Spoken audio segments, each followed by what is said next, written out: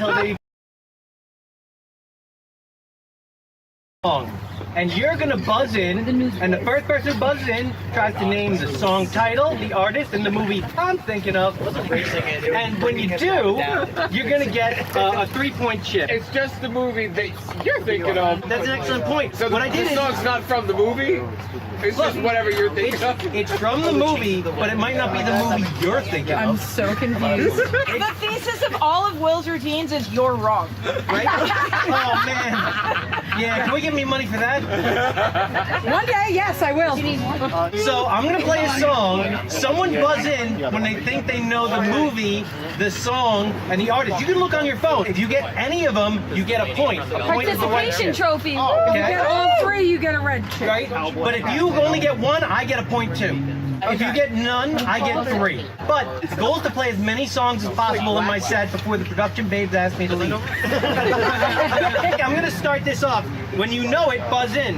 When night has come.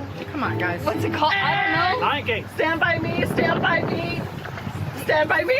That is 2 out of 3. It is Benny King. Do you get one for the third they missed? No. It's You don't- just okay. only if they get Oh, one, you I get get one. nothing. Okay. Ready? So like this one. I can get support. Never meant to cause you any sorrow. Never meant to cause you any pain. I can't believe no one knows this fucking song. Maybe if you saw me there laughing in the... Anyone buzzing? Oh, he got it. And what movie is that from? Let's see. Purple Rain. Okay, and who did it? Artist formerly known as Prince. Well, you get all 3 points. Alice See how gets easy 3 this game points. is? Good job, Alice. They're gonna be themes. Every song I do is tied to the last one after I get through with the intro. I'm still in what's called the intro block. I'm gonna play another song. You try to guess what movie I'm thinking of. Star shining bright above you. Lady in the Tramp? I don't know, man. Incorrect. Night breeze seemed to whisper I love you. Birds singing in a sycamore tree. Dream a little dream of me. Dude, where's my car? Something about Mary? You didn't get Dream a Little Dream from the song Dream a Little Dream or the movie Dream a Little Dream. Well, how about this? That makes me uncomfortable. Baby. WWF. Trying to hold back this feeling for so long. And if you don't know this, Sexual healing, Marvin Gaye. and the movie I'm thinking of? Sexual healing. What commercial? High Fidelity! not. Okay, but here's the bad part. It was Let's Get It On. So you only get 1 point. Okay, well, how about this one? Ready? Is this the real life? Is this just fantasy? Bohemian Queen, Rhapsody, Bohemian- Queen, Wayne's World. And all the points. Yeah, they're getting 3. So ready? Tall and tan and young and lovely, the girl from Ipanema goes walking, and when she passes each one, she passes goes. Ah. Anyone know that one? The girl from Ipanema. Do you know by who? The French lady. I'll take it. And do you know what movie I'm thinking of? Cars. Wayne's World 2. I was thinking of Wayne's World 2. I was in Wayne's World 2. Maybe you missed that one. Well, that's one. No, I don't. I definitely don't deserve 2. Just said the French. You got What the about this first. one? He counted. He counted. Anyone get that? Two Princes. That is correct. And do you know who wrote Two Princes? Spin Doctor. And do you know what movie I'm thinking of? And they're fucking Probably not a good suck. one. Fuck the spin doctors. That's right. It's So I Married an Axe Murderer. Maybe we'll catch on to the theme. Traumatized by the spin doctors. I believe I get a point for that. Thank you. about? I'm dreaming about getting as many songs done as possible. Thank you. So. Little blonde, thank Come on, guys. Was it? Yep, Mrs. go. Robinson by Simon and Garfunkel. Yep. And this was like. Come on. Graduate. No, the movie I was thinking of was The Graduate. Wayne's World 2. Okay, so maybe. With the candlestick in the ballroom. Writing down something Mike Myers did. kid. Got it. No. Like, what are the chances? Foxy Lady, Jimi Hendrix. Wayne's World. Oh, who's gonna be able to play this game? Yeah, he gets all the points. Hey Joe, where you going? Not gonna yo. I want to play. Hey Joe and Empire Records, and I don't know who sang it. Wait, give Joe 3 points. Okay, so it is Hey Joe. I don't know who sings it, and Empire Records. It's Hey Joe by Jimi Hendrix, and it's Wayne's World 2. That's the movie I was thinking of. I'm sensing a pattern. What is noise? Well, maybe after all the jacks are in their boxes, and the clouds have gone to bed. Anyone know this one? You can hear happiness staggering down the street, with footsteps dressed in. I can't believe it. There's 2 themes here, and you didn't get either of them. Jimi Hendrix, Wind Cries Mary, Wayne's World 2. Getting all the points because that's the movie I'm thinking of. So, like, were you watching movies for this? And I thought, No, he watched Wayne's World. He watched a movie. No, he watched a single movie for this. No, 2. He watched Wayne's World and Wayne's World 2. Okay, it's Foxy Lady. Oh, wait, it's Foxy Lady? Horrible. And it was from Wayne's World 1. No, that's Purple Haze. It's Jimi Hendrix, and it's from White Men Can't Jump. And the Jimi Hendrix And theme. Al- Where Well, does stand hats up come into next to a play? mountain. I'll chop it down and go to my head. Electric Ladyland, Jimi Hendrix, and probably Wayne's World or. It's Voodoo Child, Jimi Hendrix, and it's Under Siege, the Tommy Lee Jones classic Under Siege. Maybe you saw that one. Alice has three. Way out of here. All Along the Watchtower, Jimi Hendrix, Men in Black. It's Forrest Gump. You got 2 out of 3. That's not the movie I was thinking of. To everything, turn, turn, turn. There is a season, turn, turn, turn. Do you not know this song? Turn. I forgot who the artist is. It's Turn, Turn, Turn to Everything There Is a Season. Long title. It's The Birds, and it's Forrest Gump again. I gumped you. I hit you with double gump. That was the gump block. The Double Gum. You got double gump. Double gum, not bubble gum. Why do we keep bringing you back here? Somewhere they're speaking. Charge of this. Already coming in. Oh, and it's rising in the back of your mind. everything you want, Vertical Horizon and Loser. Oh my gosh, you're so close! It's a 2000 hit Boys and Girls starring Jason Biggs. Oh, you were so close to the 2000 hit Loser starring You got the Jason first Biggs. one checked out. Biggs really had the market cornered, didn't he? Look, That was definitely in Loser, wasn't it? It doesn't matter what one he was thinking of. turn it inside out so you can see. I'm winning. Come on. Okay, How do you? Michelle Branch everywhere, and she might want to fuck Dennis. I don't know. The movie we're looking for was American Pie 2. You got Biggs twice. You got Biggs again. You got the Biggs block. Well, that reminds me of my next song. You put yourself in stupid places. Yeah, I think you know it's true. Situations where it's easy to look down on you. I think. Everclear, Loser, and what's the name, Chaka? Don't worry, you can team up. I don't care. It's Everything to Everyone by Everclear, and it's American Pie. That's the third Biggsing. You got Biggs again.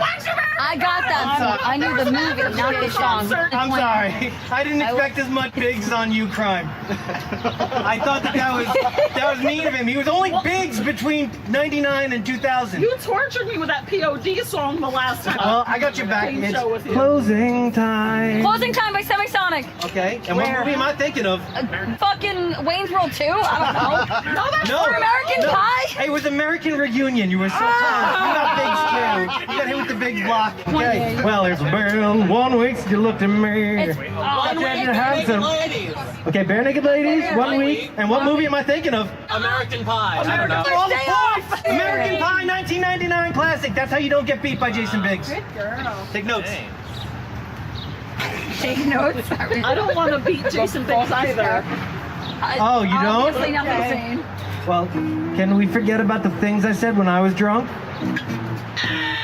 Oh, my own worst enemy lit and American Pie 2. American Reunion. That's a fourth big thing. I don't know. That's the golden big Is Brero. American Reunion a part of American Pie? It is. Okay, then I say she should get a point for that. It's not the movie though. Well, here's the thing. I haven't listed when it was in another movie in the franchise, and that one was only in that movie.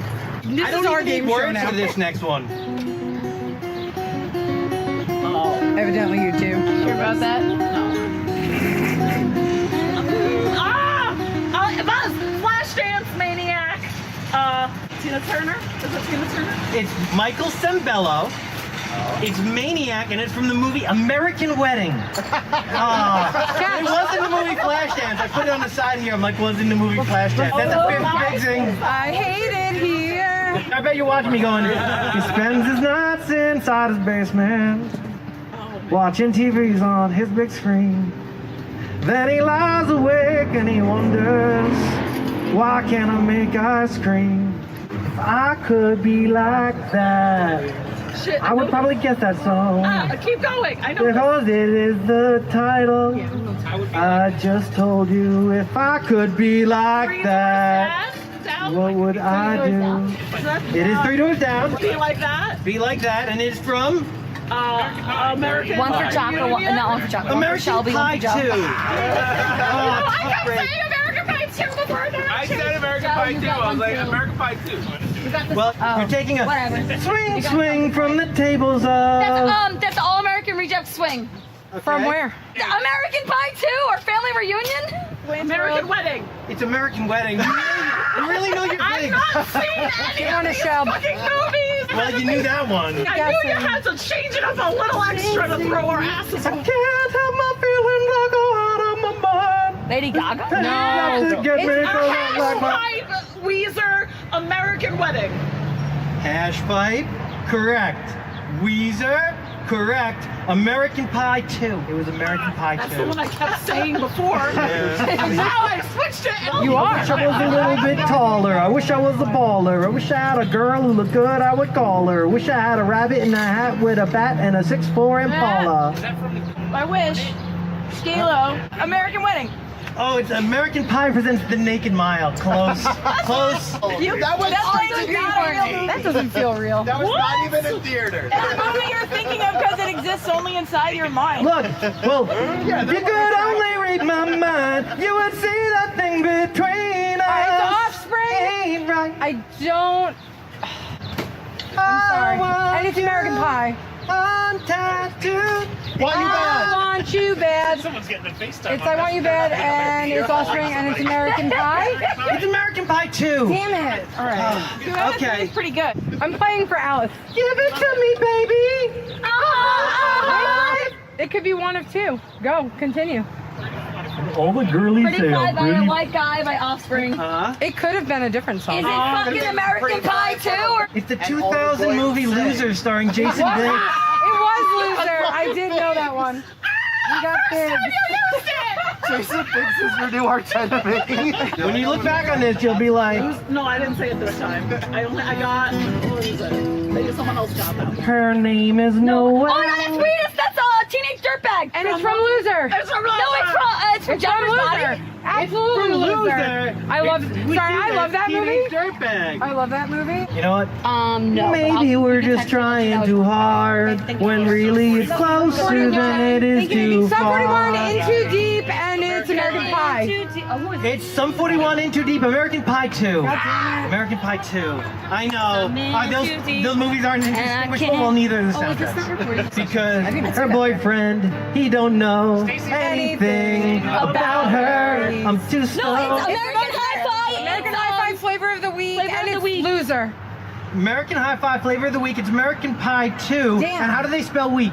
W-E-E-K. We're looking for an A on that one. It's W-E-A-K. No, I thought it was. it's Oh no, it pathetic. is E-A-K. It's pathetic. I'm just messing with you. Uh-oh. As it came into the window, was the sound of a crescendo Oh, is it the Michael Jackson version or the Alien Ant Farm version of... of Annie? Are you okay? And it's Smooth Criminal. from Criminal. Smooth Criminal. That's it. I'm bad And at from the this. movie? second one. It is from the second American Pie movie. That's correct. You get a point because I don't know my pop culture. Dan gets one, and someone said whoever yelled "smooth criminal" gets one. Is it during the scene when he gets his hand like your glued to his scoring penis? Thank you. Wait, Dan.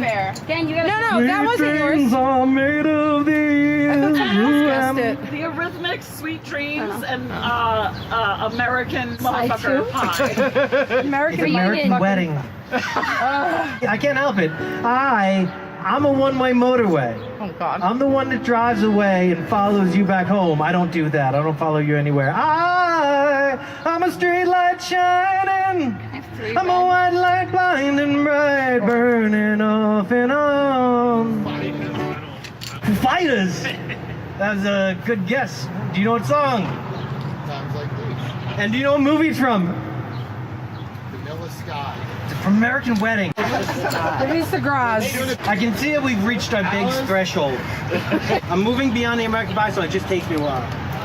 I have like 300. It's like This game is bigged. It's big, all right. You're welcome. It's been big. It's been gumped. It's been rigged. But the amount of Jason Biggs literally just shut down the app. It was like too big. Too big. Too big. I watched some of my wrestling matches on stream, and I realized no one's ever done a comedy set about wrestling moves to use in or out of the bedroom. Then I realized it's an all-age show, and you really shouldn't tell kids to use wrestling moves. Way to go, Alice. So I didn't know when I was going to be here. She hasn't formed core memories yet.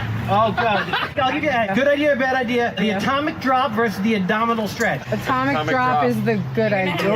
Okay, so here's what's gonna happen. You're gonna ram your knee right into that coccyx. It's gonna ruin the sexual experience. Don't do it. With the abdominal stretch, you're gonna open up the lats. You can still feel around. Okay, that's why the abdominal stretch is clearly the better move. Look, it's not all just simple bear hug and backbreaker, okay? People need indications on what they're doing, you know? Sometimes girls say, oh, I wanna do wrestling stuff in the bedroom, and then you lock them out and win by countout because you're a bad guy. And then they dump you. Like, you knew who I was when we started this. I told her she couldn't get a rematch until she fought her friend and our special guest ref. People are always into backstage politics, so, you know. Like a full Nelson, completely safe. Half Nelson, terribly dangerous. Okay? They don't even allow a full Nelson in wrestling. Too sexual. Who knew? Too kinky. They're like, you might be state champion, but it's making the crowd uncomfortable. Dance your cares away. Wait for another day. Let the music play. Down inside the rock. Shake down Redford. Down and shake down Redford. And before we introduce our next guest, I want to introduce my favorite human being, Brianna Koksha, because she's been gone for a little while and she hasn't been at the last 2 open mics. So I just wanted to show off her face because it's wonderful and because I love her. Bree is the other half of Production Babes and the other half of my heart. And Bree is an exceptional co-host, audio engineer, co-founder, co-human, and I love her. Co-brain cell, co-human, and I just wanted to shout her out because she hasn't been here for the last 2 open mics. And with that, I'm going to let Bree introduce the next guest. Up next is Will Wagner. You may stand. I'm buckled. Can I put this down? I've been holding it a long time. Everyone's gonna wonder what's in there if I don't open this shit up. That's all I want to know. Why? That makes no sense. Hi, Dylan. This is Will. So last month I tried to give you an idea of what it's like for me to put a set together. I told you some of the things I didn't do. This month I wrote them down so I wouldn't forget, and I told myself I wouldn't edit it. I'd just read it when I got here. And here we are. Oh. If you'd like, you can read it too. It's on that scannable QR code. I've been going back and forth with what I wanted to do for my set this month. I decided to write down a specific set so you can understand the variants I go through. Oh shit, I said that. I started by playing my song 4th of July because this event is technically closer to the holiday than the last open mic, but I liked the screenplay reading last month and I thought it might be fun to read you a screenplay from a sketch I did called Erotic Novels Edited for Basic Cable. Yes? You're correct. Then I found out my parents were selling my childhood home and I was going to tell you some sad stories about loss and taking walks, but I already did something like that with piano. Technically, it's the opposite of comedy. It's more like therapy, if we're being honest. Probably necessary, but not on the 3rd Monday. Then I thought about doing a song and dance number about my cat that goes like this. Everybody knows it's the Neenerkins, cutest cat I've seen.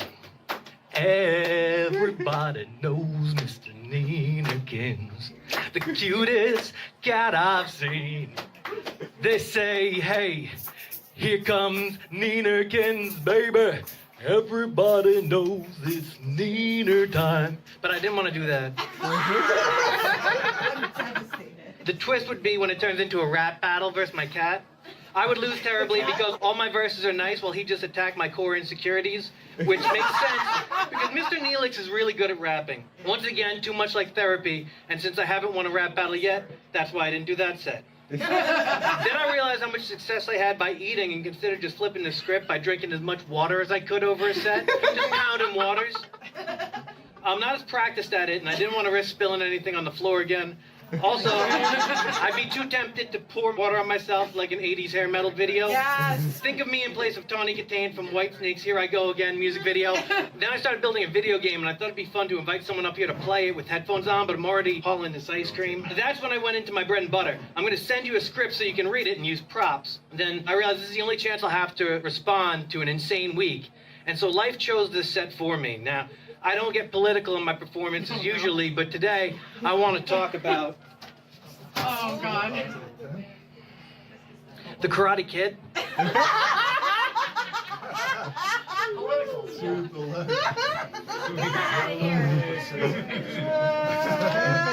You might remember my RoboCop Som or Terminator series review, and much like them, I prepared visual aids.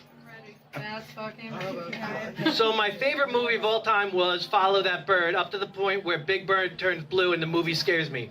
But that was only until I was 28. My second favorite movie of all time was The Karate Kid. Who here is familiar with the Karate Kid series and its spin-off Cobra Kai? I watched like part of the first season. Oh my God! I went through all this prop work? Okay, for the uninitiated, Karate Kid is pretty much just Rocky for teenagers. Italian guy who solves all his problems with violence seeks aid from wise old man to help him find love with dozens of hours of sequels and spin-off content. It's probably responsible for my first two crushes. Elizabeth Shue, oh my goodness. Beautiful blonde girl at the beach agrees to a date with a guy who's riding shotgun in a Flintstones car with his mom driving. Really set the bar high for me. Luckily, there was my other crush, Pat Morita, known as Mr. Miyagi. A senior citizen who tricks this helpless kid for 60 minutes until he starts kicking people in the face. Fuck, that's hot. The scene where Daniel meets Miyagi, Daniel walks into his custodial office looking for a handyman to fix his kitchen sink. Miyagi slowly turns around from trying to catch flies with chopsticks, already hilarious, and just stares him down. Daniel, 17 years old, asks the handyman to do the thing he was hired for and is met with disdain. Walks right out. By the time he shows up to fix that sink, Daniel's already gotten beaten up twice, gets told he can't play soccer anymore, and picks up a book on karate. Now, Miyagi shows up, turns a wrench twice, and does nothing else handyman related for the rest of the series. Becoming a pioneer and working smarter rather than harder. Miyagi turns chores into karate, but he also teaches. Not Daniel's son, but mothers across America. They realize that they're going to be able to trick their children into doing chores. You got to take out the garbage. It's going to teach you how to do overhead throws. But nah, not this time, Mom. Sorry. Sure, he teaches wax on, wax off, sand the deck, paint the fence. A 27-year-old teenager can learn karate. But even the non-karate stuff he does is a trick. What about that bicycle? We never see him fix the bicycle. Maybe he's teaching other kids karate by having them fix a dumpster bike. Chain on, chain off, or some shit? Why? So he can hook another child into his racket of fixing up his property. Daniel looks for him, clipping a bonsai tree, and once Miyagi gets him to sit down and landscape his chia pet, now I only printed out one paper, so I'm gonna have to free roll it.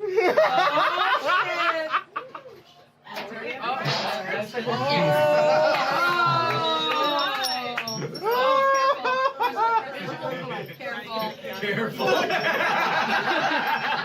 No, I'm gonna kick that. Oh, no. That's a joke. That's why it's a comedy set. Are you now Ken from Street Fighter? This is Ken from Street Fighter. So, I give out a world of Karate Kid references, nothing. I do pants, and you're like, got it. I've seen them red pants before with the vest. Well, now, the belt would have given it away, so I'm glad I didn't jump the gun with that. Anyway, that's not the trick that Miyagi plays as my favorite. My favorite trick in the movie is when he convinces Daniel that a shower is a Halloween costume.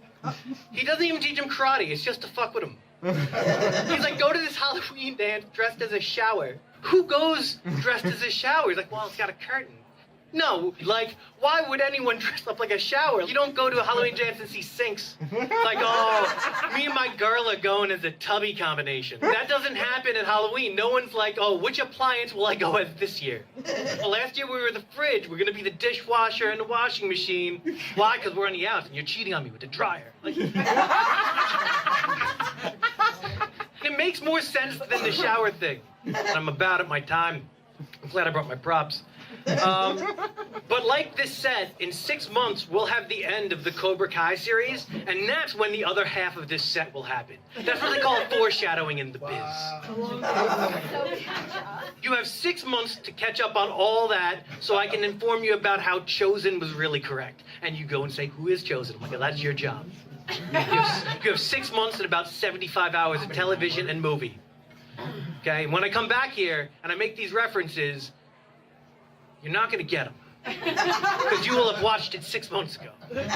And it will already be forgotten. But just remember, you're like, oh, remember back when he told us to watch it and we did? Didn't help his set at all. He was wrong. I wish he was Ken from Street Fighter. Oh, do we have to watch part 3? I'm pretty sure all the parts. Otherwise, how will you know if he does the thing he does in the 3? And that's the end of my set. Oh, I have ice cream. I don't want to bring it home, so you should. What kind? Hey. Lots of kinds. I have 4 kinds. A Lucky Charms, cookies and cream. I got birthday cake. And then the other one is chocolate salted caramel.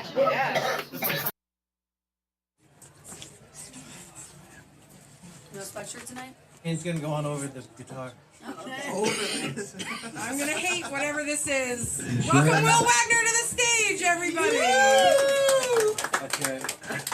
So I'm gonna just secure this. Probably. I might secure this. Do you want to use the other It's mic? a little stripped. Are Sorry. we all? Are you using both mics? I'm just gonna use both mics and a guitar. You fucking better.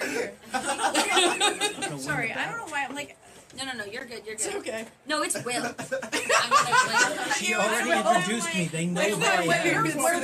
Okay. I'm gonna be singing in one sometimes. So we'll make this the one that I sing in sometimes, okay? I'm gonna play Linger. No. Everyone got real excited for 3 notes. They're like, oh my god, the song I want to hear? That can't be Will. Which one do you have? You still, like, somehow found the person who liked that POD song the least. Every day is a new day. I'm gonna need a little more from this My Guy thing. I can't take it for granted. Amazing. Okay. Yeah, okay, this is wonderful. So when I'm on this microphone, I'm going to tell you a story and play you a song I played for the cousin who got me interested in music, and the material will be less jokey. But when I'm on this microphone, I'm a joke machine. As I tell you about the movies I hate for totally legitimate reasons. Here's an example. I hate the 2011 movie Jack and Jill because it makes me miss Big Mama's house. Staring up at a front porch light of a building I never knew. Every time I'm left alone, left here thinking of you.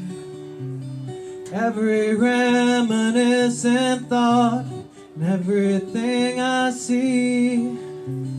Every educational stroke and every turn of my key.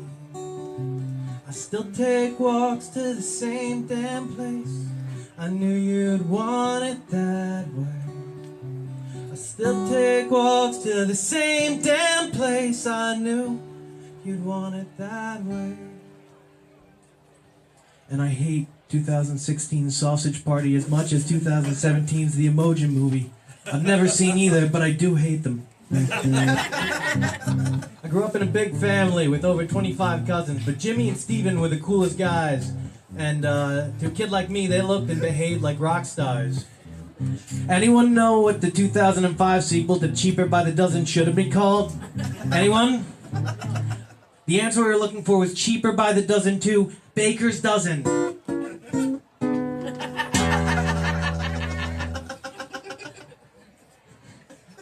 Cousin Steven lived with his mom out east, and one summer day, my mom and I drove out there, and instead of playing the 1987 game Zelda 2, The Adventures of Link on NES, 1987 is also when Leonard Part 6 came out, and it's fucking terrible. Bill Cosby's acting is bad. No sword fight with hot dogs can redeem someone for drugging people, even if it is alleged so I don't get sued. The drugging, not the hot dog fight. I've seen that shit on HBO. I give it 0 out of 3 stars. So we walked in the side gate. My cousin Steven sat next to us by the pool, fiddling around an acoustic guitar with a lit cigarette hanging out of his mouth. I'd only been there once or twice because I was only like 5 years old and it was 1990. But 1990 is also when the movie Ghost Dad came out, starring Bill Cosby. Still fucking hate that guy, but we already have a movie in 1990 with Ghost in the title that rocks. It's called Ghost. Patrick Swayze is the main reason why I listen to the Righteous Brothers while I do my pottery. Unfortunately, this isn't a list about good movies that I do like. Cousin Steven had this way of smoking a cigarette like it was lucky to be on his face. It hung out the side of his mouth as if it knew better than to fall. So when my mom went inside the house, I could just focus on the guitar. I'd never seen anyone play guitar in person outside of church. And I also hate the 2010 version of The Karate Kid. I already don't like repeating titles, but when The Karate Kid is a movie about a kid who learns Kung Fu, just call it The Kung Fu Kid. Steven was playing Patience by Guns N' Roses, his favorite band. And while he was good at guitar, I'd never heard the song before, so I thought he wrote it. And if you've never heard Patience before, this is Patience by Guns N' Roses. I hate The Love Guru and You Don't Mess with the Zohan from 2008. I imagine these two movies exist within the same universe. Then I imagine that universe blows up. Then I smile in exactly that order. He asked me what video games I like, and I told him The Adventures of Link, but it was too tough for me to beat. He showed me how to get through the scary part without needing my brother's help. He was so busy helping me with video games we forgot to go in the pool. The whole reason we went over there. 2014's Edge of Tomorrow had the original title Live, Die, Repeat, which is way better. Whenever anyone hears Edge of Tomorrow, they're reminded of the theme song from Saved by the Bell, the college years, right? Just me? Fine. Back to the stuff you know is gonna get inevitably sadder. After that, Jimmy and Steven went down some dark paths. Z and Steven became a rarity. As my other cousins began driving and having jobs, we'd hear stories about being put in dangerous predicaments unexpectedly. I was too young to drive. My Aunt Lucky, Uncle Big Mike, and Jimmy eventually moved off the island. Steven stopped showing up at events for a bit. We didn't see those two for much for a handful of years. Now You See Me from 2016? Why the fuck didn't they call the sequel to Now You See Me, Now You Don't? It's like calling your first movie Peekaboo and not calling the sequel I See You. Oh, if it was a horror movie, the ICU would be an initial for like intensive care unit, you know, because of all the blood. When I was 18 at a wedding, I got a chance to speak with my cousin Steven for the first time as an adult-ish. I was too young to have any problematic interactions with him from growing up, so I still looked at him like the guy he was in by the pool. And we pretty much only talked about music. But a note for 2006 Larry the Cable Guy Health Inspector. Never list two jobs for the same person in your movie title. Larry the Cable Guy doesn't sound like an actor, it sounds like a sequel to the movie Cable Guy. I told him I'd recently started playing guitar. He wanted to jam, but he was living 10 minutes away. I was finally old enough to drive, and the coffee shop by him was where his bandmates always jammed. Question for 2005's Herbie Fully Loaded. Why would you put Fully Loaded in your movie about driving? I had already had a Lindsay Lohan vehicle, now the car is drunk, and I'm the one who's sober. Correction, mostly sober. I decided to play an original song that my friends seem to like. It's what I've been playing for about, I don't know, 18 minutes now. Guitar wasn't my strong suit. My strong suit was lyrics. At that point, all my lyrics were about petty bullshit, so I sang him some of my petty bullshit lyrics. But I hate 2011's Transformers Dark of the Moon. Did they forget the head side, or did Pink Floyd threaten to sue them? Which is it? Because there's no way they landed on fucking Dark of the Moon intentionally. Dimly walk the dark hallways, darks with you with a nothing to say. I still wish I had static on the phone, you're whining, you're bitching, just take a deep breath, stop yelling and listen. I still believe that 1998's I Still Know What You Did Last Summer is bad because the notes should say, I know what you did 2 summers ago. Time doesn't freeze just because you're making a sequel. That's not how time or sequels work. I know you've somewhere else to go. I know you've someone else to see. Your place isn't in my head, tongue-tied, losing time on me. 1992's Home Alone 2 Lost in New York is messed up because Kevin isn't home and he's not alone. There's a bird lady and people everywhere. Anyway, how the fuck are you going to be both home and lost?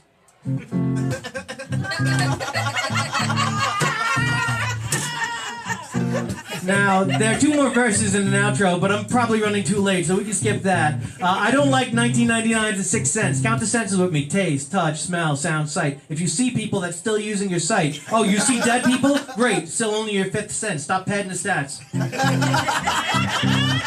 Cousin Steven's been leaning back in his chair the whole time. Relaxed, but paying attention. He's not really changing his expression with a lit cigarette hanging out of his mouth. That was pretty usual. He leans slowly forward, ashes cigarette, and he looks me in the eyes and says, nearly every Star Wars entry is wrong. Episode 1 is about Rise of Anakin Skywalker, so we should call it The Rise of Anakin Skywalker instead of The Phantom Menace. Oh, no, he really said, dude, that was incredible. The fact that it was about my petty relationship bullshit stopped mattering. The guy who wrote Patience liked my music. It's the only song I'd ever get to play for him. But Star Wars Episode 2 is about the Sith getting revenge on Darth Maul being taken down, so it should be called Star Wars Revenge of the Sith, because the clones barely even fucking attack. We still see Steven at weddings, and I remember he'd say, I love you more than everybody else in the family. Maybe it's because he saw us less, but I think he was just built a little different. But Episode 3 is where the clone army does most of their attacking, so I think we should call it Star Wars Attack of the Clones, you know? It's a more appropriate title. And I told this story at his wake without as much focus on the movies I hate for totally legitimate reasons. So I didn't mention how Episode 4 is where Luke, led by Obi-Wan, trains to be the first Jedi in a generation, or Star Wars Return of the Jedi. You get it because he wants to bring back the Jedi. Now, Cousin Jimmy couldn't make it due to obligations with the state of New York, but the news hurt him terribly. And in the lobby of the funeral home, I was able to speak to Steven's son, who was himself a musician. But Episode 5 is where he studies under Master Yoda and expands his understanding of the Force, or Star Wars The Force Awakens. How does he do more stuff with the Force in this one? By awakening it. He told me a story of how his father dove into a pool with a lit cigarette, and when he came out of the water, it was still lit, hanging out of the side of his mouth like it was lucky to be on his face. And I couldn't help but think, man, he finally got to go in that pool. After Yoda dies in Episode 6, spoiler alert, there's a showdown between Luke Skywalker and his father over who will be Star Wars The Last Jedi, you know, because they're the only Jedi left. But I'm worried that this set is getting too grim, so let's pretend I hit that kid. If that doesn't lighten the mood, then pretend I ate him. But when Episode 6 ended, the Empire was thwarted. In Episode 7, there's a bigger version of the Empire, more dangerous than before. Star Wars, The Empire Strikes Back? Oh, I think it works pretty well for that one. Okay, well, what if I told you that my Uncle Mike also died? Would that break the tension?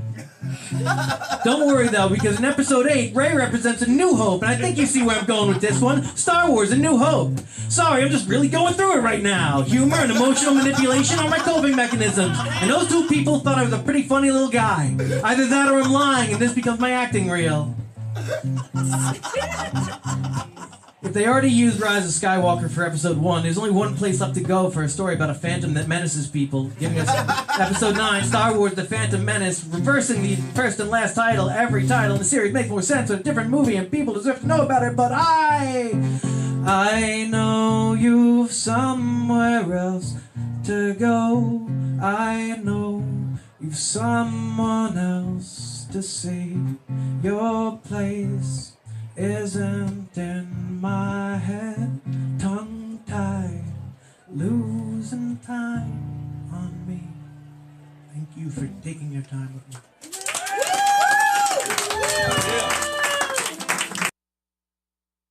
Quit stealing my act, Will. Well, that's the thing. When Rory said stranger things are happening, that was just foreshadowing. She was just saying a few minutes from now, Will is up. You ready? All right, let's give it up for Will Wagner! I timed this out, so I'm going to try to be on that. So this is a story and a song about a very specific time in my life from when I was 21 and a half to 22. A song called Underrated. Last month, I told you said stuff about family members I lost. You left. And You made us. That's not fair. look, I told you emotional manipulation is my coping mechanism. And Are you recording? Are you good? yeah, I'm good. Okay. It's as good as it's ever going to get. So, I wanted to tell a story about my uncle who I lost. Unfortunately, he uses a lot of slurs. I got pyrotechnics this month. This is to set the mood from when I was about 21 and a half. Axe body spray. I didn't have this hat. These are all the hats that were in the closet, so they haven't been worn since I was 21 and a half. Not that one. Oh, so we don't get puppets, we get hats. Okay. Not that one.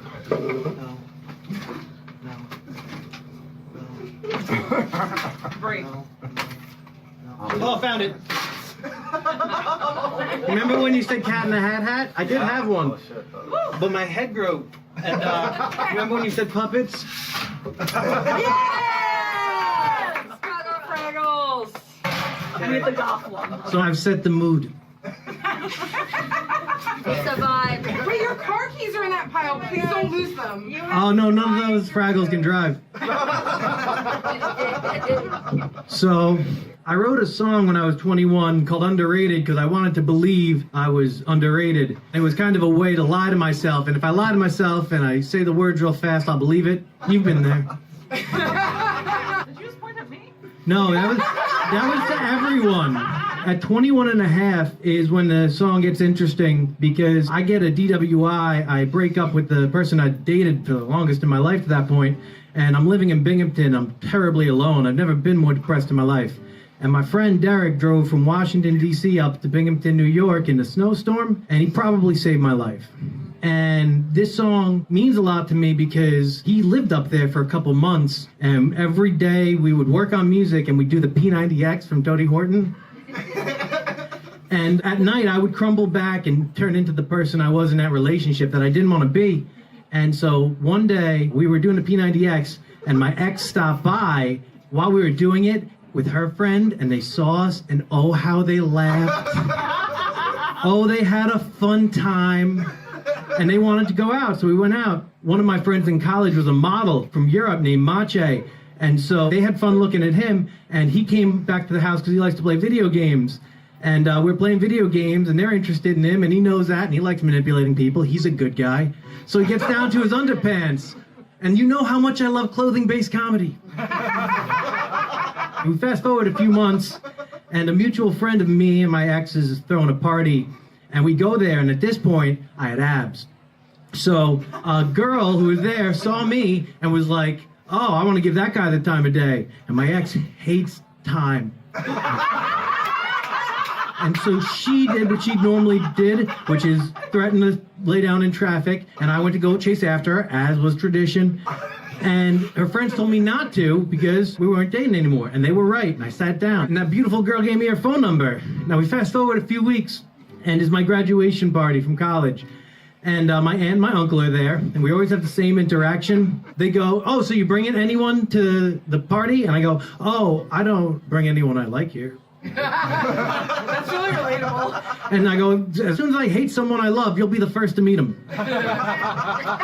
And then my uncle would call me some form of gay that I will not repeat. And I would say, well, you wouldn't be saying that if Maurice was here.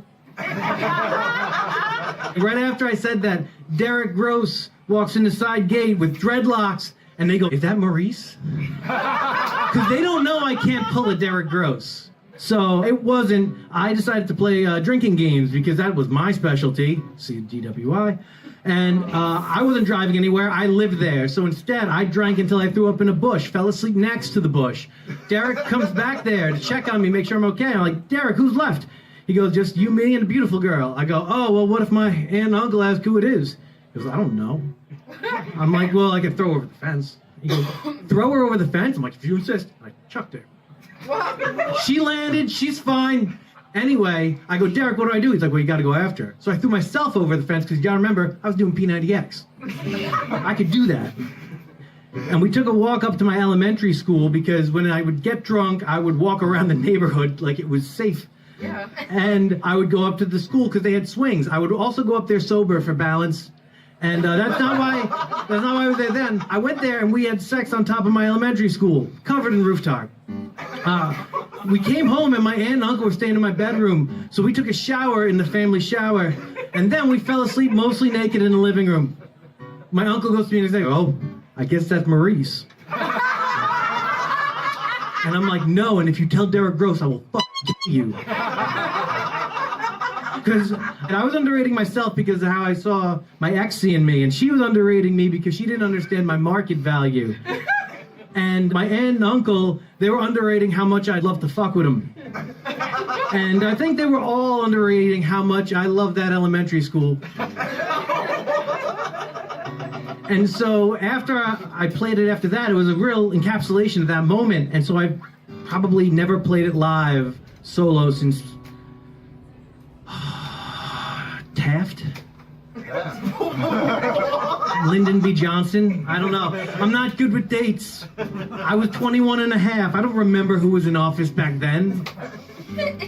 Anyway, this is a song called Underrated. I'm under time. I'm sure of it. This is the closest I get to rap. All I am. Turn that off. I'm sorry. No. No. We have a pet. Everyone knows that you can record at different speeds. Are you talking about relativity right now? No, I'm talking about my uncle. It's like one relative.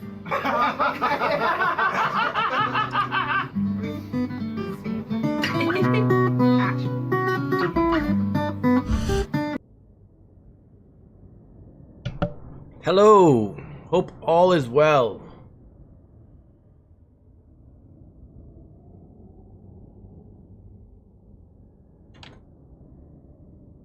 I had to make sure that the computer wouldn't shut down when I tried to run this. Wanted to keep everything good. Sorry for the delay. Apologies if I ended up losing people for it.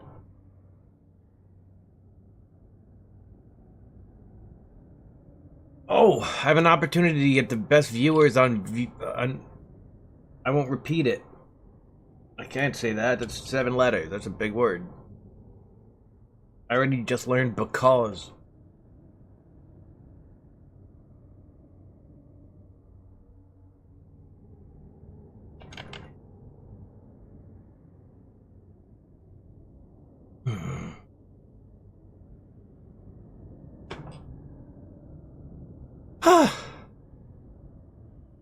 Okay. I'm gonna get this show on the road. Thanks everyone who stopped by. It's time for zombie time.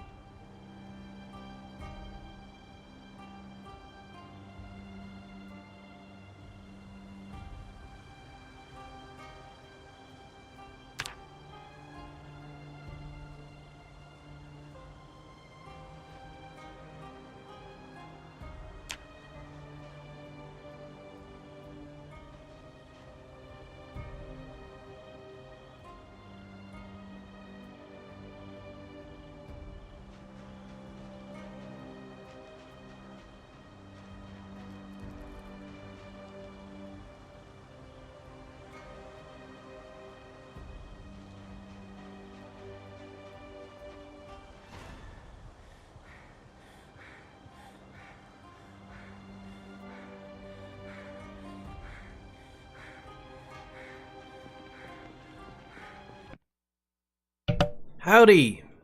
How goes it?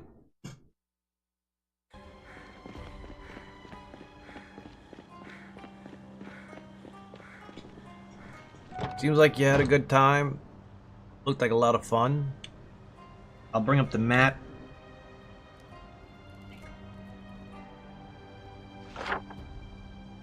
So, I have the map of this, so I wanted to head in this direction because I got a map that was kind of close. So I decided to check that out because it seems like it's a densely populated area. I refilled the generator. And this truck, because I repaired it, it goes so fast, even when I'm towing another car. I was thinking about not bringing this.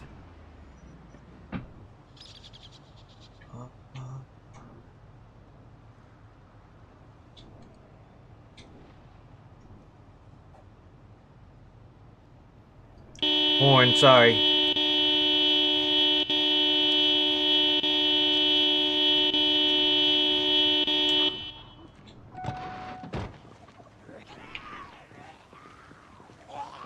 Like, that animal trailer might be worth it.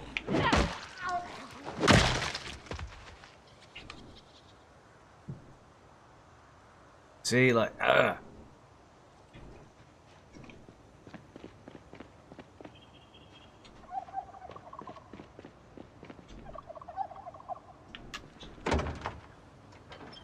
water bottle. The sound effects would have you believe that it was chickens behind here.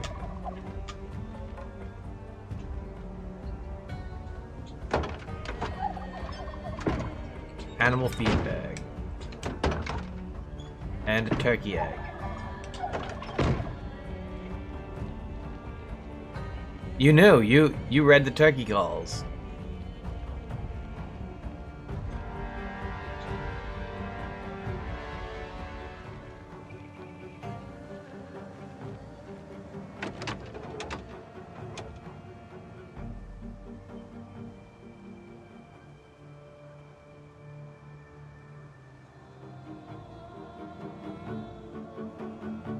I have to remember to eat as soon as I get hungry there because my weight is already low. Even though I eat up to full, I think because I let it get into the red.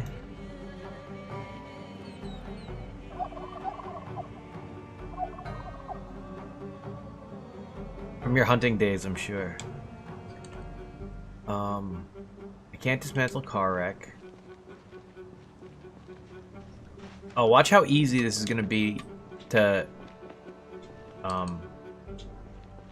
pull these cars out with the big van. Oh, right. Oh, car key. That's why that happened.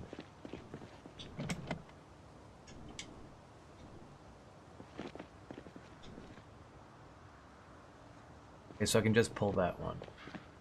Okay. Unfortunate, but fair.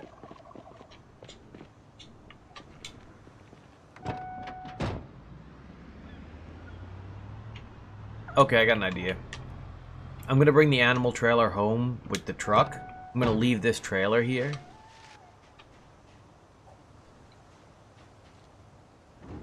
Oh, Sim Park? I didn't... My brother played Sim City. I played Theme Park. I loved Theme Park. Oh, wait. It's due time. It's 25 a clip, so even if I eat a quarter of it, it's gonna fill me up to full.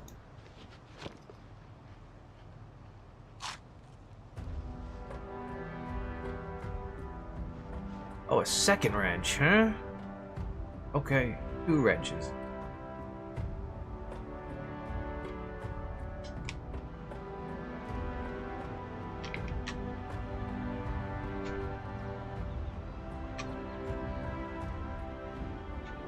So, if I make a left onto this road, it leads me to a main road, which is the way I was thinking I'd need to go.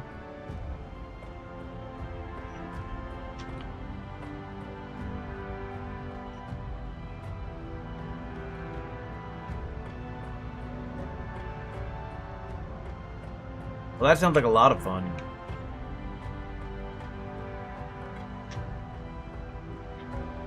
See if I can get this right. Oh, if I back up enough, I can get speed on here, drag it off the road.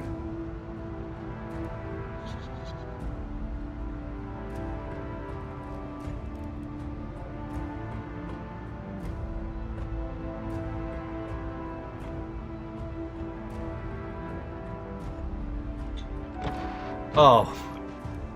Okay, so this is the game you've been playing. This is the moment you've been preparing for your whole life. I didn't realize it was like that.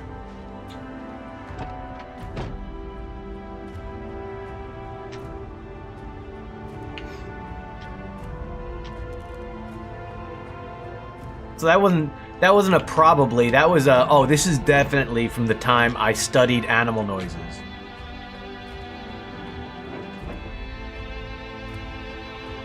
I was wondering if it might be easier to tow in reverse here.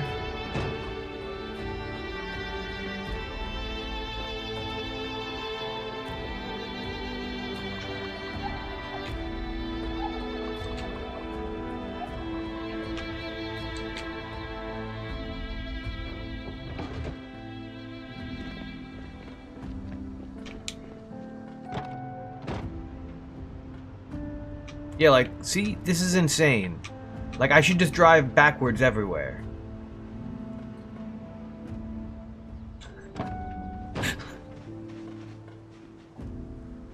Like, I'm legitimately considering maybe I have to tow backwards. I have to moonwalk home with this truck.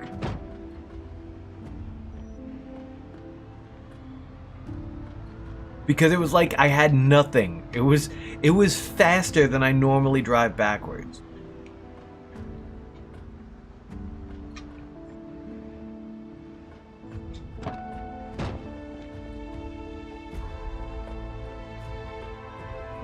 If it's 9:30 in game when I start this run back to the house with the truck,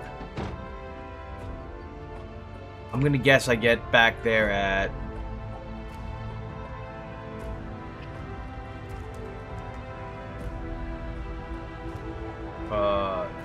10:20.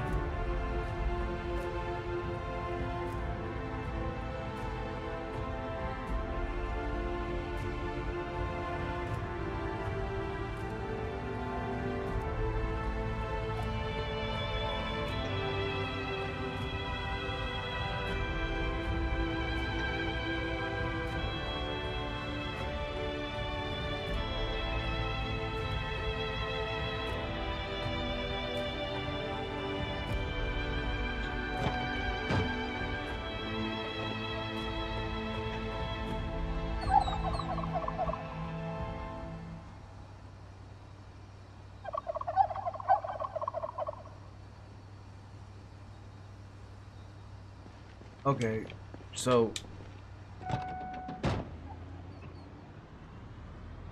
maybe it's the shitty tires. It's gonna be 11 o'clock before I get back with this now. Too heavy.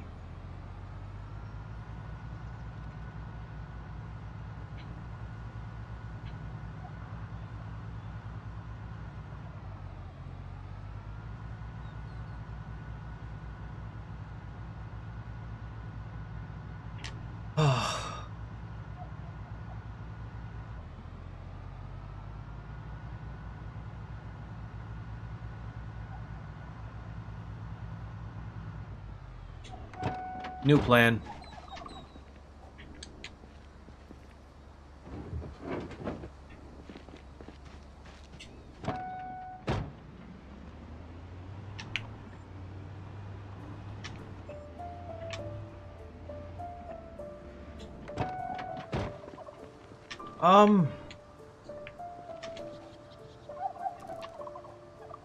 I can't attach this way.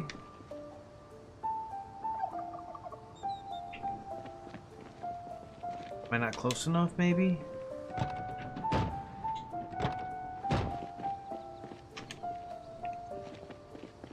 Too close?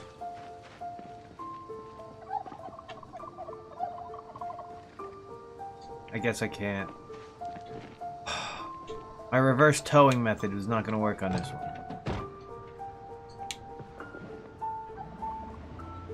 It's a shame.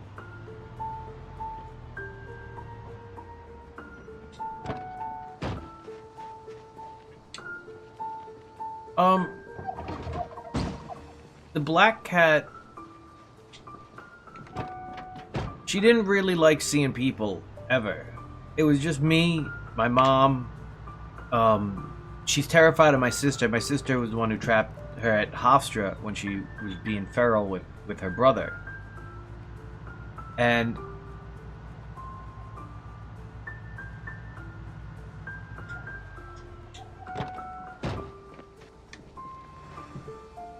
a tire pump in here. Tire iron. Thought I might have a pump.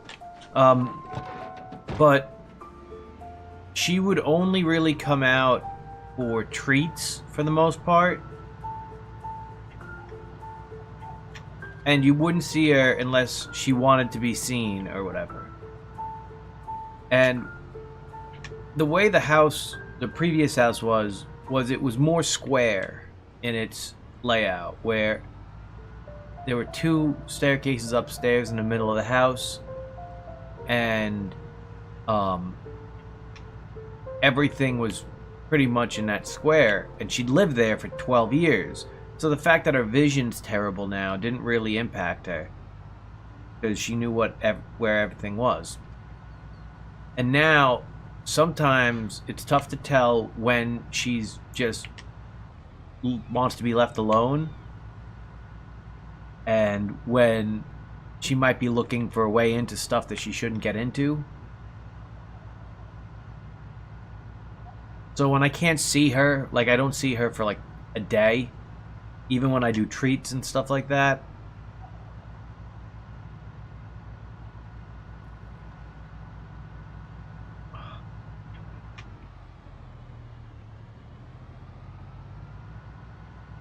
I get a little bit more wary. Oh wait, I should cruise control.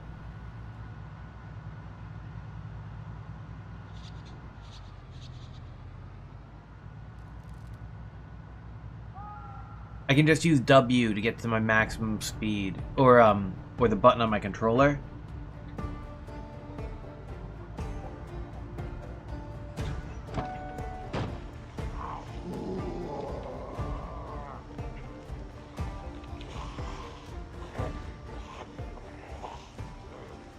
Off the road. Oh, there's a lot of you.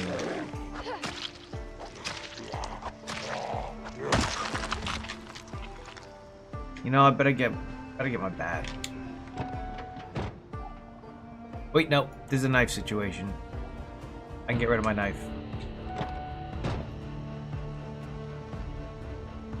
Oh wait, no, they can't get over that fence.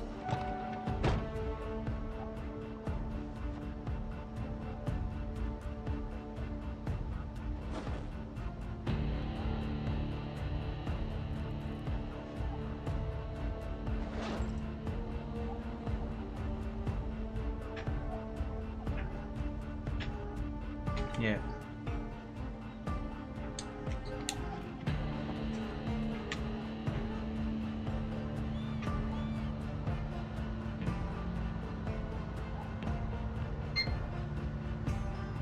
Neelix has been a little bit clingy. Not bad, but very clingy. So I've had to bring him down. I only bring him down in small doses because he begins to get antsy and wants to do stuff. So he wants to get into stuff that he shouldn't.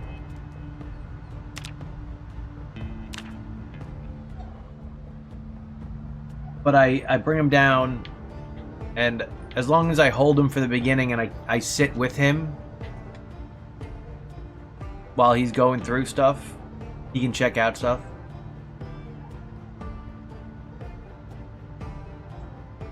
Well, he's already on pretty hardcore ear medication. He does He does harder drugs than I do, easily. Not even close.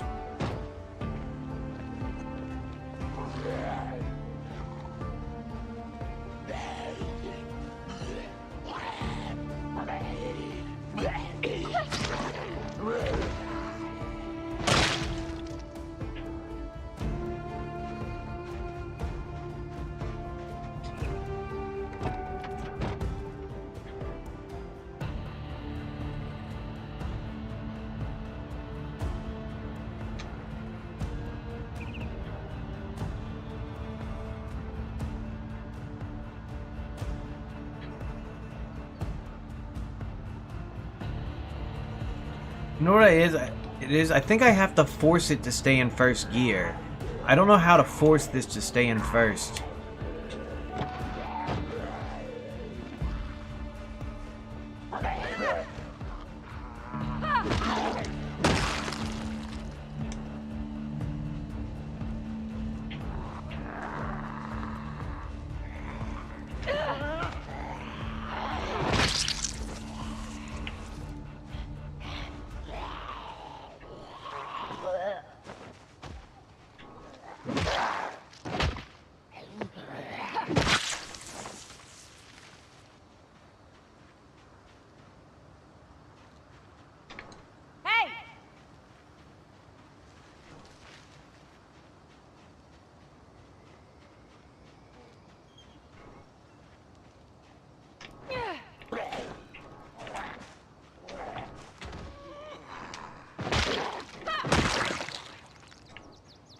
In wrestling, it's called a missed bump. Or it can be called a missed bump. When your goal is to, like, push someone forward and they fall backwards. So it'd be like if I punched you in the head and you fell forward, type thing. Or face is better. If I punched you in the face and you fell forward. It's like that, more so. I know he's over here. So, right there, I shoved him, and instead of going backwards, he goes forward, even though I shoved him to go backwards. So he kind of missed-bumped. Hey! Hey! Hey!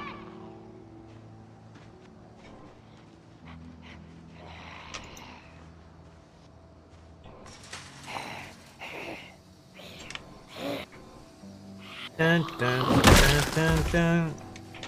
Home run.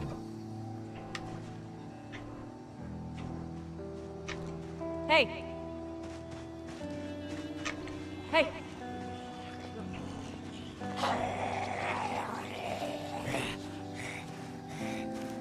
Low inside slider. Base hit. Although a crawly one should be called a low inside slider in baseball terms. That guy was probably like a, I don't know, maybe a changeup. I'm not gonna bring this animal trailer all the way back. I'm gonna bring it to garage 2.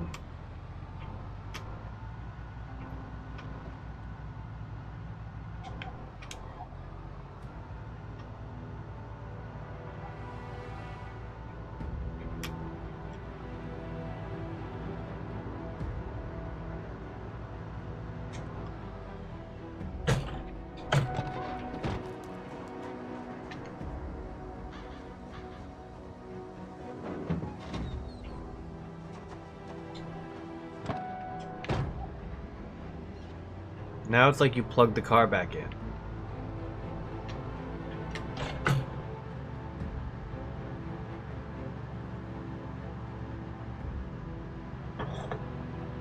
I hit the road at noon, and I'll catch it back up to where I was at 12:10 or so, maybe 12:20.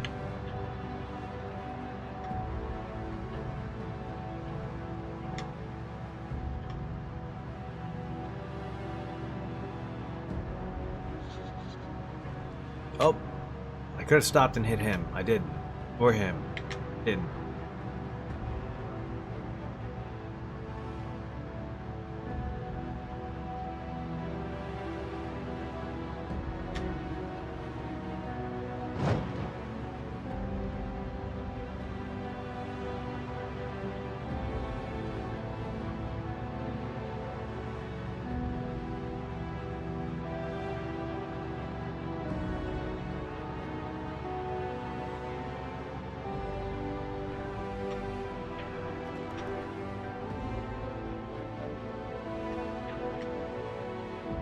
So what are you doing with the rest of your time there?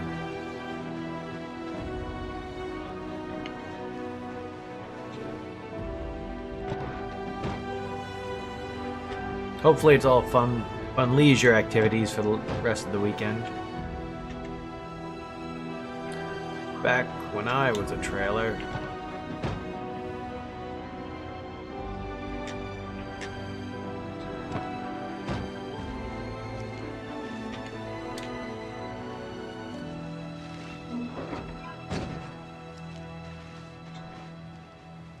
I had like 3,000 tire pumps in the other game, and in this one, I have like none.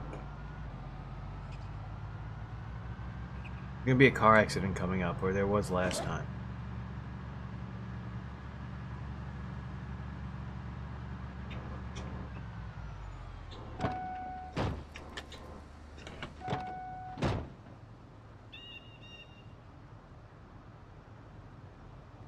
Which one did I put the pot of food in? The back here, or did I just leave it in my... I did. Eat 1/4.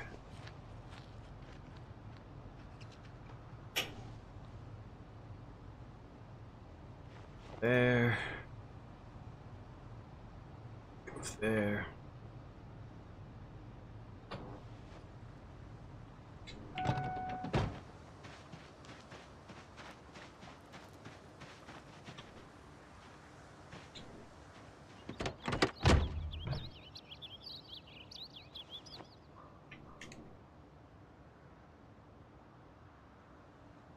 Be monthly. It's a monthly tea. I bet it's fucked, but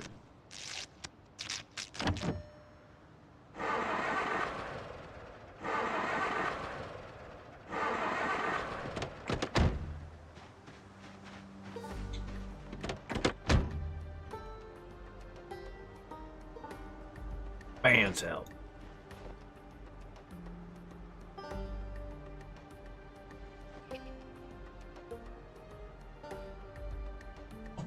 Oh, the trunk is locked. Well, let's hotwire this one.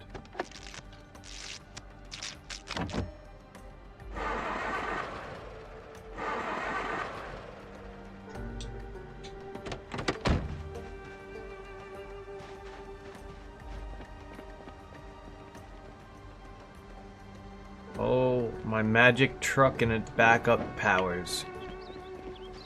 Wait, I don't need to separate them. They're already off the road.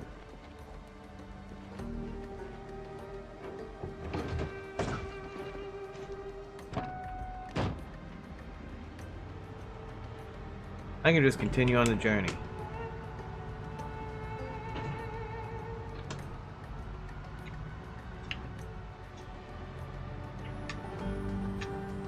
If I hold R1,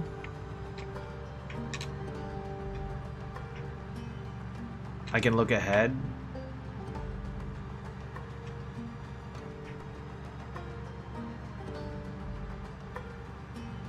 Wait. I might be going the wrong way here. Yeah, I want to go the other way. I went this way.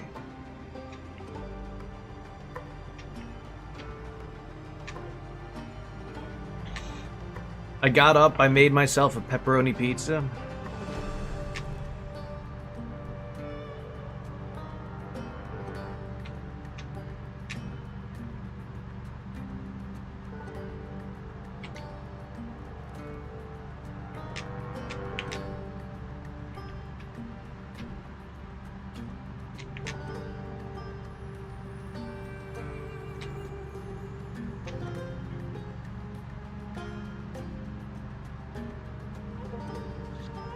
That's my R1 button beam.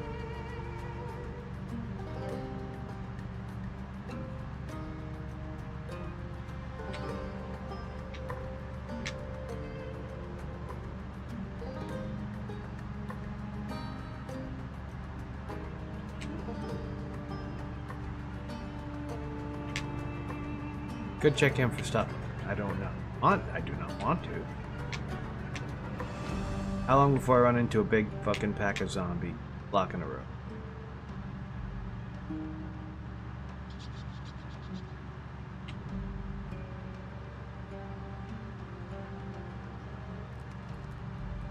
I'm more worried about hitting an actual car.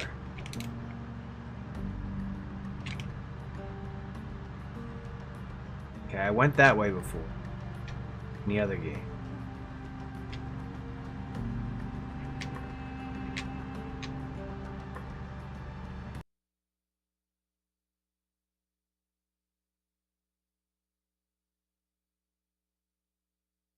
I don't know why, but I thought that you were leaving tomorrow.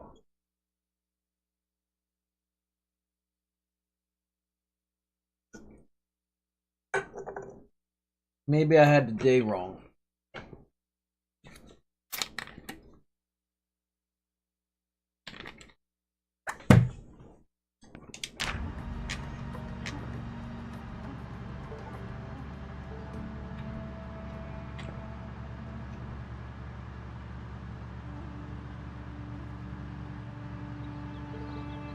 Oh, okay.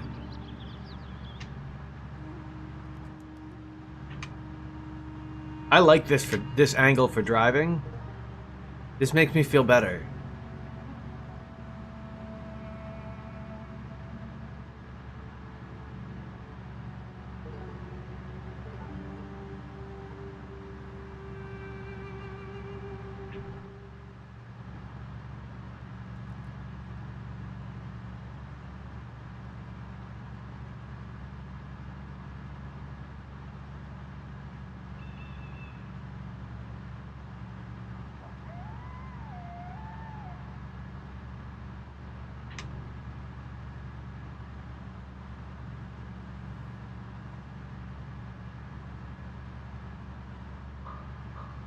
I'm not gonna be able to take a car back or anything, probably. It's too far. You'll go that way. I did.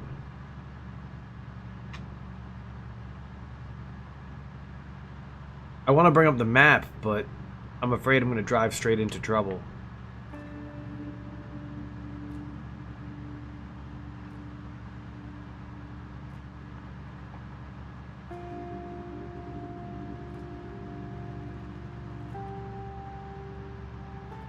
I should change out this game controller for a different one, too.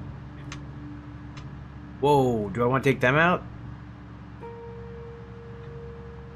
No, I don't. Because what good is that going to do me? I'm not going.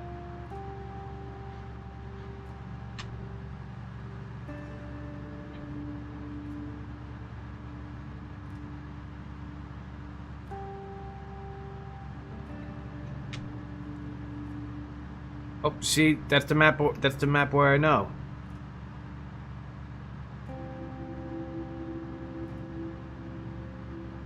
Left around noon, got there around 4, so it's like a 2-hour drive. Probably closer to 3.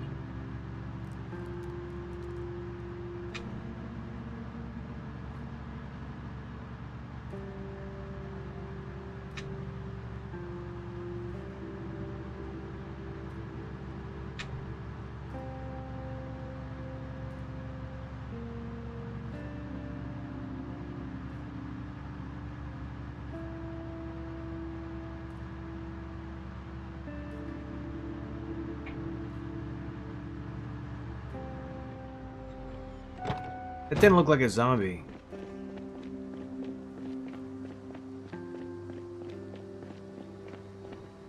Oh wait, no. It was 2 zombies eating someone. Hey!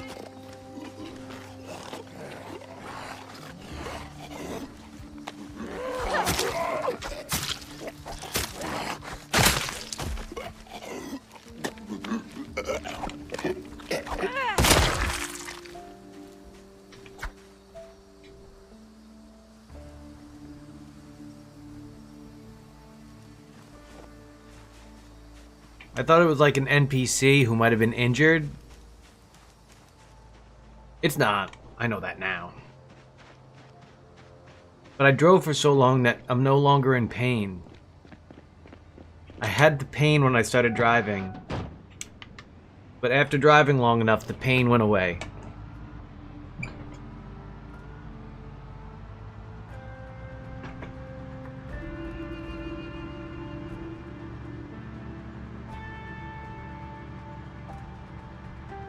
Oh, it's the map. We're at the map, everybody. God. It's the map we've heard so much about.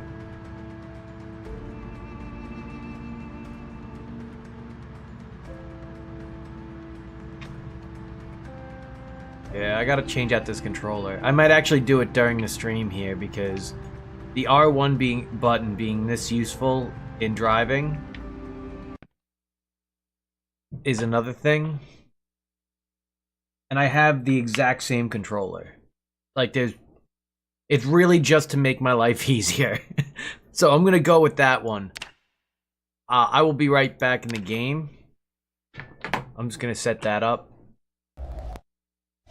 Politics, the relationship, or the pandemic. I want to do stuff that my comedy heroes did. I want to talk about general truth that we could all.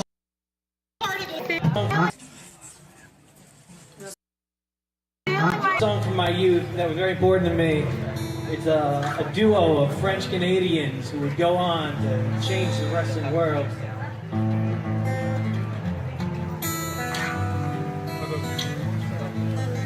So that's. And the chorus is very simple. It goes, we're all American boys, all American boys, we're all American boys, we're all American boys.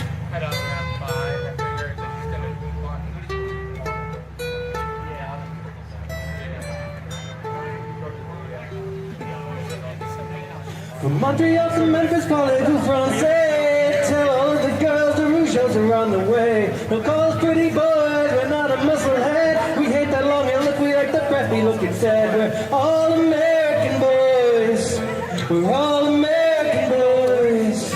All American, all American, all American boys.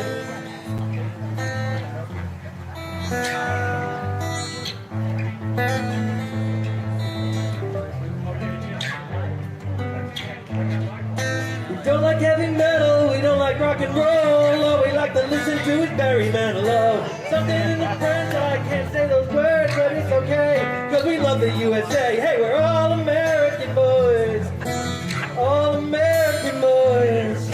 We're all American boys, all American boys.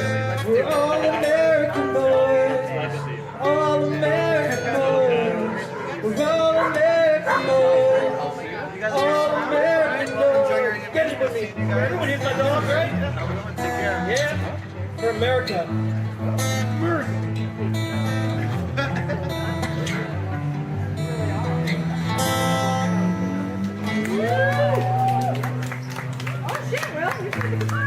Yeah, I didn't have the strap. It was holding me back the whole time. I thought I was being strangled. Growing up, my best friend lived next door. When I was in like 6th grade, we played these wrestling video games. Like, you should let me bomb you. And he's like, no. And I'm like, no, I know how to do it. You just, you got to jump. He's like, okay. Drops his head on the roof. Probably gave him a concussion. He grew up and he became a doctor. Still hasn't thanked me.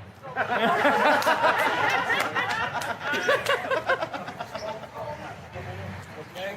That was my wrestling material that I limited for Chaka because if I just do too much Chaka, the crowd goes mild.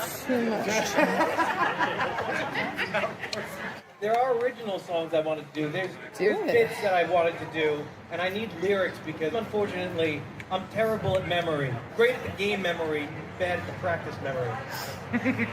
And so, you remember when I did 2 songs at the same time, and you were like, Yes. hey, Will, you're taking up way too much time. You're like, oh, what is it? And you're like, 12 minutes.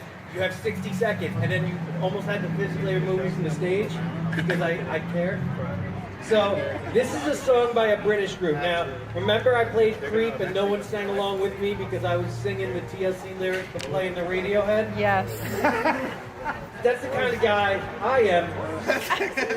So, this is a song called Breathe by a British group. I'm not going to tell you who, but you know it as soon as I play it. The intro takes 47 minutes.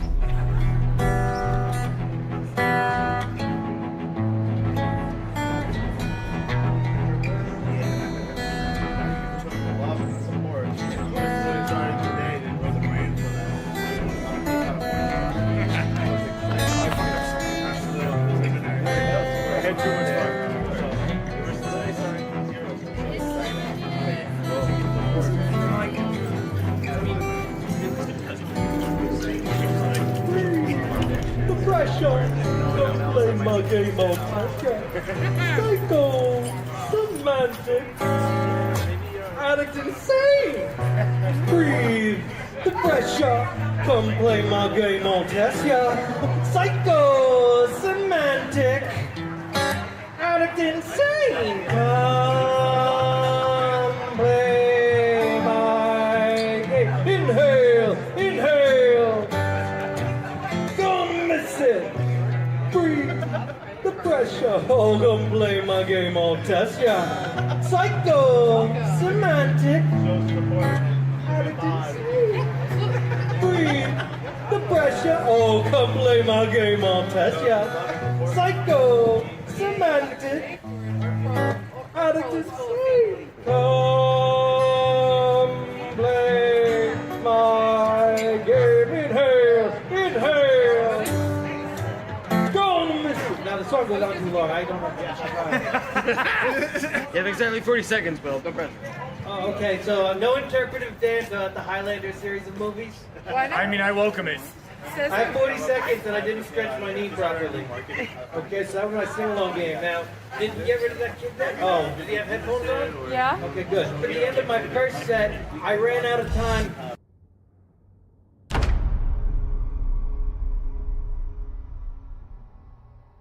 Controller's back plugged in. New one. We're gonna test it out, see how it controllers. The mouse works. R2 works. R1 works perfectly. This must be what like a real controller feels like.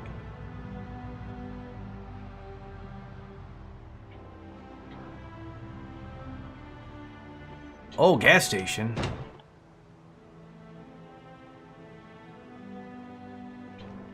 If I find a generator.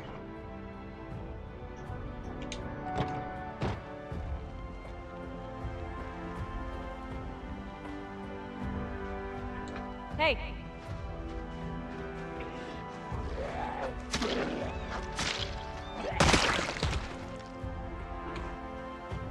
Hey.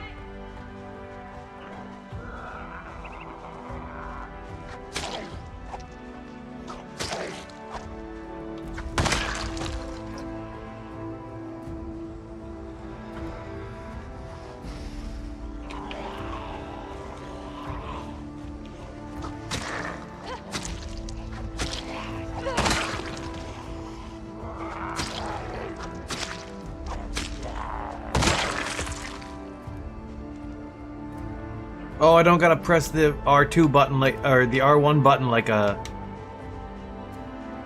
Like, it was almost like I was, defusing a bomb. Like, I could only hit parts of the button. Like, certain parts of the button worked. Hey. Hey.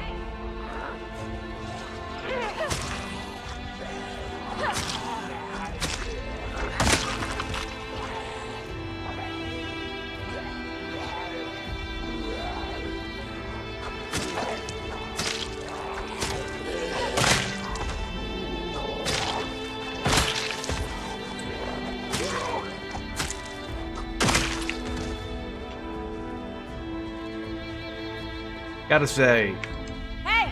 this is what I do with the knife. Hey.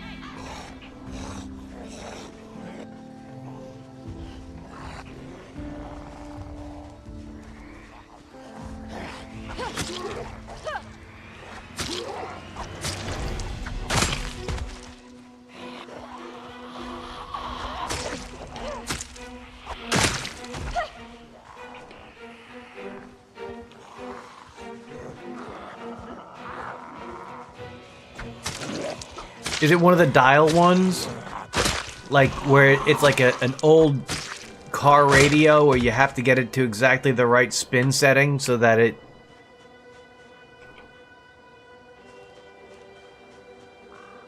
Otherwise, 71 isn't 71 and 61 isn't 61. Hey. Hey.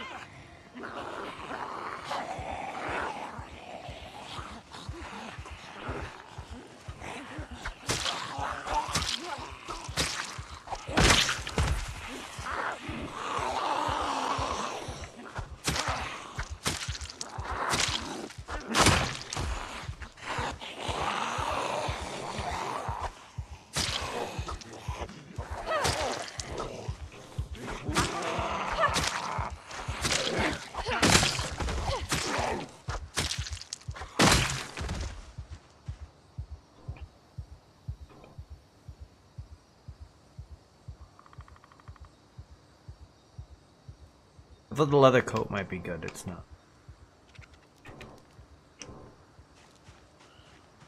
Pretty sure there's nothing here I want. The letter opener, but I'm trying to just get rid of this knife so that I can move on to the bat. Hey! Hey!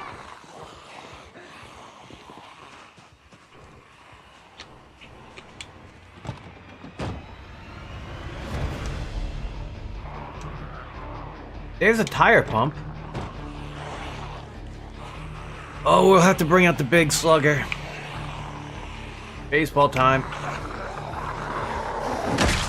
One down. Just gonna make sure I don't get surrounded. 2, 3, 4, 5, 6. I'm averaging a zombie every less than 2 swings.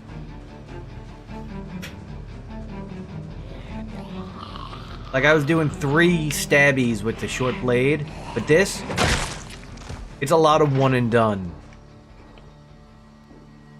It's a good weapon.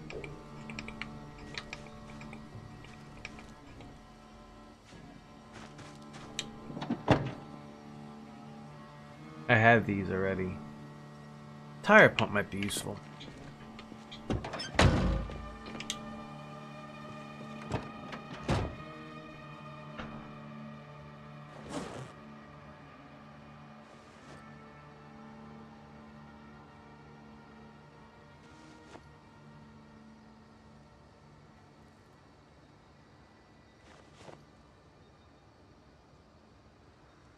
Put it in a different car. I can always put it in a different car.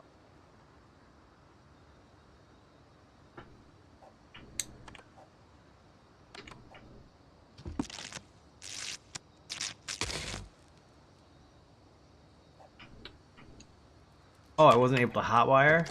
I doubt that.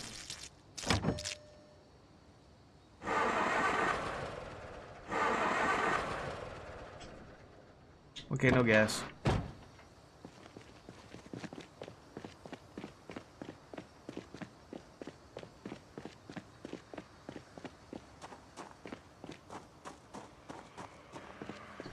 Hey! Hey! Hey! Hey! 1, 2, 3, 3 and 4 swings. That's 4 and 5 swings.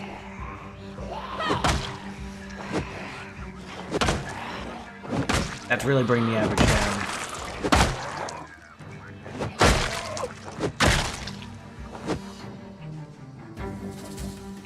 Hey! Hey!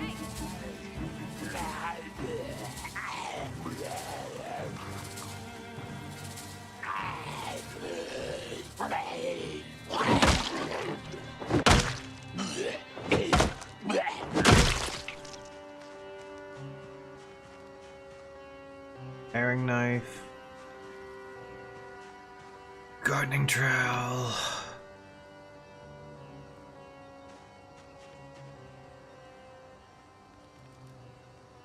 Like having a real controller again. This is fun. Game gets better when you have a little secret. Hey!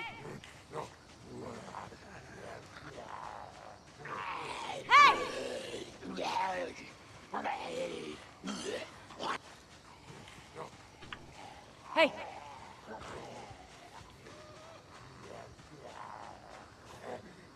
Hey!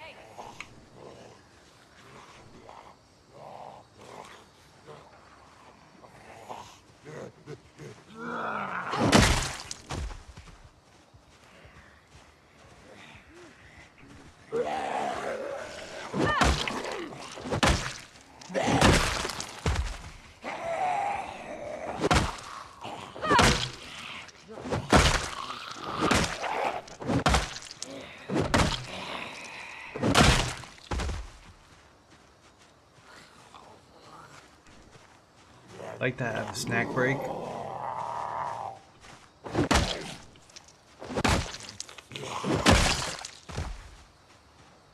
Hey!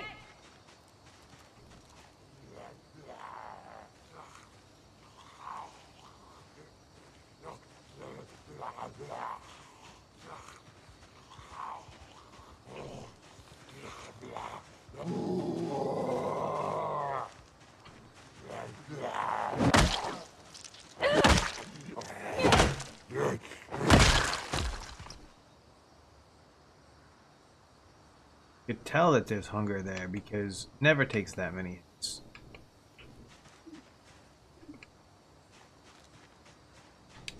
I believe I'll have to snack for myself here, just in case, an emergency cookie.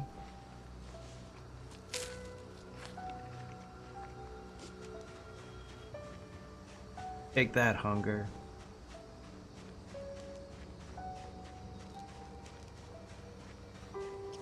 That could be good. Could be terrible, dangerous, but probably good.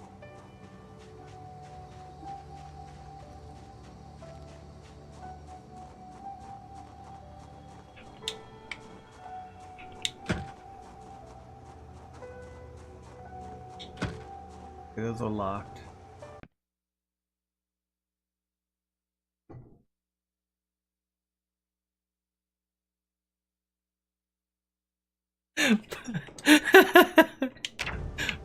My dad's friend from high school is so nice. Like, he's such a nice guy. However, he hasn't understood what a group text is. And so he keeps on sending my dad text messages that are probably best left just for a one-on-one, but he sends them to everyone in the family. And my dad has tried to be polite and be like, oh, hey, just text me over here. And he just, nope. He's got the text thread figured out. He's not going to mess it up by changing it up here.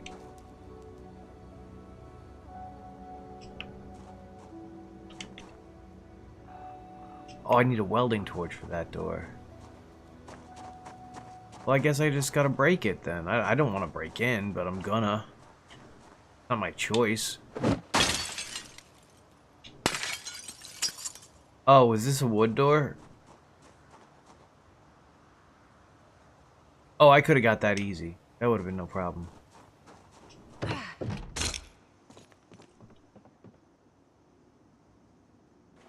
Snacky cakes.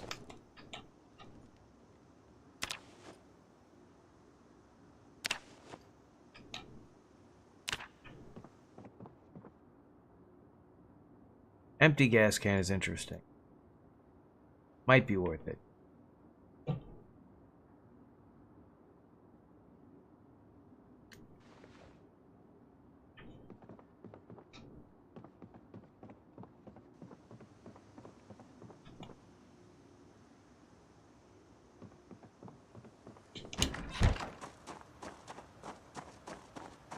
I don't think I pulled the car in here because there were too many zombies.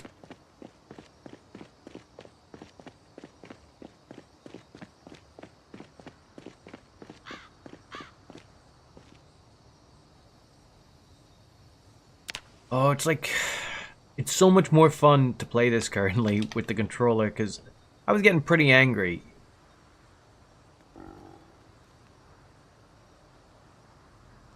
Empty sports bottle.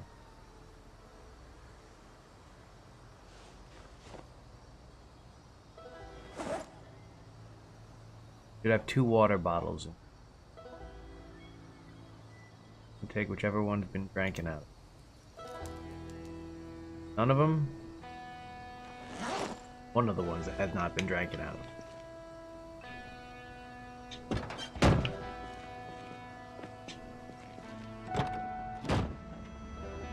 Three-quarters of a tank of gas left.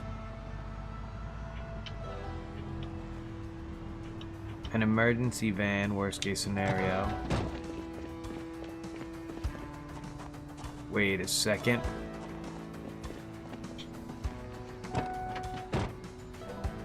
I'm going right back to the stew. Gotta be stew time. Even though it'll put me up to green health.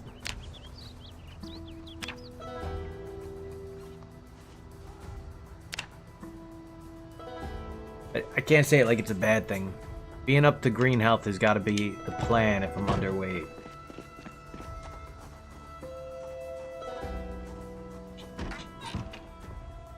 Dehydrated meat stick. For me.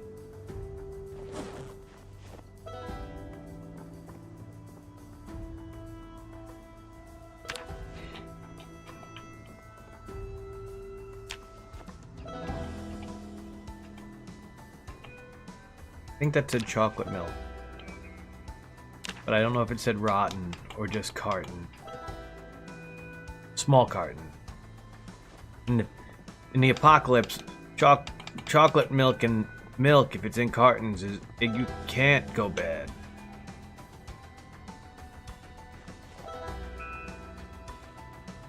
And I'll put the wrench in the other car just to have it there. Although I do need more wrenches because I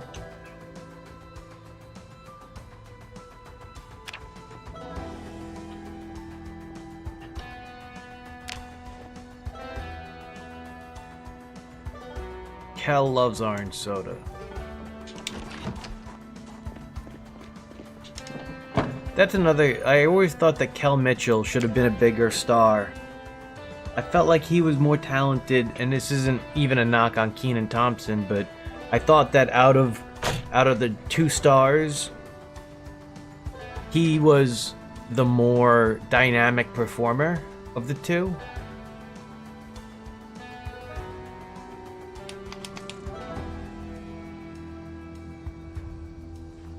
Who loves orange soda? Is it true? I do. Ooh. Direct quote.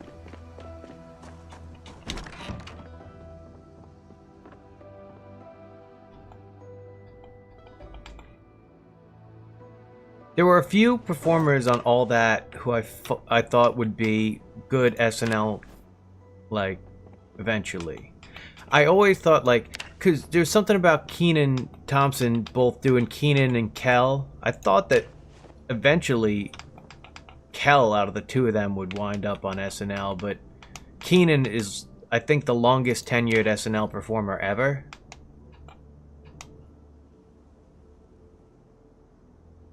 And, like, certain things, like Everyday French with Pierre Escargot, things like that, they can be some really funny ideas.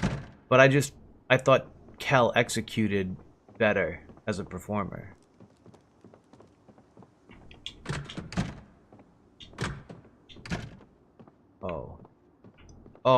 Oh, that's a scary basement. Okay.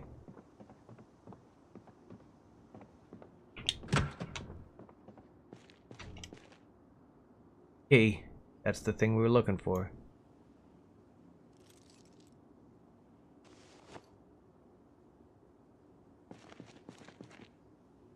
Butter chunkers.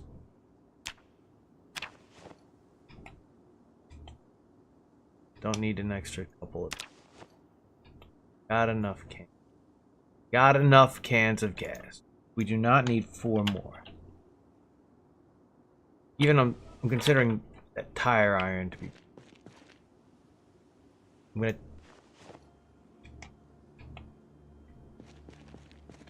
gonna take it just. Ugh. I think I can have 1 in every car. Holy sugar.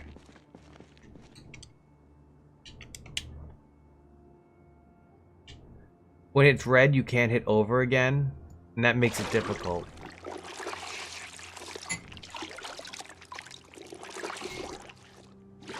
I thought Repairman Man was a really good gimmick. Obviously, Good Burger was a good gimmick.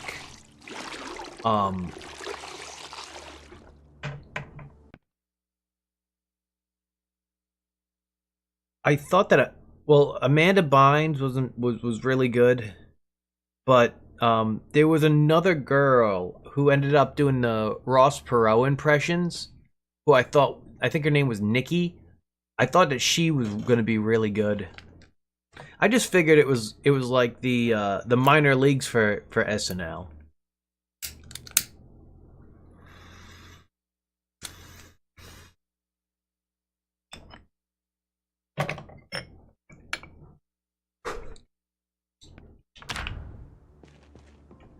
For a while, I think one of the reasons why I was like, oh, I wouldn't want to do SNL because I like other sketch comedy. Watch out. Sorry. Just the last couple times I went up there, I got hit by something, so I'm swinging right away. I'm taking another duck. Hell yeah. Ducks on parade. My dad didn't watch it. My dad didn't watch late night television either. My grandma did, my mom didn't. And so when my grandma would be staying over, I'd watch Johnny Carson late night with her sometimes. And I knew of it, but I was just like, oh, this is just a show old people watch.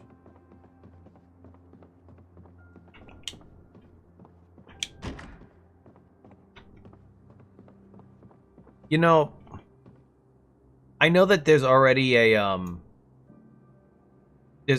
gas station location, but if we didn't have that gas station, other than this being open, this is an interesting build for a location because you have a convenience store downstairs.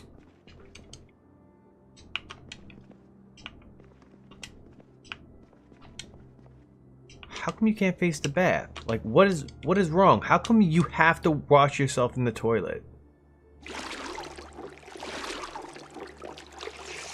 Anyway, by the time I was 10 or so, SNL in the 90s had a cast that was more kid friendly with Adam Sandler and Chris Farley and the rest of them. And so, along with my cousins, I knew of like individual sketches and stuff with my brother, and they'd always show it on Comedy Central.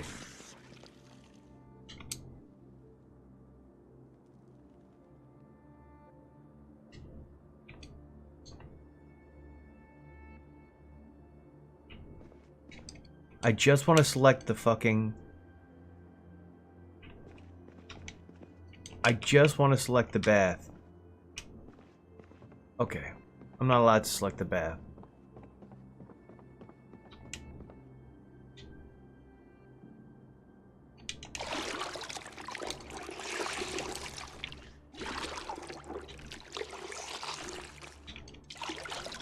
But especially with my cousin Billy, we would share a lot of the silly sketches that we would enjoy from the late 90s, or mid to late 90s, I should say, SNL. And no one I knew really watched SNL after that. I would catch Jimmy Fallon doing stuff. There'd be clips of him, and I always thought, I'm like, why don't I like his music? I liked Adam Sandler's music. Why don't I like his music? And it was a real riddle for me. I couldn't figure it out. I was like, I like Adam Sandler a lot. I like when he does music stuff a lot. Why don't I like when Jimmy Fallon does his Adam Sandler impression? See, my mom was, she watched every show, I swear, that USA put out for a while. She would watch, and I shouldn't say every show, she watched every show that featured bad action, because she loves Steven Seagal, and she loved the 80s action stars who weren't Sylvester Stallone and Schwarzenegger. Or Jean-Claude Van Damme, even, really. It was Steven Seagal and like Lorenzo Lamas. She likes Chris Hemsworth now, but long hair guys doing kicks, loves Chuck Norris. Right? So I've seen the show Renegade. I've seen the Beauty and the Beast show where Linda Hamilton and Ron Perlman play the main roles. Little House on the Prairie, Happy Days, Bonanza. And my dad watched all Star Trek, a lot of science fiction.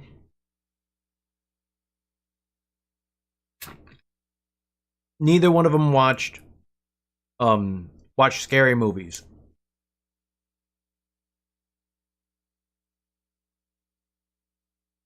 Like the scariest it got was Predator, because my sister at like 5 years old loved to watch Predator.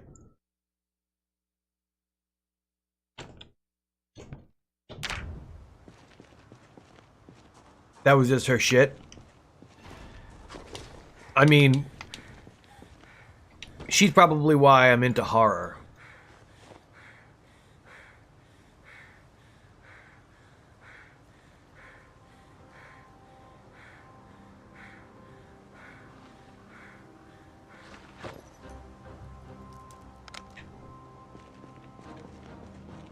Little House getting rebooted. Oh, my mom loves the movie Roadhouse.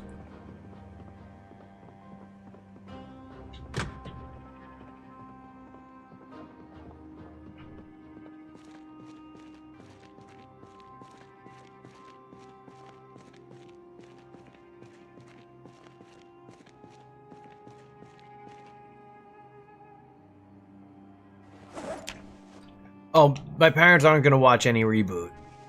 Like you can reboot their favorite thing ever, and they'll want to pretend it doesn't exist. Like my dad tried. I think my dad tried to watch the new Star Trek, and he barely watches anything that's not a Next Generation or original series. He'll watch Deep Space Nine and Voyager, but he never revisits like Enterprise.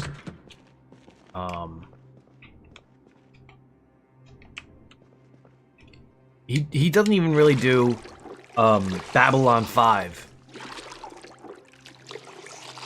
And you figure if he's into Star Trek, he'd watch Babylon 5 or Firefly or something like that. Nah. He tried to watch The Walking Dead. He enjoyed The Walking Dead for a couple seasons, and I couldn't believe it. But he loves the movie Zombieland. It's just a funny movie. I think he really enjoys Woody Harrelson.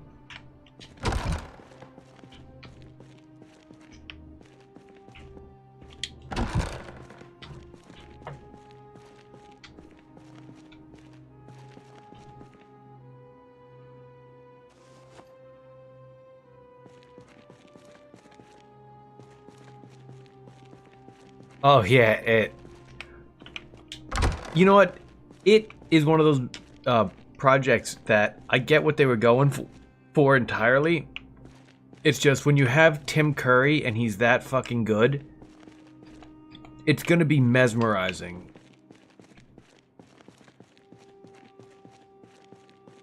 I'm taking that shelf. I wonder if I could take this. Probably can.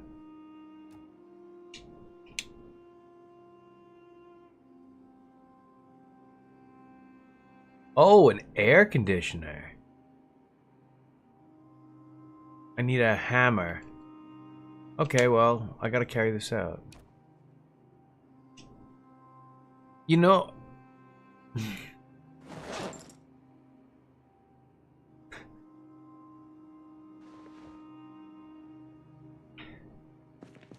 I shouldn't say I have zero complaints. I have zero complaints with the kids portion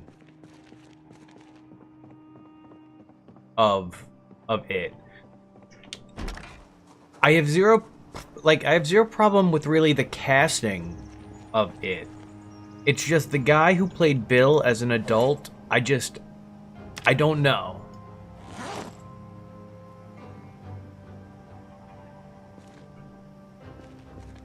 Wait a second, look at this. That. Get our butter chunkers out of there. No better buddy, better butterfinger on a butter chunker bar.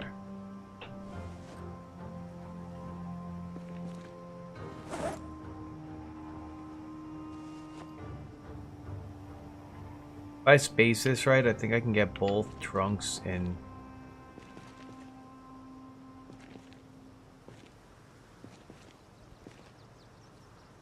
Otherwise, I gotta move this twice.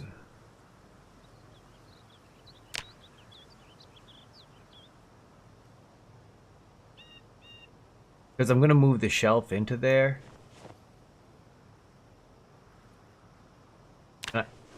I want to make it so that I only have to stop one or go to one of the trailers about it.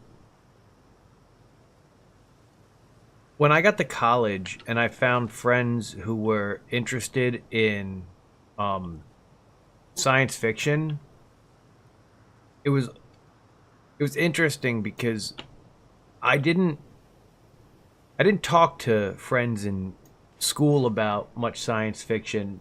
A lot of my friends in school were either wrestling fans or different sports fans and video game fans, but just it was at most next generation. Maybe because I graduated in 2002 also. I think that the ability to catch up on 90s popular science fiction online and with replays on like sci-fi, I think that probably opened up a lot of introducing people to. Oh, did I not put the thing away? Oh, I didn't put the large metal shelves away. That's why I was like, why am I still tired? It's like holding large metal shelves. Oh, the hammer. How to get the hammer. So when I went to college, I found a more diverse sci-fi interest.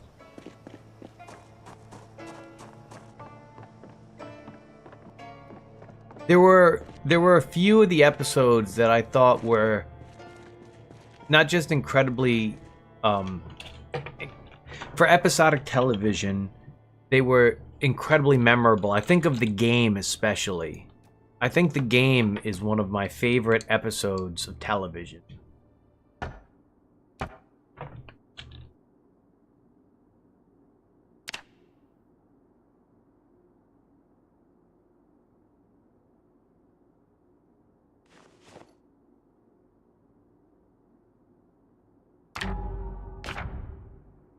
I mean, there were stupid ones, but I think of when they try to do things that are scary and it might not have the intended effect. Like they did the de-evolution episode where everybody became like primal, and I'm like, I don't know if you hit a duck bowling strike with this one.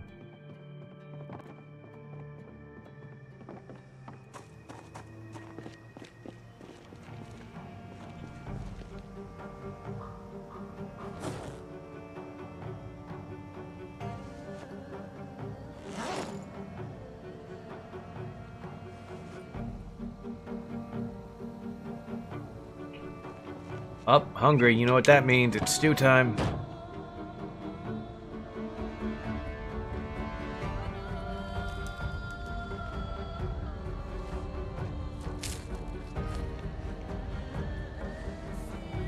I wanted to look. As a kid, I thought Wesley was cooler than he actually was. And then I watched back some of the earlier seasons, and I'm like, whoa, I feel like I should have hated this kid.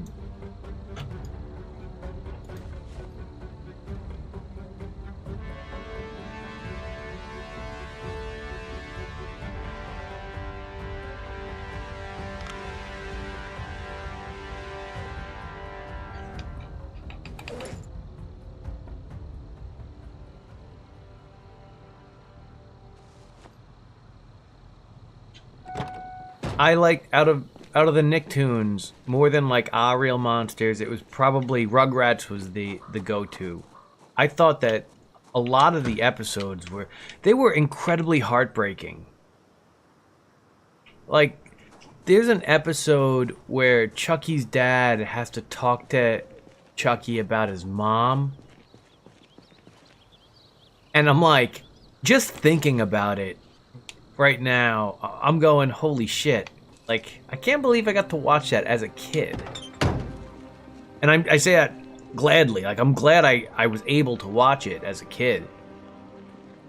But that's the kind of stuff that I wonder if they deal with, I wonder if they deal with serious subject matter in the same way, because my brother and my sister-in-law are just blown away by how good Bluey is as a show, and especially as a show that the kids are gonna watch on repeat.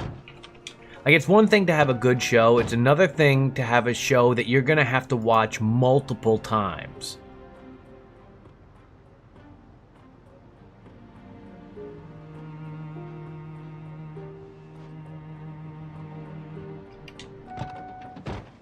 And Rugrats is one of those shows where I forget how few episodes of Rugrats there are,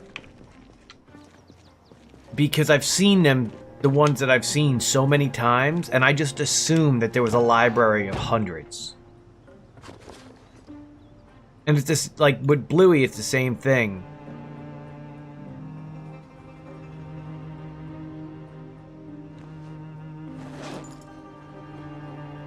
Although Bluey in a way feels more educational. Before I forget, I'm gonna grab the empty pot, put it outside to grab water, so I can make another stew.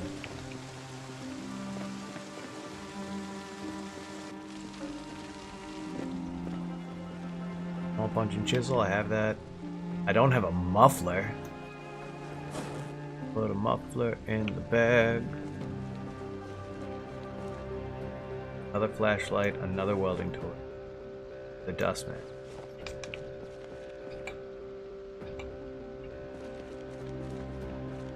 Heavy duty flashlight. I haven't used a heavy duty flashlight.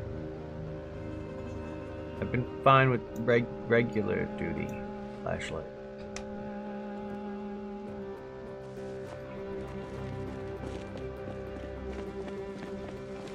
This gas station is so much like the other one, where there's a rest area.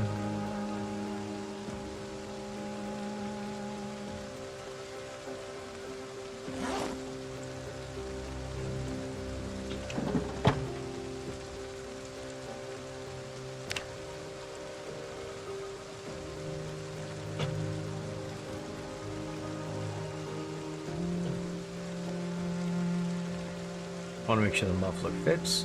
Does. Oh no, I think having the one is gonna be tough. But if I was running it back and I wound up starting in like closer to this town, it wouldn't be a bad option.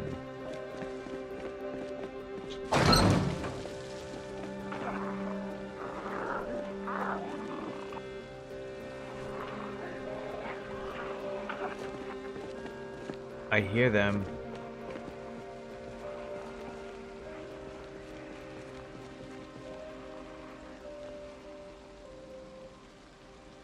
I hear them. Probably on the outside of the door. I'm gonna do a quick loop. They can't get me over here. Up, two of them. Did I say two? I meant three. Hey! Four, but I'm sure it's just these four. Five. Okay, so there's five. But it's only five. Hey! Oh, you were closer than I thought.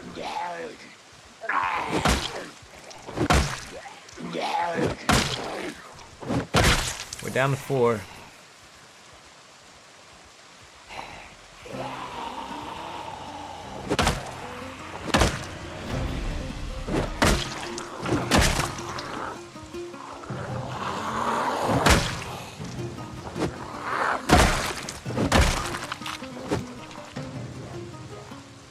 Oh, we got friends. Hey! Hey! Hey!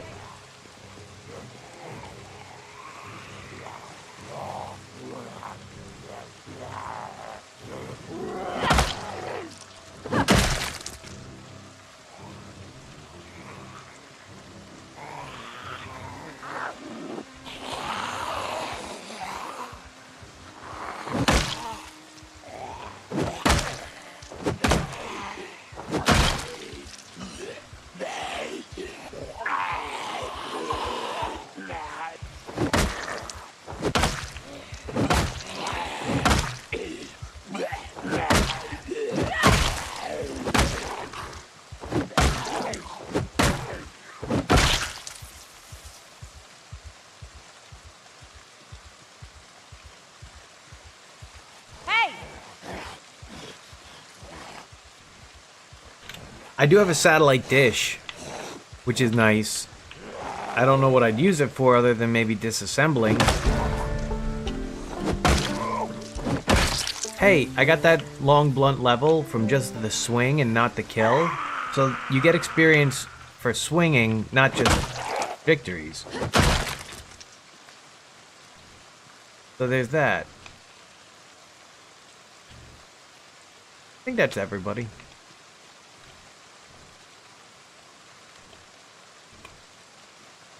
I do think that this is going to be an ideal place to stay for a single night. I'm going to check out the rest of this thing here. But if I go to sleep too early, I'm just going to get up too early.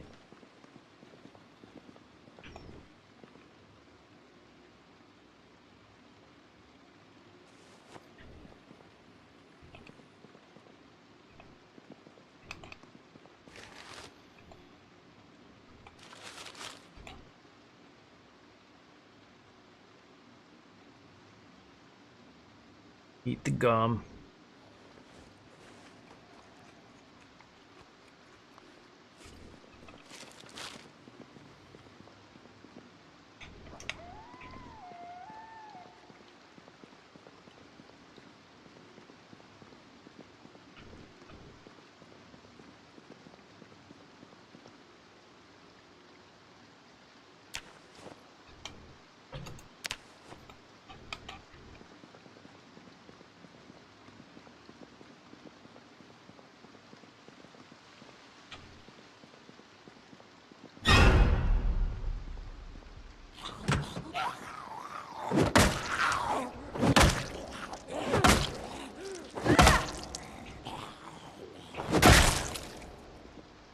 That was mean. St. Patrick's Journal. That doesn't seem very lucky. Dear Diary, I went into a room that I shouldn't have gone into today. End of journal entry.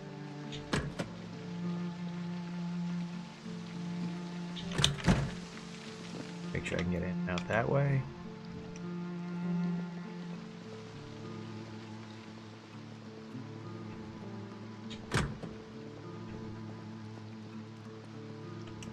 Oh, it's bathroom.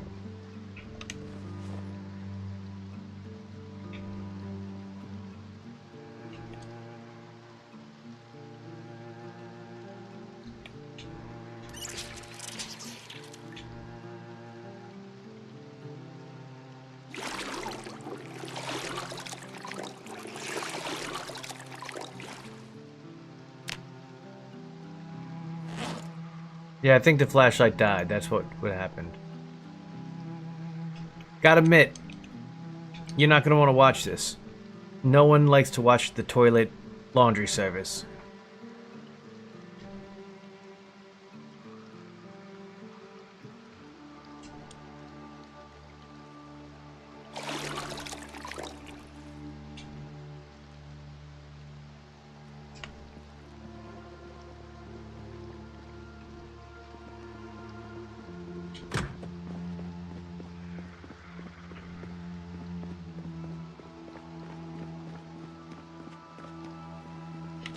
Didn't know if I was getting out of there.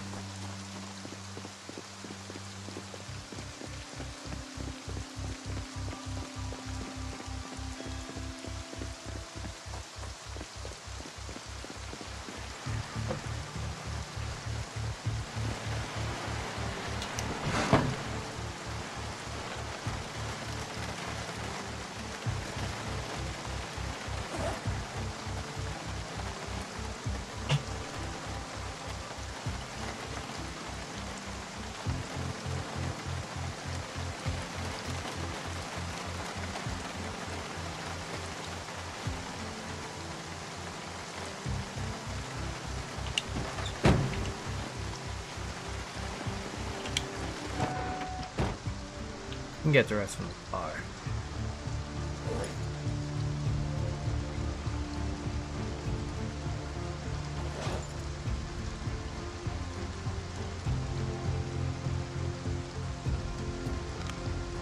Back on.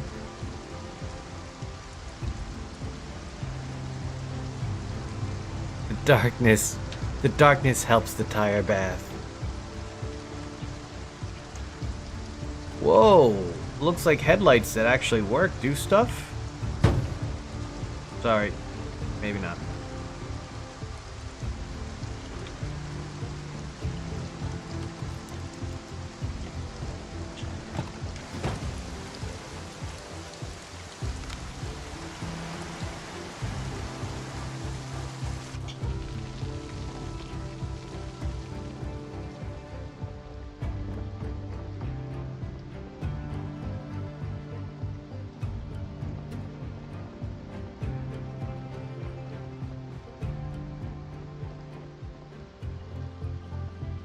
Pillow.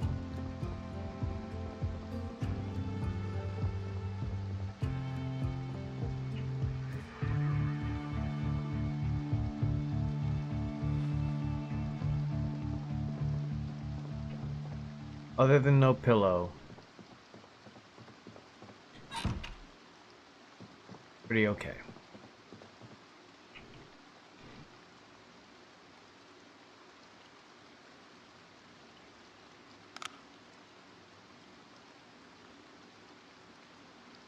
Is that ridiculously tired? Yeah. Thing is, if I do go to bed, I'm just gonna get up at 3 a.m. So I'm gonna do a word search. I'm gonna read a magazine. I'm gonna wait until I get a little bit of hunger to eat that granola bar. There's gonna be hunger in like 20 minutes.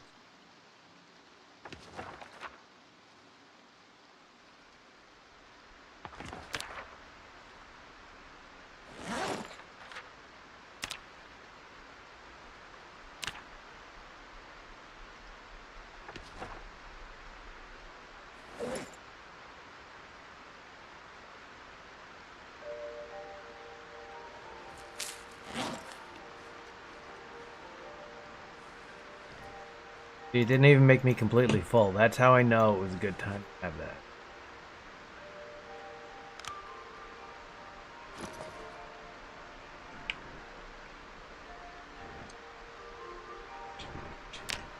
Toilet fell. Oh, I made this pepperoni pizza for me at like 7 a.m. So good.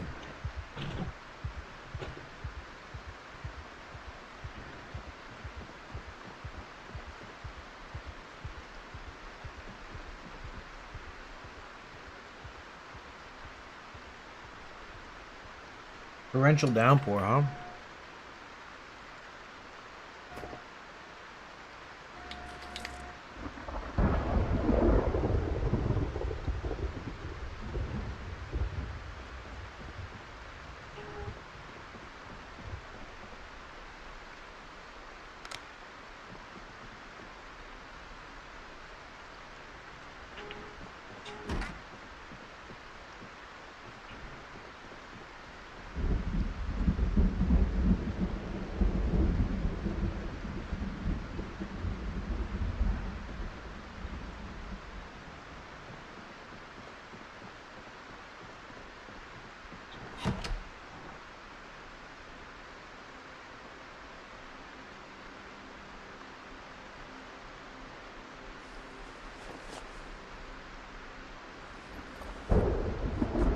I don't know why I kept the hockey mask.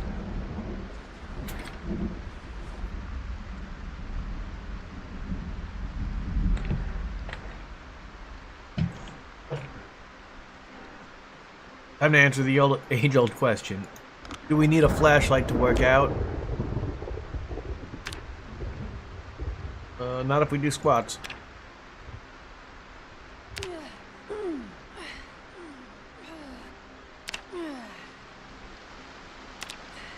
Look, you're just somebody who does squats in the dark. Now, let's get you out of that funk. I know what'll solve this problem. Ginger ale.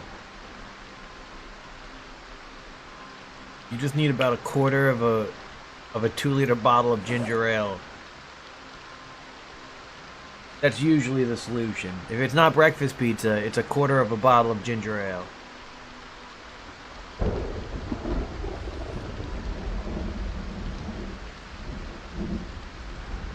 I didn't think that the character would get up at 3 or at 2:30 in the morning. I thought that sleeping 3 hours would be insane for the character, but I cannot criticize anyone else's sleeping habits or patterns.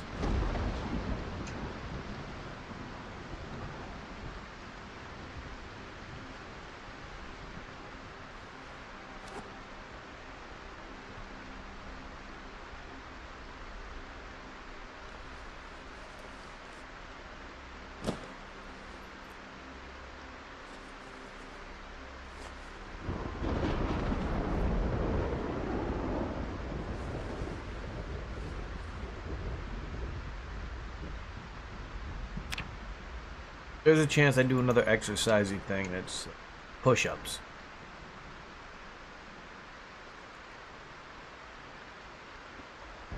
Keep the tights and lumberjack shit.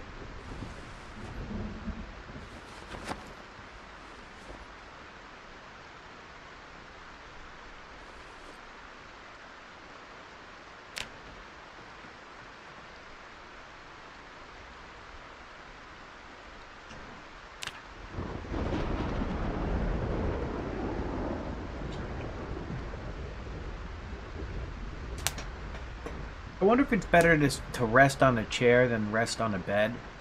Like in real life, it's better to sleep on a bed, probably better to rest on a chair, right?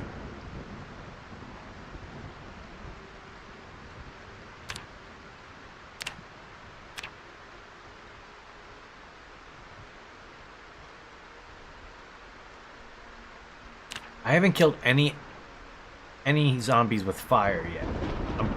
I'm a little disappointed in myself, but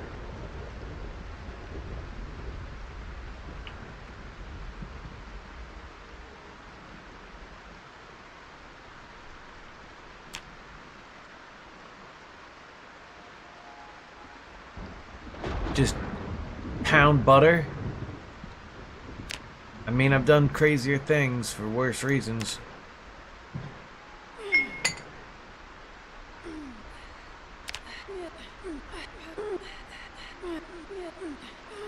I love the noises made during exercise remind me of I think it's a Tom Jones song. Ooga chaka, ooga chaka. I can't stop this feeling. I'm still in love with me.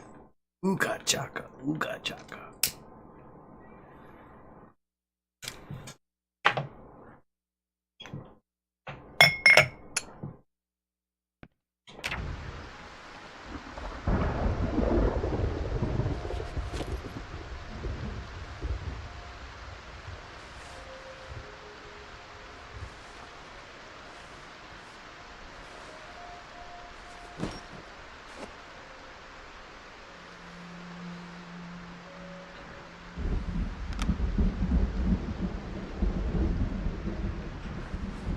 Is there any chance that the character, after doing 2 rounds of exercise, wants to just take a nap?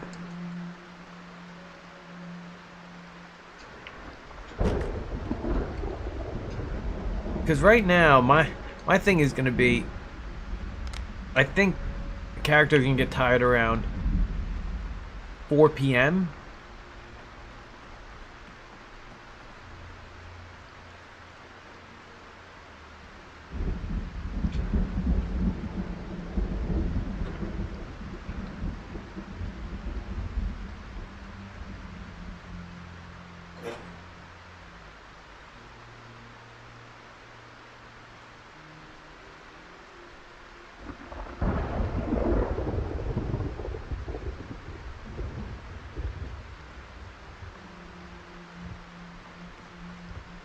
I have got my tools.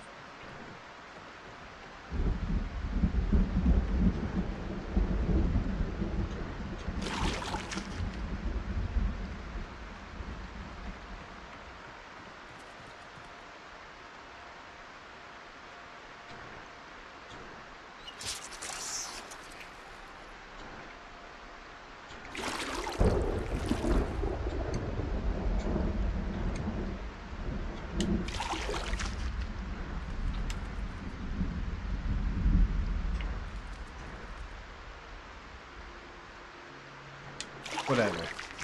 Just... I want to access the fucking tub.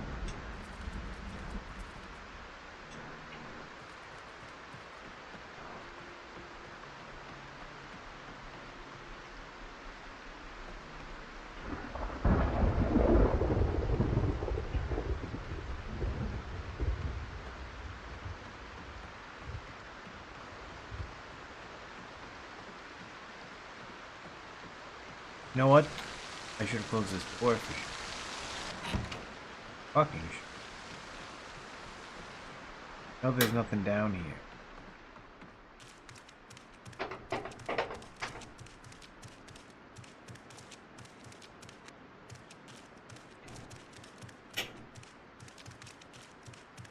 That looks like tanks of stuff that I should be able to take.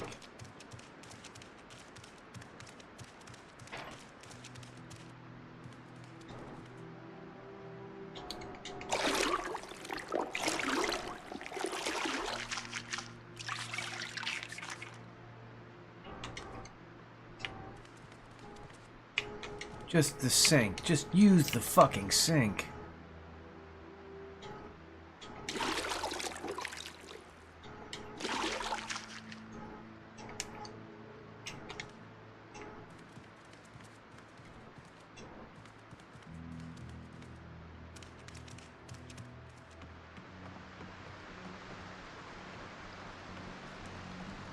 Oh, how much I want to go out there.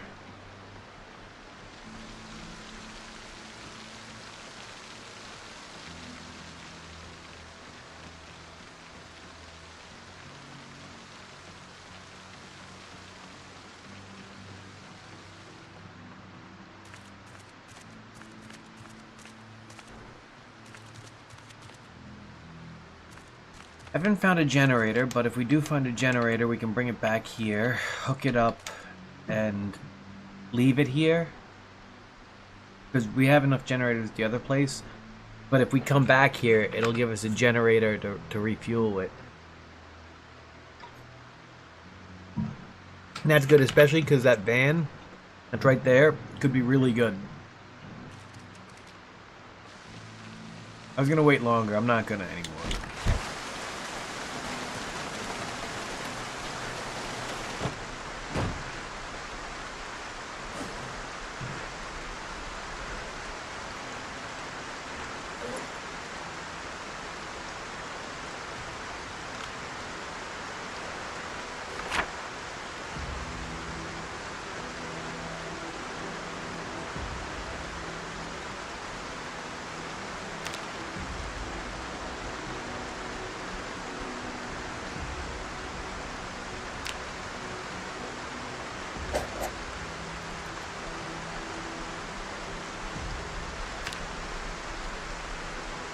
Not fire. I don't want to use fire, but there's gas there.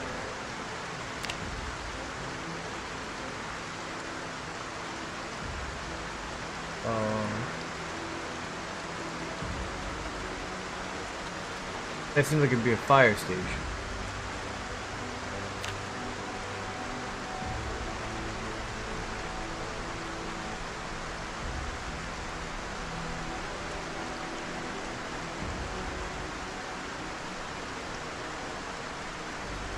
I don't know what I'd use for gas.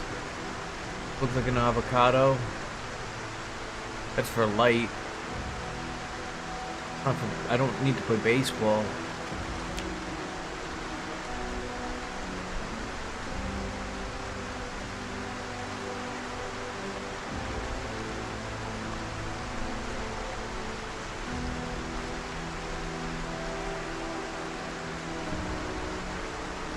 What symbol do you think I should use for gas? Have you seen it?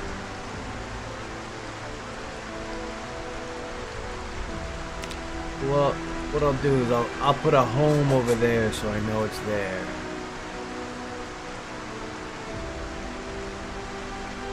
Or I should have put a bed.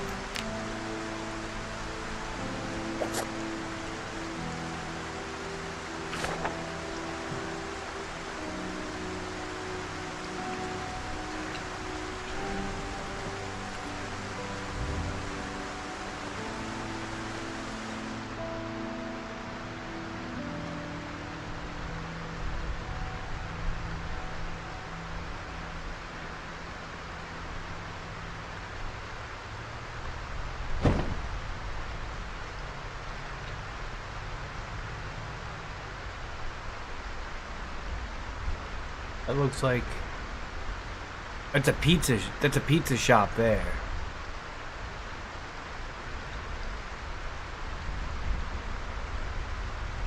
Spiffo's Pizza.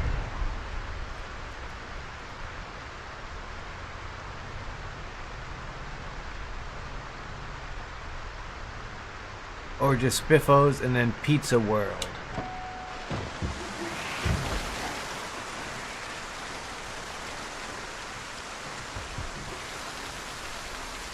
Today is the Royal Rumble in real life.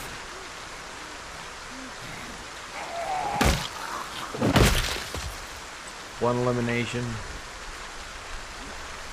Hey! 2.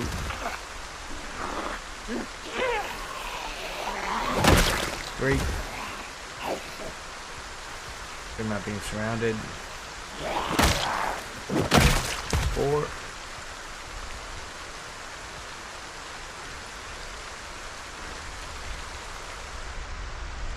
I'm worried they didn't hear me.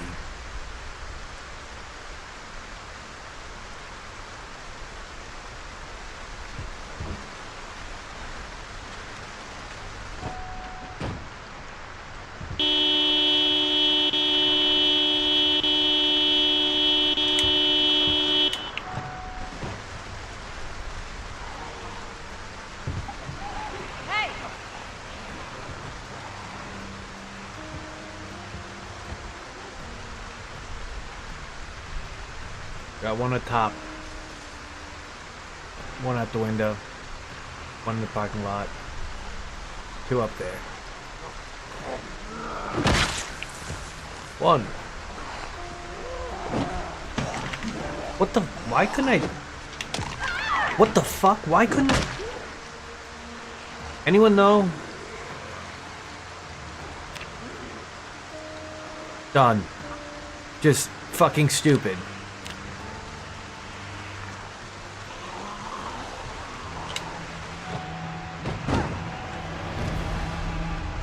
That sucks so bad.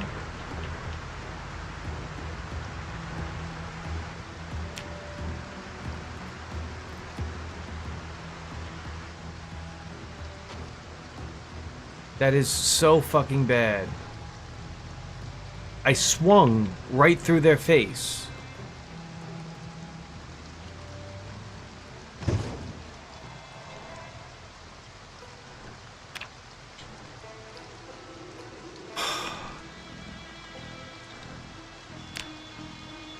So fucking disappointing. I don't know why I wasn't allowed to hit him.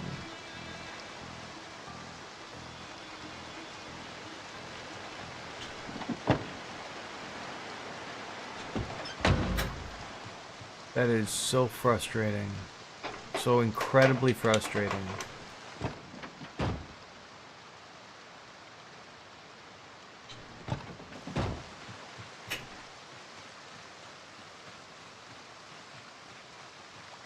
Now I'm fucked. Infected. Got bit and hurt. Even though... And I'm curious to go back and see. I was facing that direction and I was trying to swing. And I don't know why it didn't make contact. Oh, that sucks.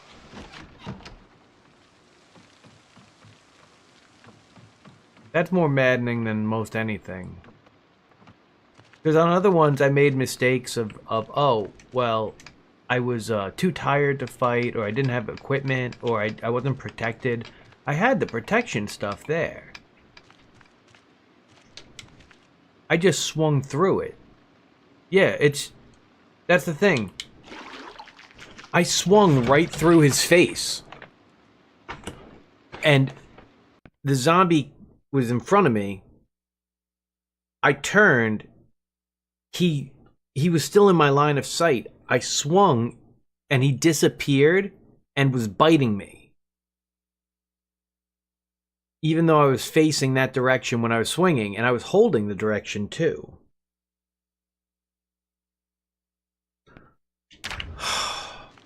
Well, I have one option now. I have to try to, well, I have to eat a butter chunk of butter.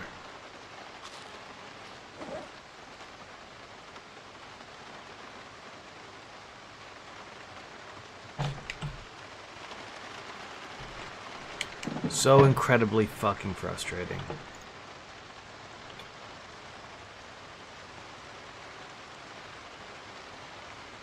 Was I not wearing work boots? Or I wasn't wearing all this stuff?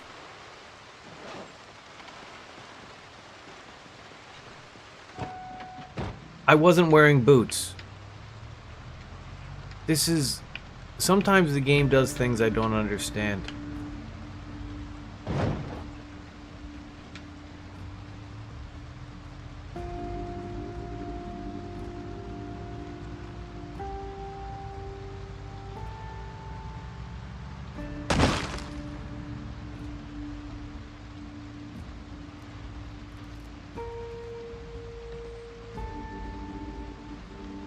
Nope, don't need that.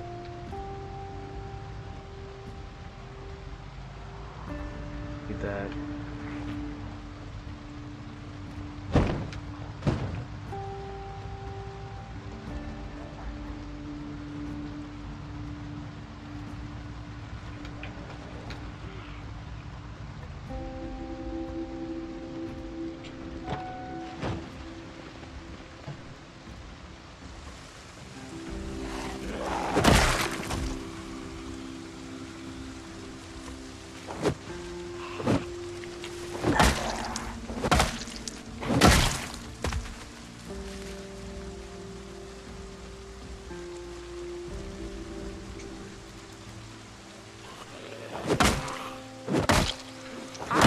I gotta find disinfectant or alcohol or something.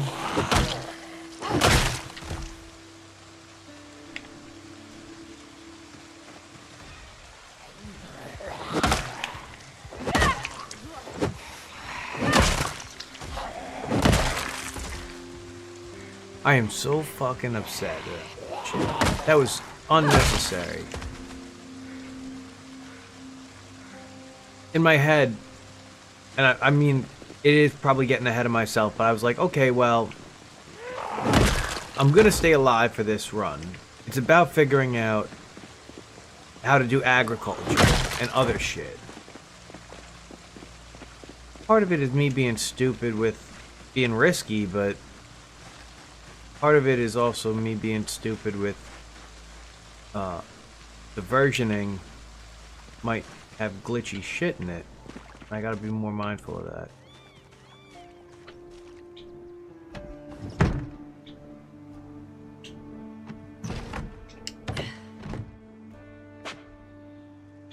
Watch, I'm gonna find the carpentry book I need right here.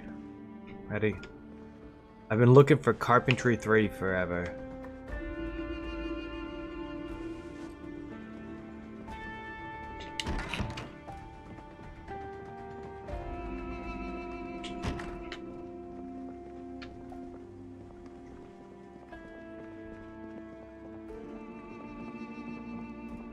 That's the basement.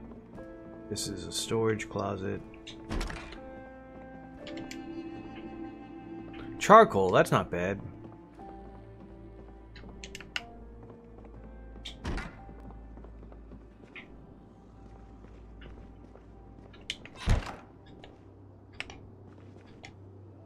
Fucking asshole.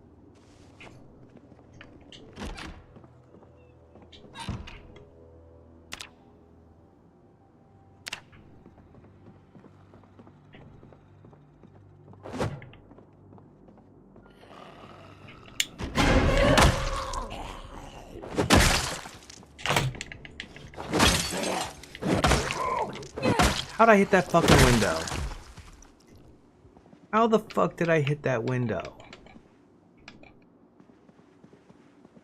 Am I that bad with a baseball bat?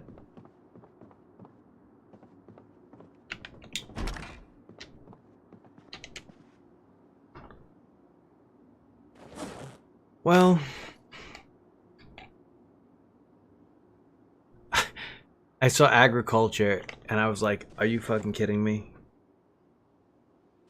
I don't think I need any of these, but I'm gonna take it just in case I am able to survive for whatever reason.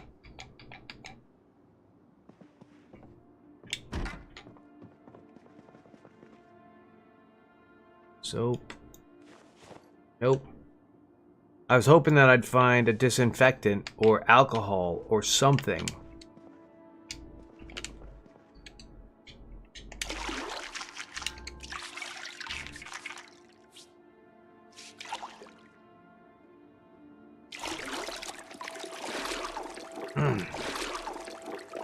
So fucking avoidable.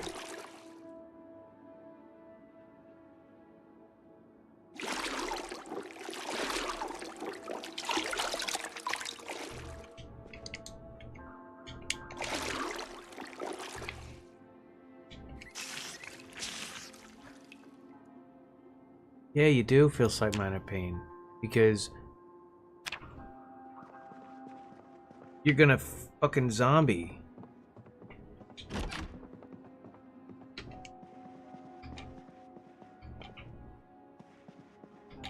Well, there's the pillow I needed. And a duffel bag. Oh, I love duffel bags.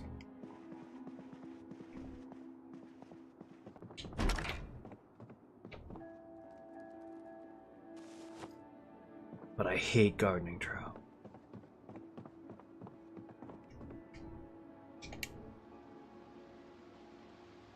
Well, you learn. Or you don't learn. I mean, those are really the two options.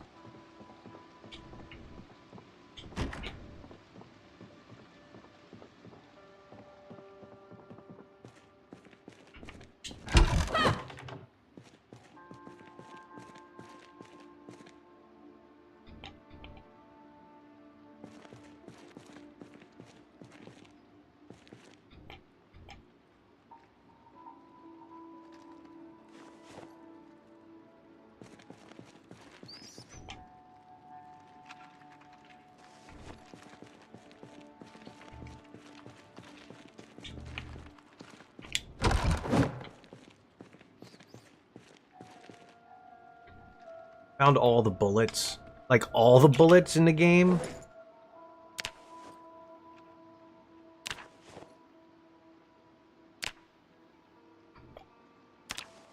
A carton.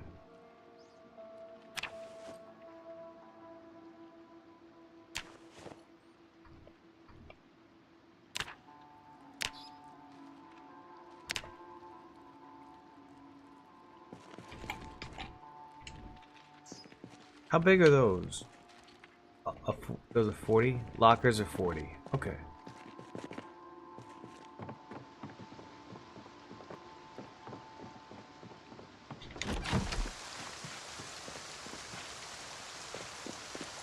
Any chance there's alcohol in the garbage? sheet metal and paper napkin. I like the original lyrics to Gypsy by Fleetwood Mac. Sheet metal and paper napkin, back to the gypsy.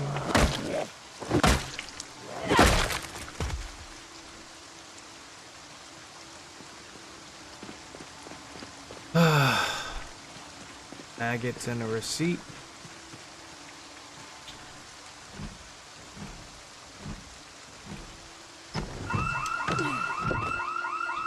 Do not care.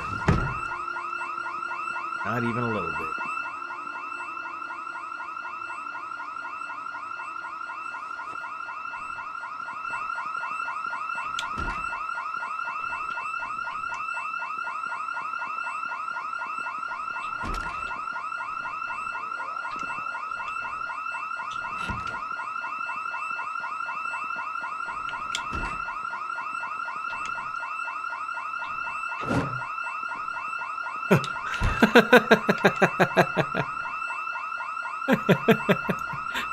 Sure.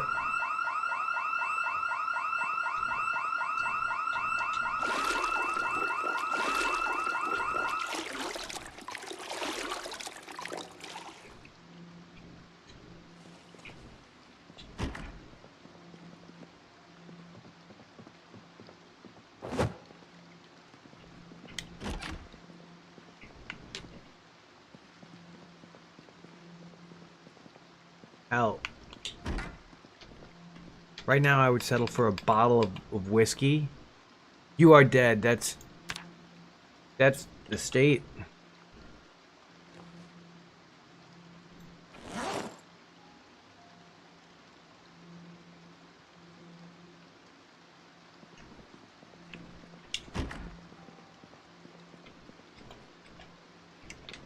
Like, I have checked a variety of places for anything that I can use as a disinfectant, like alcohol,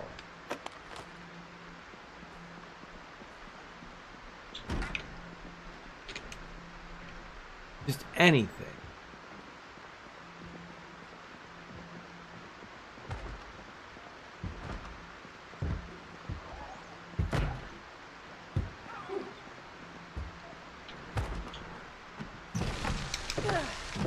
Excuse me. I got shit to do. You can go check on him. He's home. Fuck you.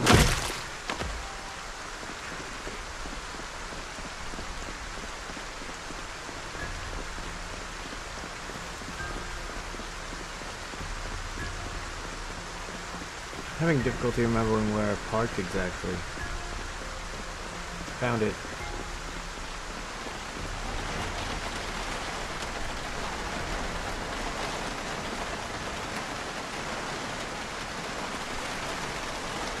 On the off chance that I'm not dead.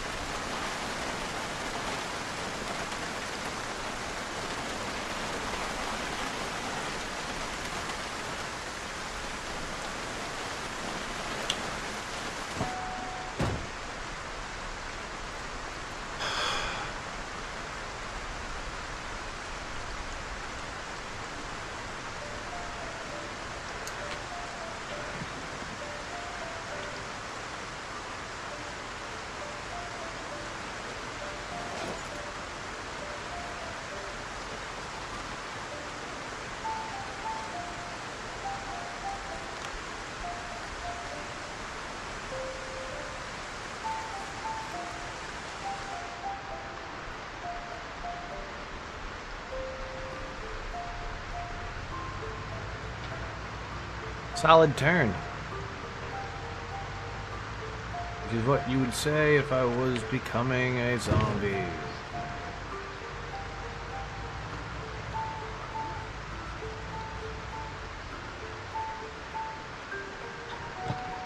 A lot of good fences here.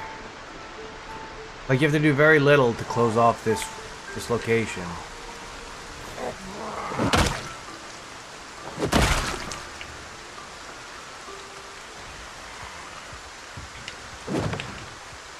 Whoa.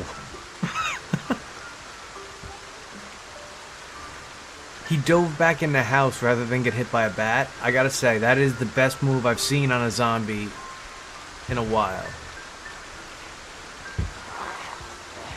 Hey there, fuckface.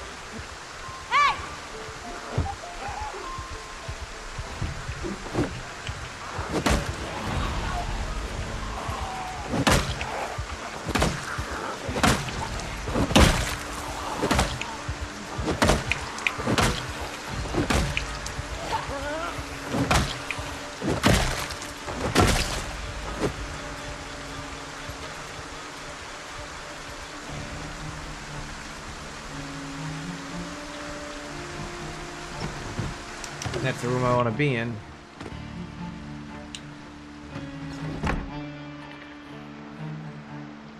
Sleeping pill, plunger. Sure, I'll take a sleeping.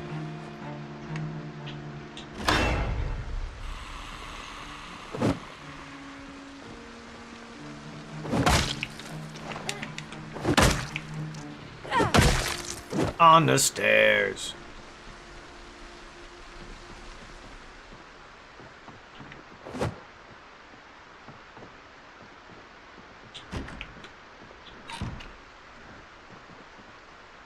There ain't shit in that bathroom. Okay. Come on. You're fucking kidding me. Not a single bathroom with any kind of health shit.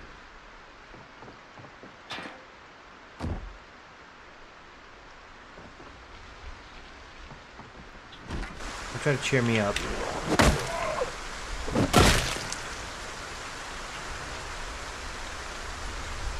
Insult meet injury.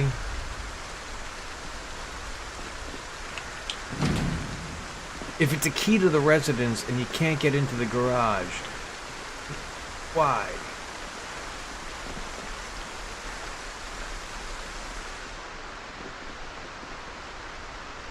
There's a lot of people at that for sale one.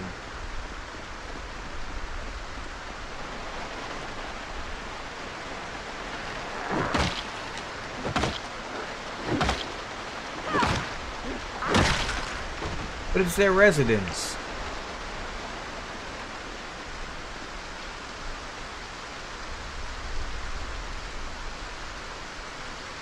Going out fucking swinging.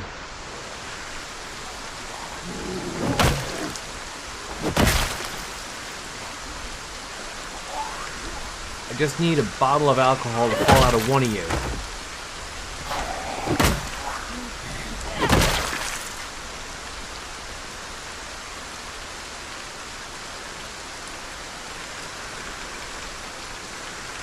Hey.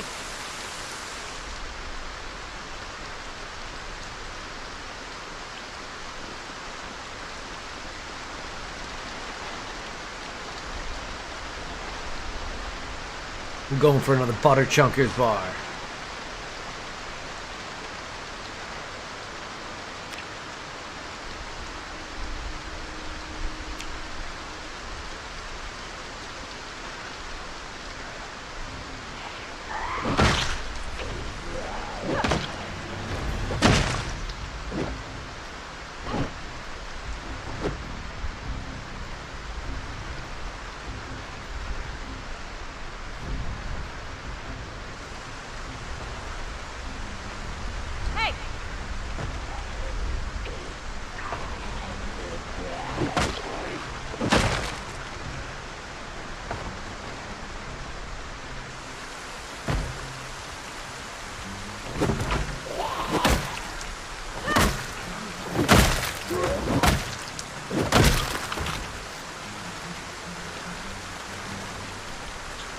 They didn't even try the handle?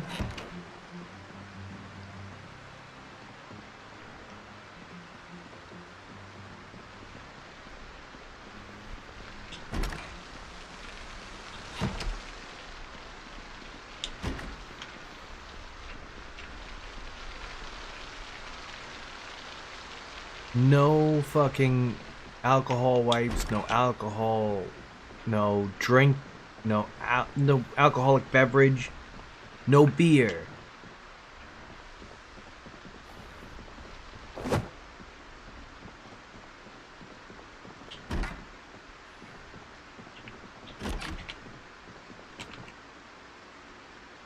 Strap shoes on my feet.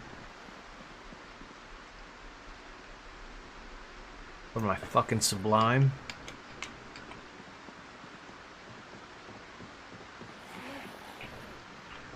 Try it. Just...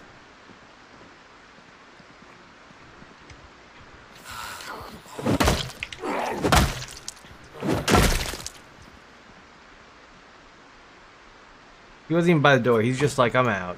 I'm out. I don't want none.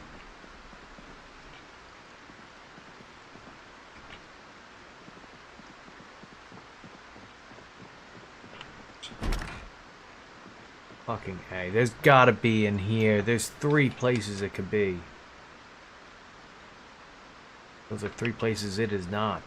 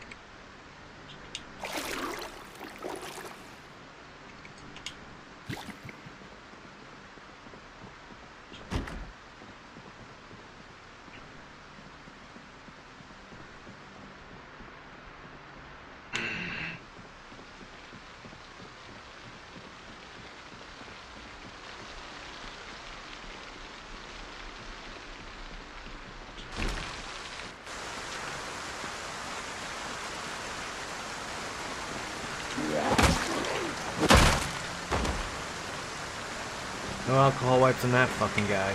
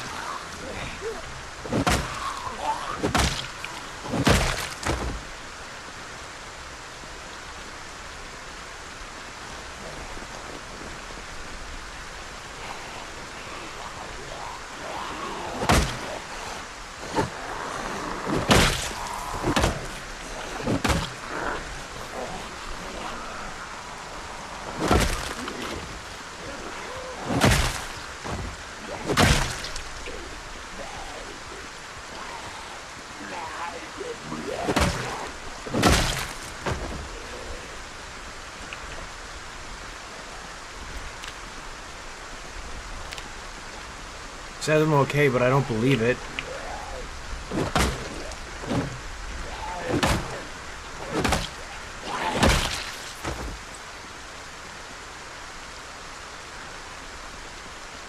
New plan. Go get alcohol.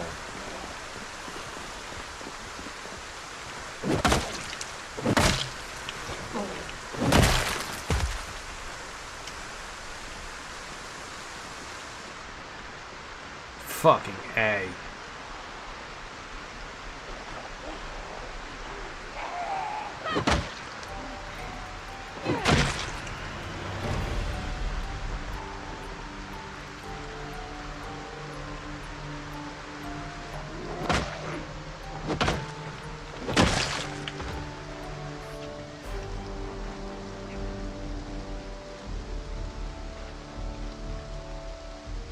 Bail bonds, right? Maybe there's a bottle of alcohol.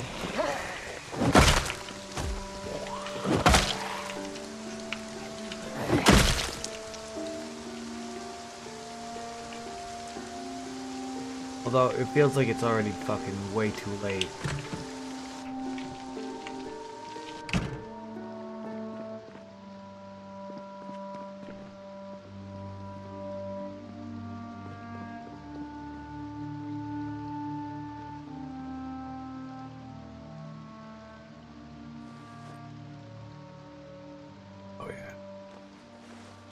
Oh yeah. We're doing a cinnamon roll for sure. Adhesive tape, we just tape over this wound maybe.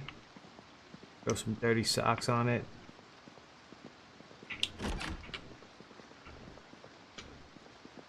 Of course, there's no bathroom that could help. Got car keys. Maybe there'll be an alcohol wipe in there.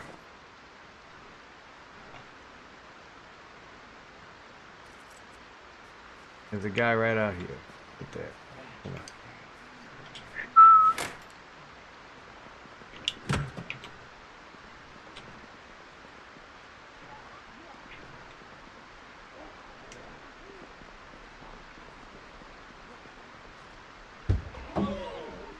Seems like they figured out I was here.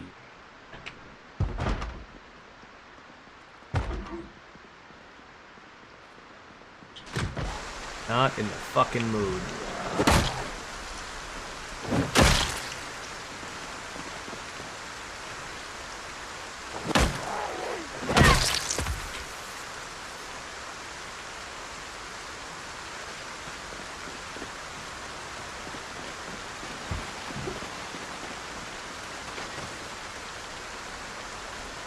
Hope you get whoever you're looking for.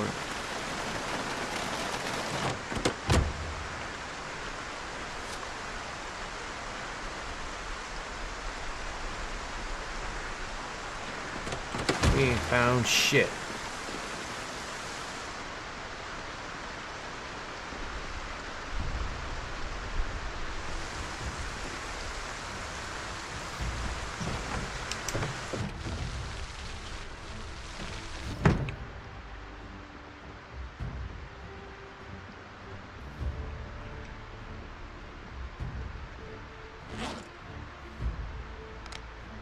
Yo, I just got bit.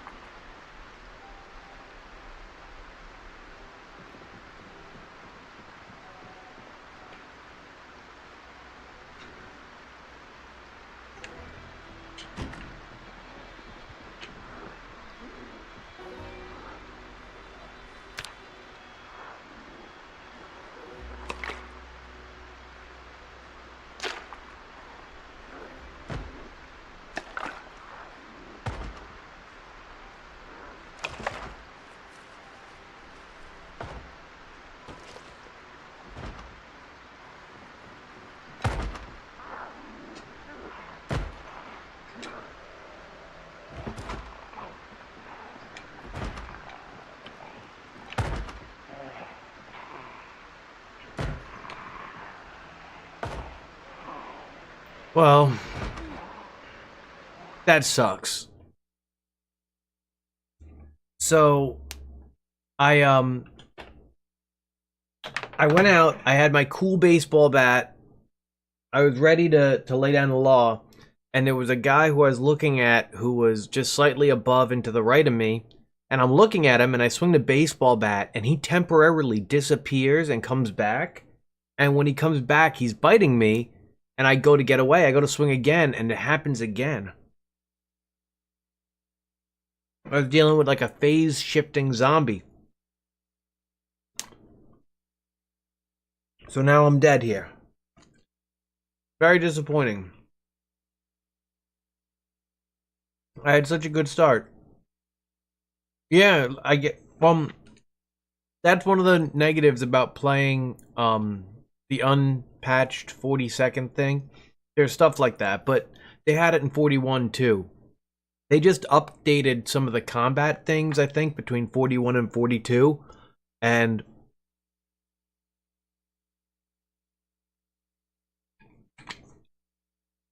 for some reason, because it was raining too, I think what you can see influences what you hit. So if the zombie was in like a really tough position for the game to see, because, I don't know, maybe because I was in the motion of swinging, I got 3 slices left of the pepperoni pizza I made this morning. So there's a chance that I end up restarting this.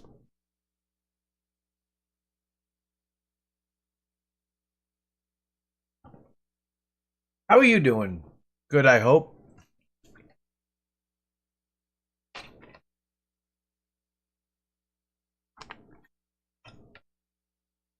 There were a couple other times where I should have gotten bit, but I didn't. And usually it was when I was going into a house up the stairs, because at the top of the stairs I couldn't see a zombie who was waiting up there for me. So 2 times I would go up there and I just happened to like be in a defensive position, so I was able to fight him off. Well, I was optimistic. Now, I'm considering the lessons I've learned along the way.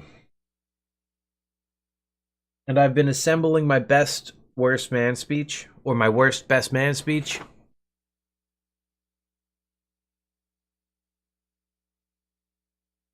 In all honesty, I planned on stopping at some point to do music and maybe going back later. So this is a pretty good time. I could switch over to music. I don't know how appealing that would be, but I can.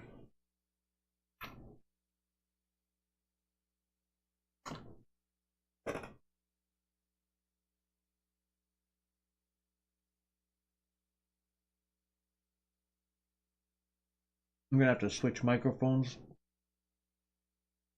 Seems like a lot of effort.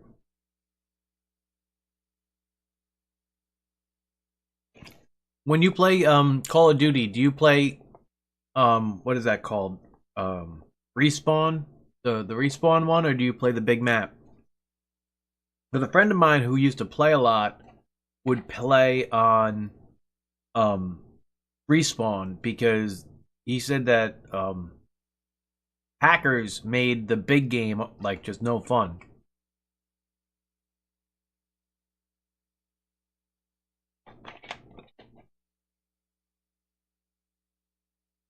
I don't know enough about Call of Duty myself to know how the hacking was going. I think it was aim assistance stuff. Warzone, that was the name of it. He called it Respawn Island. That makes sense. I tried playing a little bit. I don't know if I have like I am generations enough removed from being a good gamer where It used to be I was a good gamer because I could figure out the game. And now I can't even figure out how to get the controls the way the good gamers play it, because the good gamers are hyper specifically good at what they specialize in. And especially when it's something like Warzone, because the analog sensitivity, the trigger sensitivity, the style of controller play that they employ, it's like learning another language. Sometimes when you're playing a game like Mortal Kombat, you're learning a series of moves, but triangle is triangle, X is X, and you go forward. With Warzone, you almost have to translate your controller into a different controller play style before you can even move the way that the best players do. And if you don't know how to set it up, you can go online, you can find it, but still might not be good enough.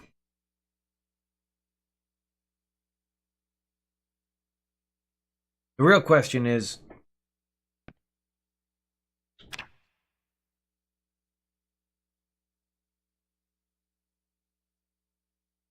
I don't want to go back there as a new character because I can't watch TV.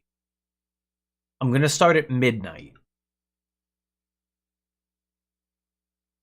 I'm sure of that. And I have some character skills that I enjoy. But maybe we build a new character right now. If you're interested.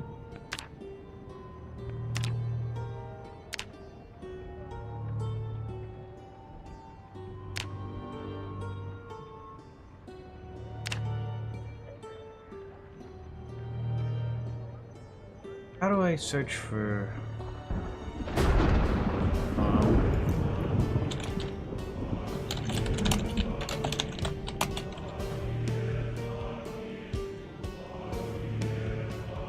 I gotta go into the workshop. Oh, no worries. I'm figuring out how to mod or how to load up the mods. Oh yeah? Well, if you're interested in doing the multiplayer, hold on. I have an important announcement from Uniform Inlet. Uniform Inlet says, I would like to go now.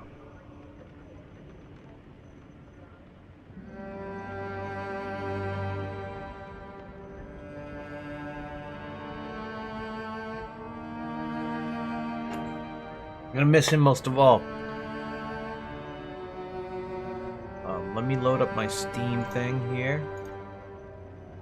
Then library, Project Zomboid, workshop.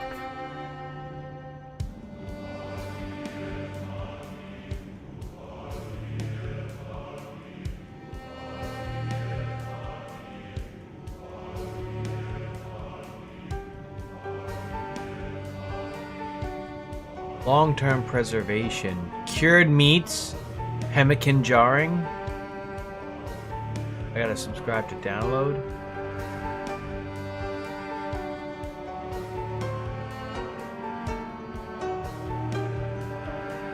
More damaged objects. Oh yeah, that sounds fun. We'll add that on.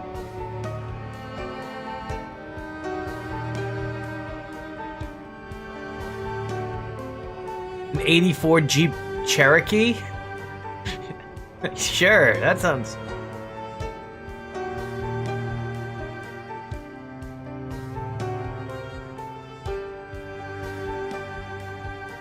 A vehicle collection. Oh, there's a vehicle collection.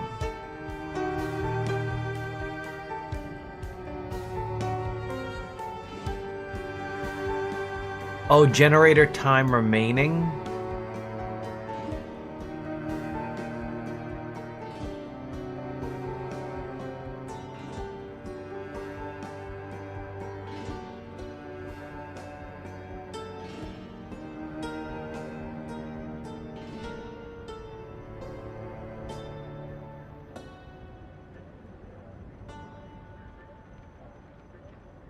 They Knew. The mod They Knew has a save point mod.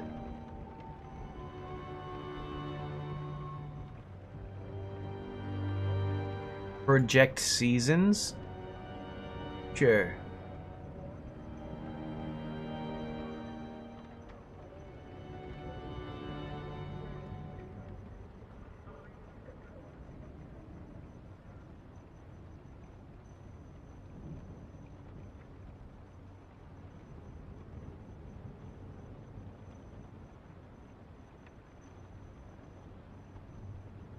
Zombie Cipher can... An inhalant can purge you of zombie virus. Pills.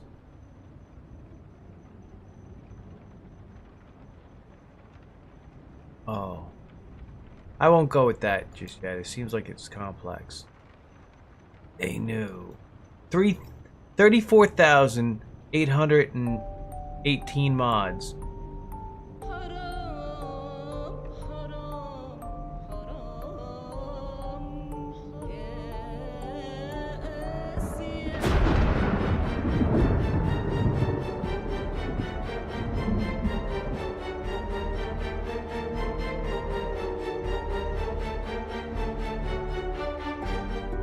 Do I have this one? Detailed descriptions for occupations and traits.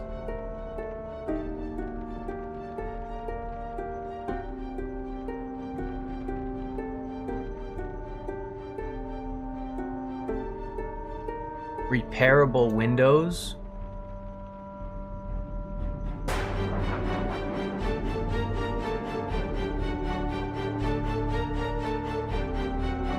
Machines.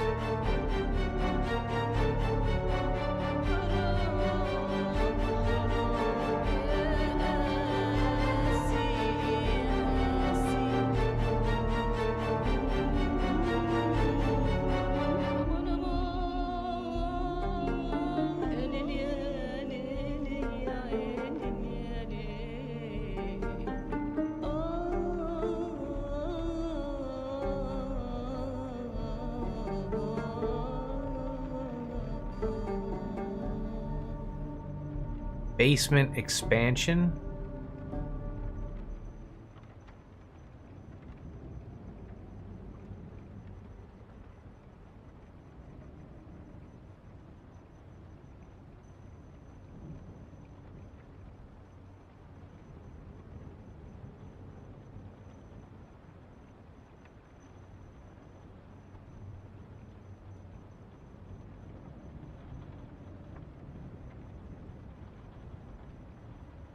Oh.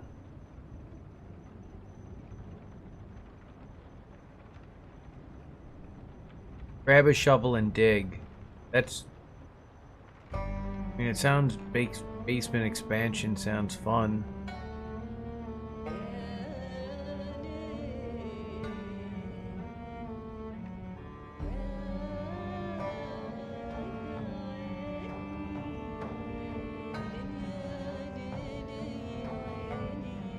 What can I craft?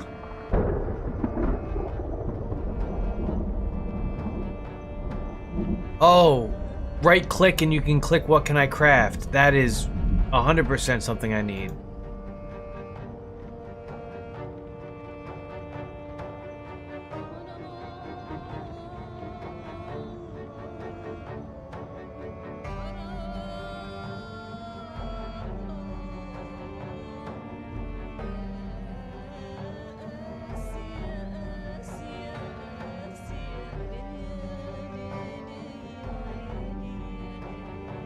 Lifestyle hobbies.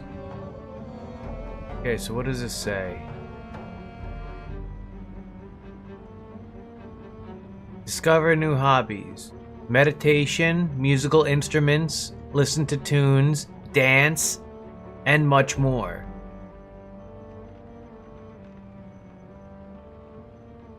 That sounds fun. I'm gonna have that one.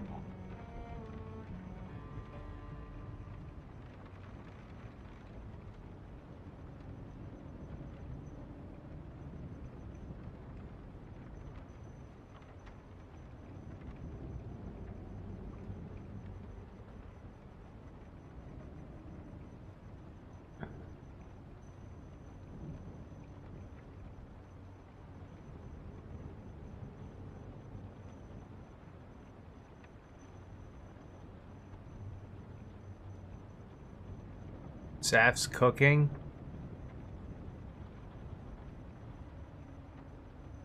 More recipe, weapons, and food-related item drops. Okay.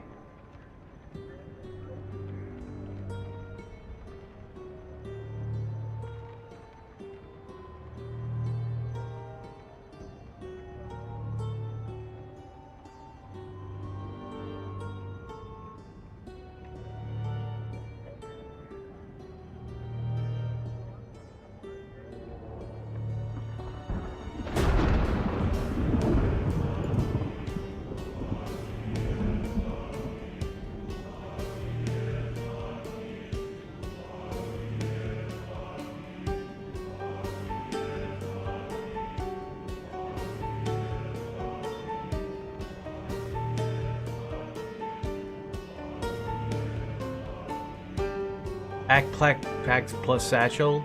Oh, you can have a backpack and a satchel. That sounds fun.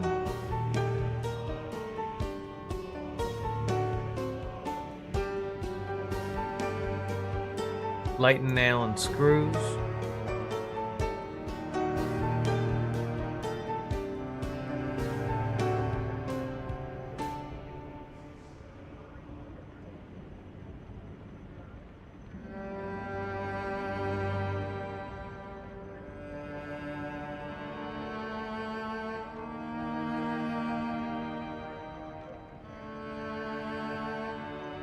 Autosar Motor Club.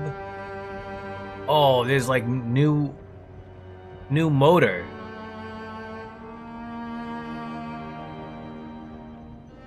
More MRE. Grommet mug. Item condition fixed.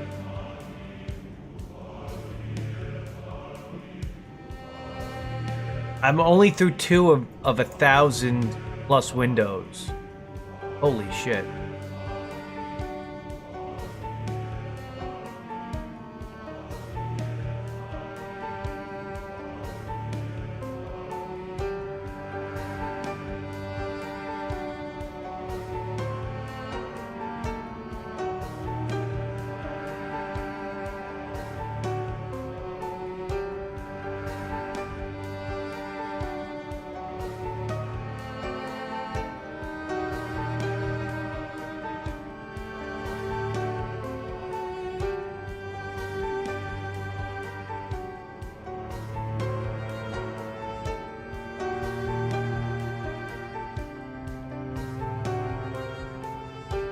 Oh, tire pressure monitoring? That's good.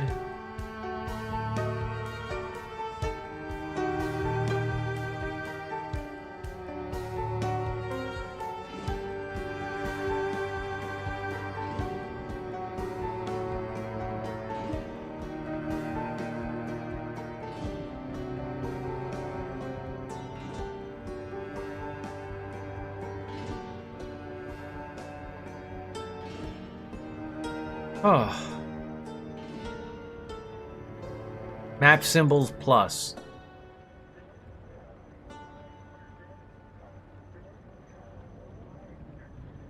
Simple status. Okay. Leon S. Kennedy voice type.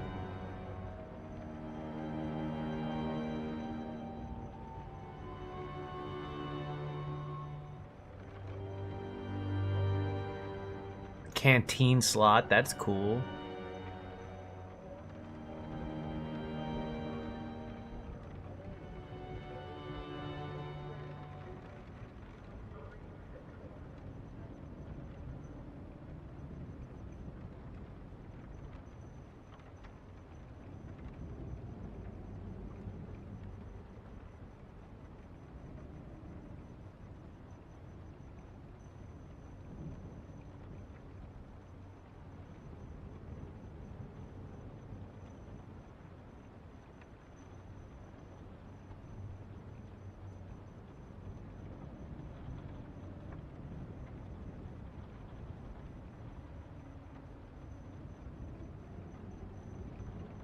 Okay, I'm only going through the first 5 of these. This is the 5th one.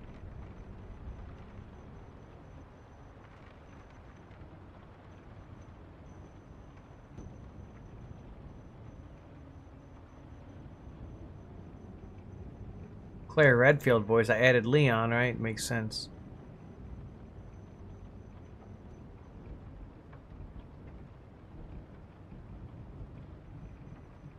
Improved hair menu.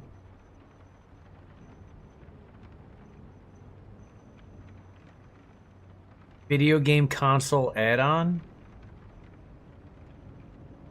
That sounds fun.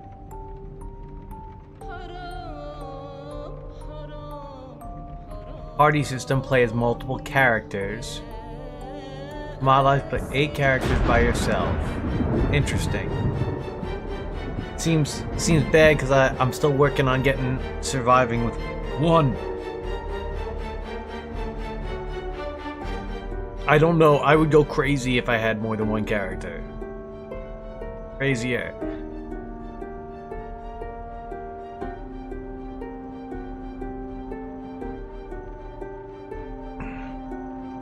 Okay, I went through the first 5 stages of this. I got all the mods that I got. Choose mods, right?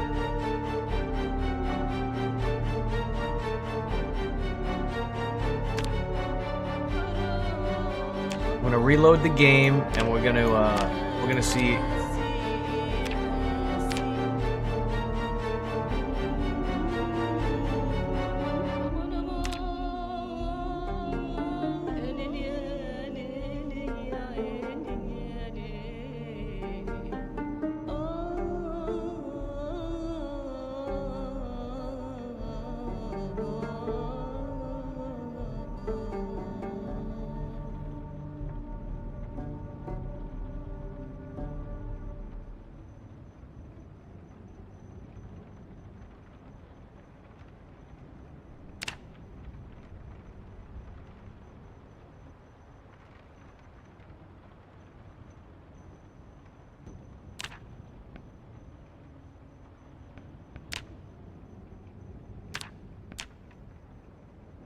Gonna reload the game.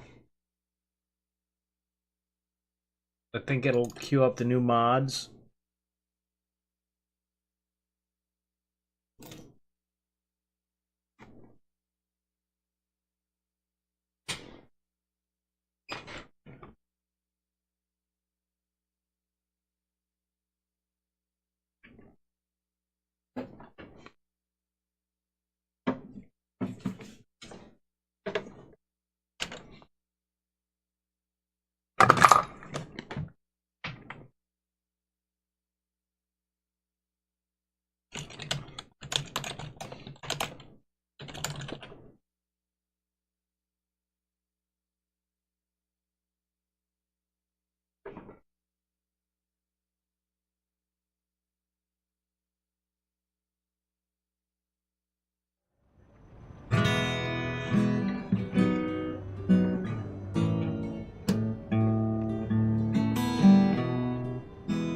Have you ever seen the movie Basketball?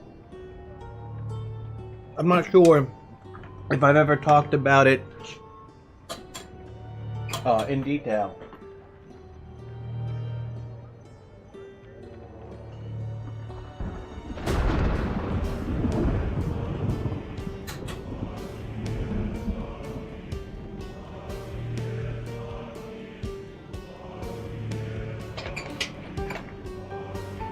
Right?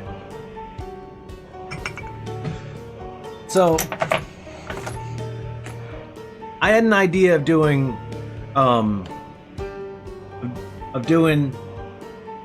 movies music, but songs from movies that weren't necessarily like real songs.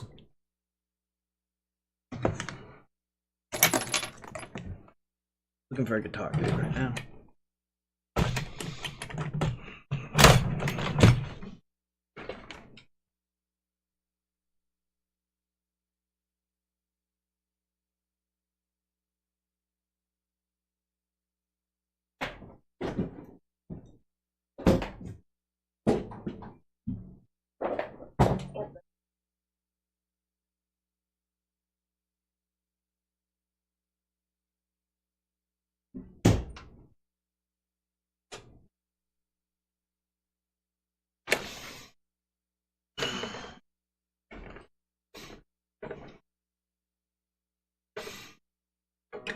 Life is spinning out of control.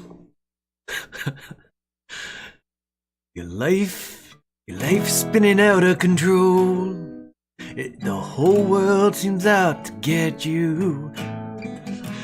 Everything's wrong, nothing seems right. There's a sinking feeling inside, and your best friend has turned his back. But you can't let it down, no, you've got to fight. 'Cause you try, but you can't let go. When you're down, that you gotta get up. Don't let them walk all over your face. Fight for yourself and make everything right again.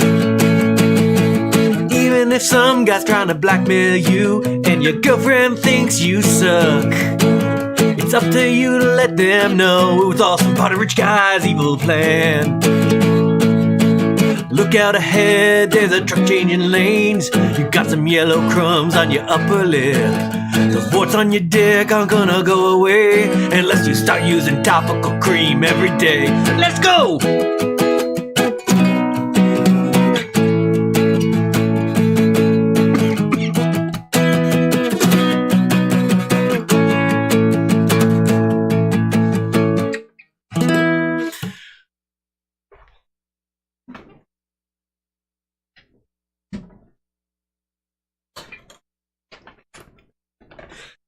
It's a song that I think would be really, really funny for 10% of people, and everyone else would be like, what the fuck?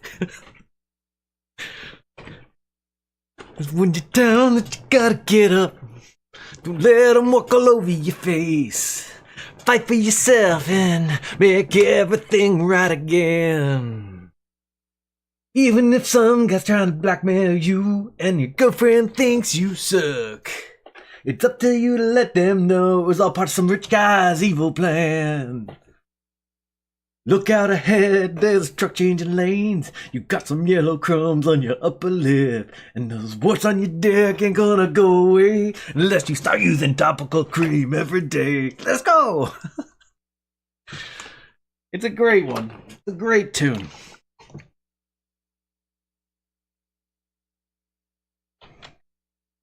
Cause you try, but you can't let go.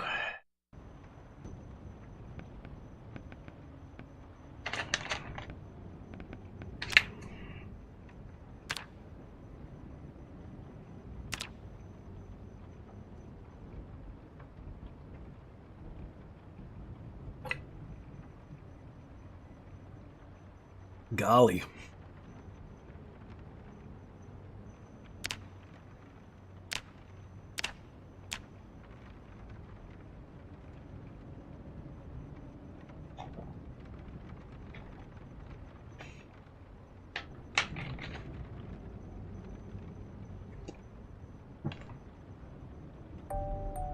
Okay.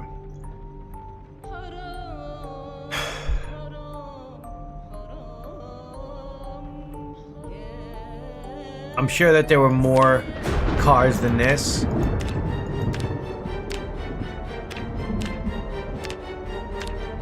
What's this one?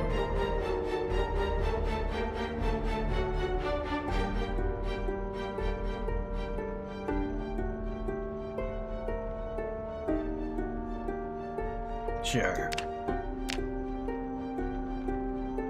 Sure. Sure. Sure.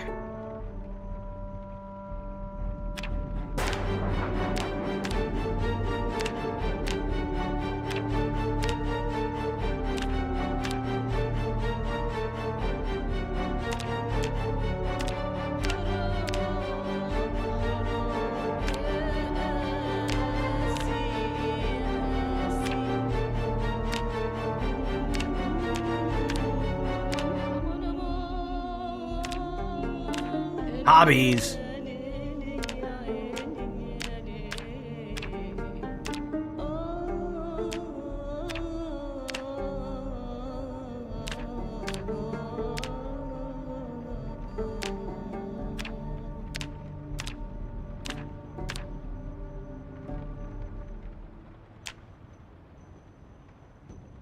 Sure. More sound.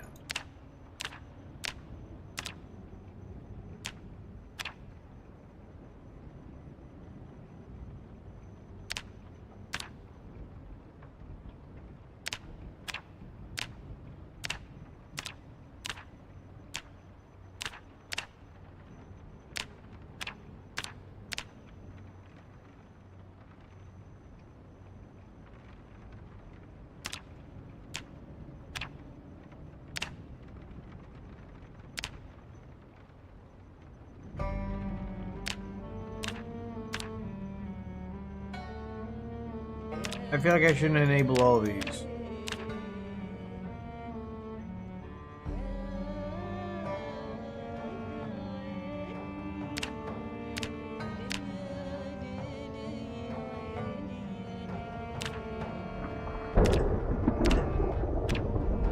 Got no moss in them. Save this as all, like a lot of mods.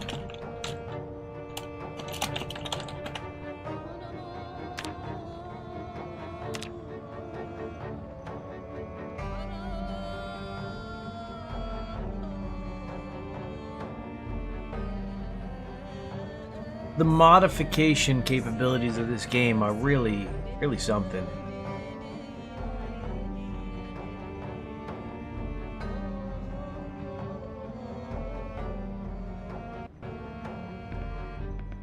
Okay, here we go. I'm gonna do it. I'm gonna start a solo one. Whoa! With all those.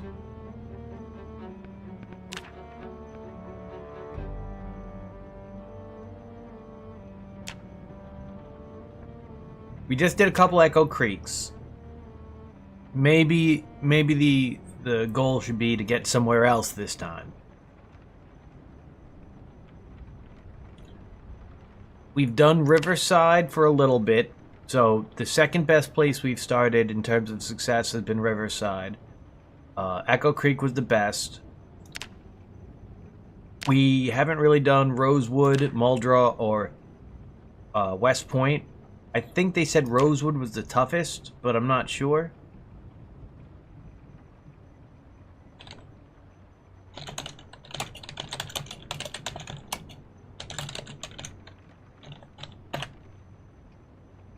West Point is the toughest, apparently.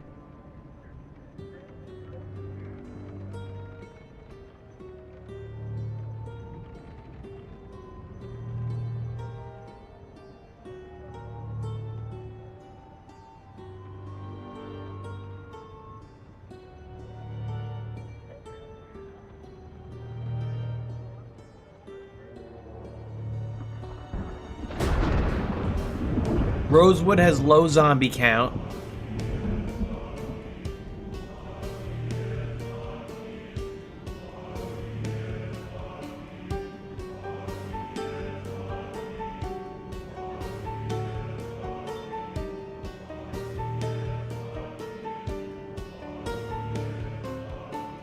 Muldraugh has good looting.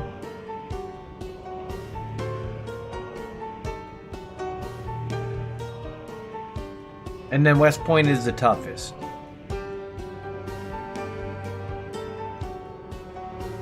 It's got fun stuff in it, it's just the toughest.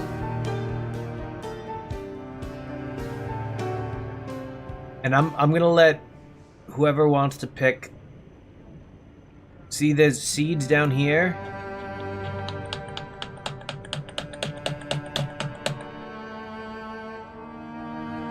Go with a random one. Dr. Pard Wed Muwafahumu. Sounds good.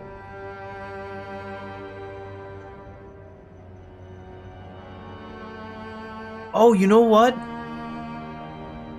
I think Rosewood is literally where I just was. Where I got killed. I got killed at Billy Rosewood.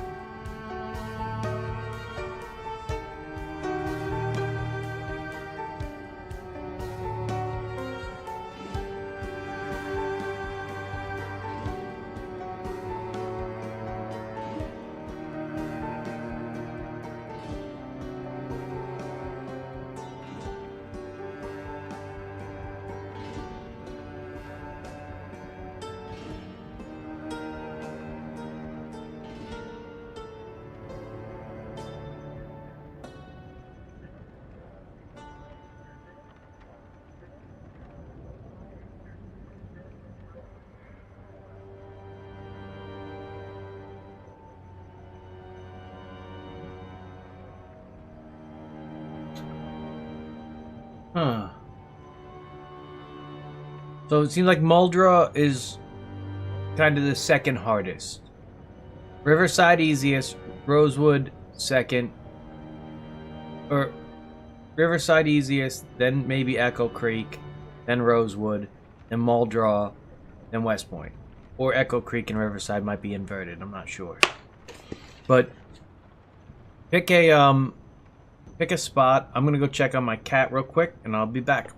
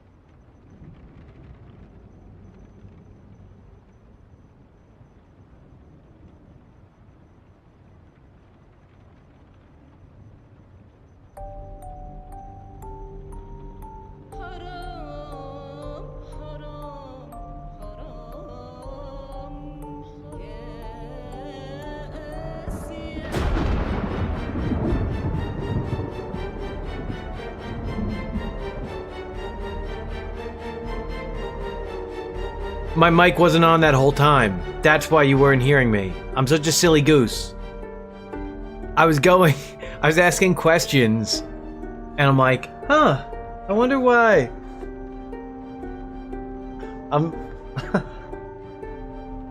So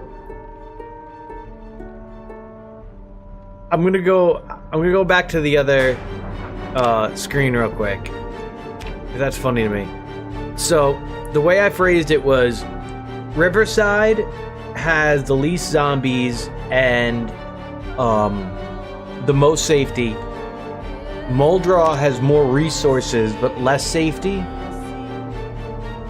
Echo Creek has the best starting base setup.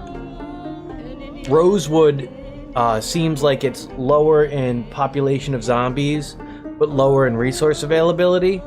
And West Point is the most difficult but has a lot of weapons and stuff. I'm kind of not wanting to do Rosewood or West Point. I mean, if I'd have to go for most resources, well, that'd be West Point. Although Echo Creek and Muldraugh are pretty good, it seems like. So Muldraugh, let's see what we're doing in Muldraugh.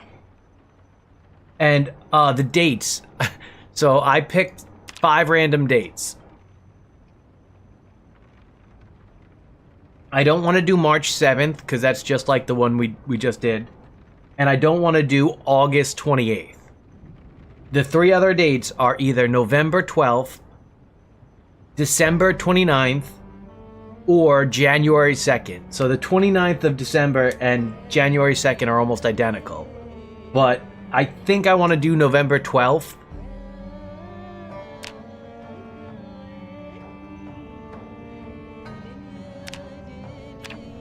I think, out of all of them, more. And I'm gonna start at 12 a.m. because you get different TV depending.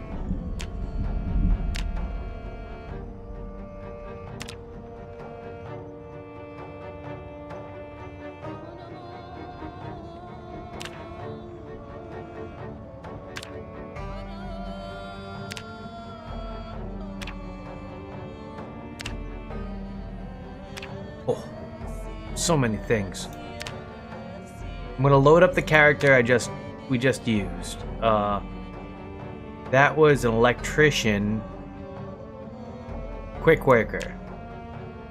I don't think I would take stuff that benefit carpentry or electrician anymore, only because with the watching a TV you can get a lot.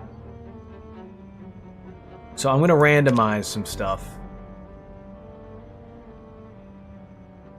There's a fitness instructor.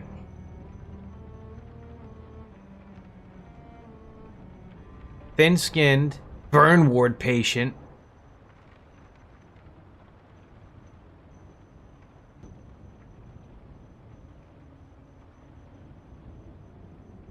I can't even start a fire. Wow, that seems impossible.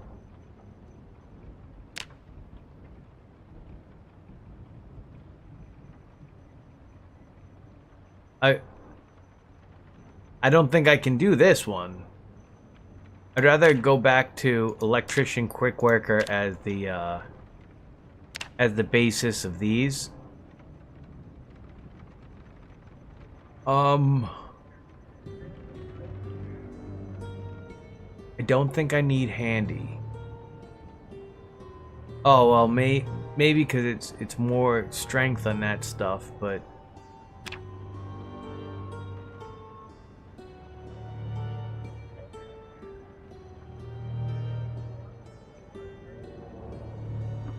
I was thinking of getting rid of either deprived or paranoia because I hate the screaming. Screaming is very frustrating for me.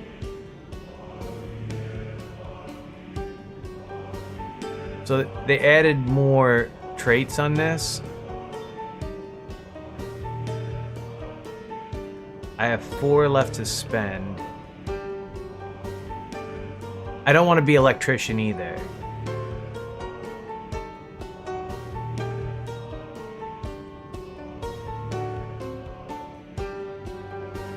Maybe a blacksmith.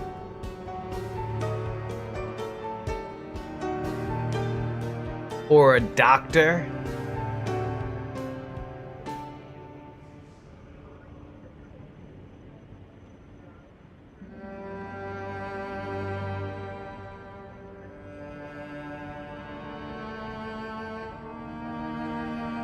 I mean, that is DIY expert is pretty cool in what it provides, but you're gonna get a lot of that from other stuff.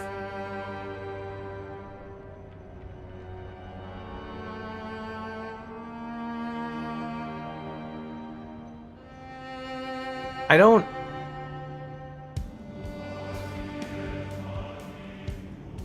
don't think Burglar's particularly good as a character.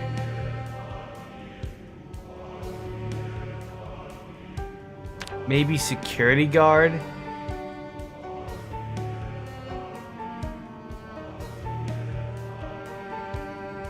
I think burglar, security guard, park ranger, maybe, or fire officer.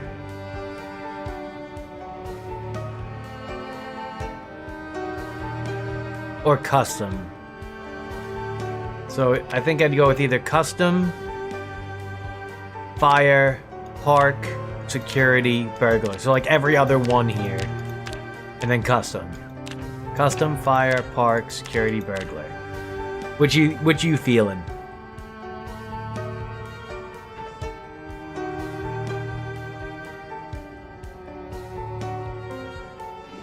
I'm less enthused about burglar, but there might be like the ability to find more stuff, so there could be benefits that I'm not seeing right now.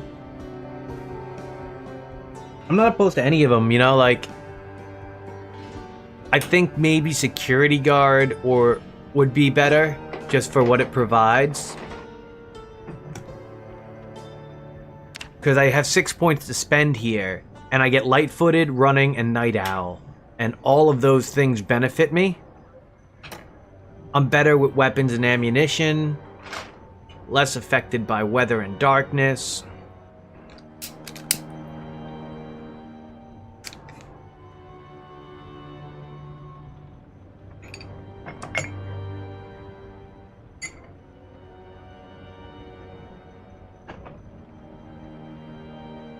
Let's see.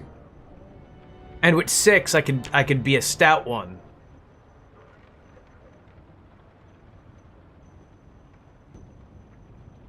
Or keen hearing.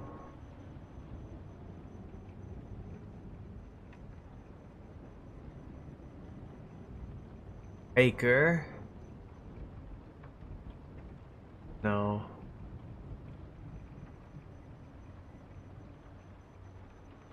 Well, Mac, I was thinking Hardy. Because I'm gonna gain this anyway, in theory. I love the carrying weight. But part was going, well, Hardy, if I increase my endurance by 25%, I can do more stuff. And if I'm gonna be up for longer. Or efficiency. I like efficiency. That seems like a good one. Yeah, fuck it, I'm going efficiency. I'm gonna call it Efficient Security Guard. Whoa.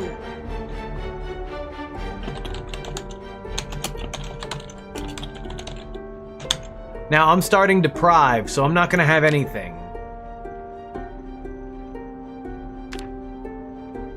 Ricky Weaver is a pretty good name. But not good enough. Maddie Fortin, not doing it. Claire Pyle? Mm-mm. Pearly Lutz. Now that's a good name. Pearly Lutz is a good name.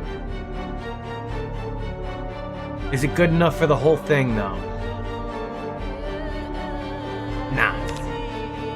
Nolan Bullock's definitely not getting there. Houston Zuninga. I had a boss named Houston.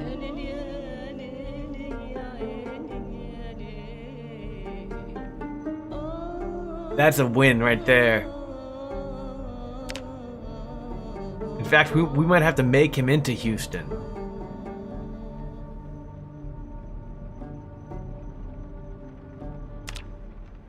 Yeah, he heard that hit since like 1990.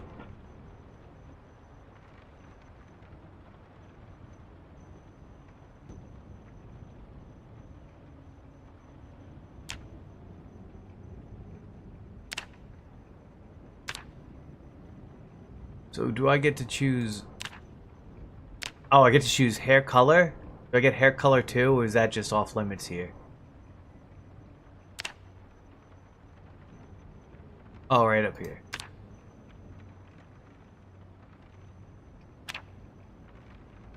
Houston Zuninga.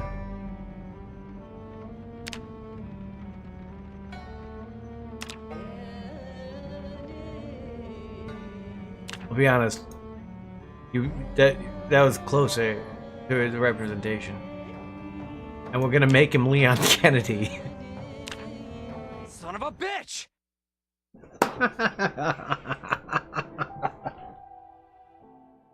Oh yeah.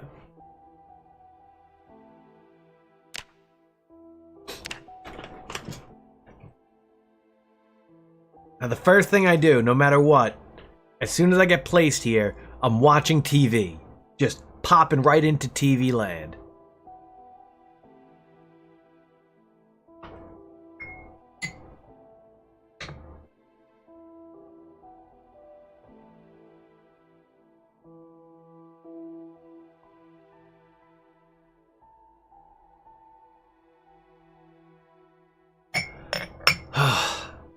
Okay, Houston. We're sending you in.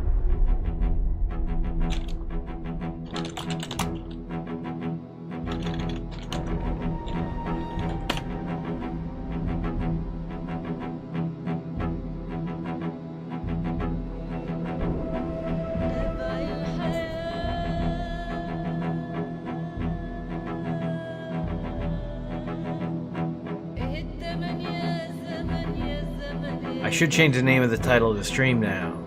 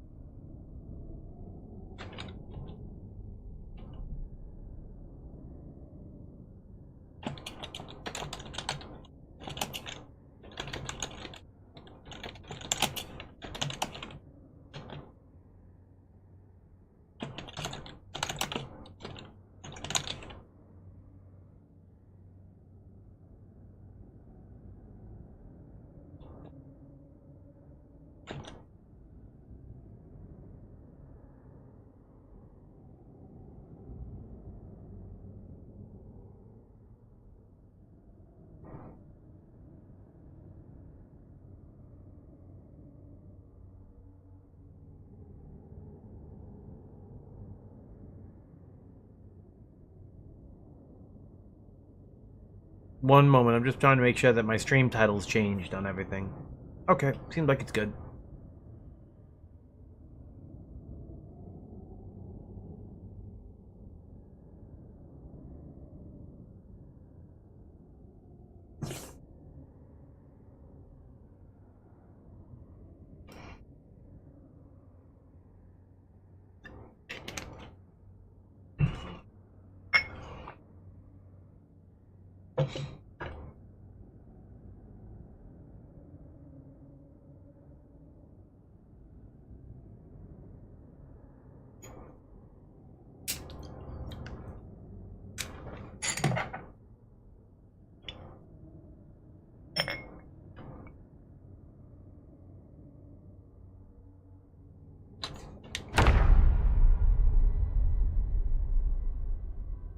Watch TV immediately. Just TV time.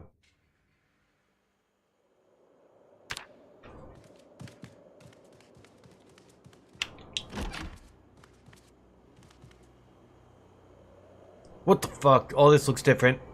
Oh my god, all this looks different.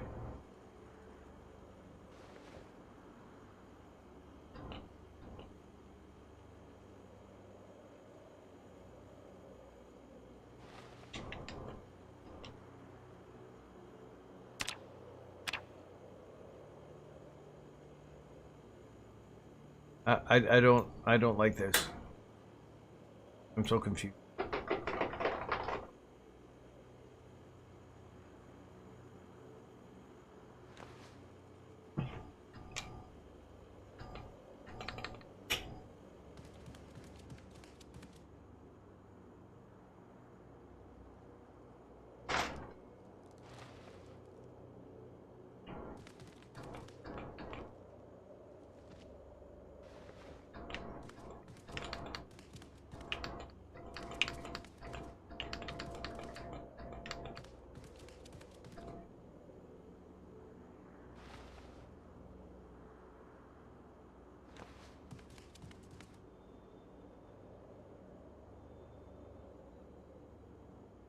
There seems to be an issue here.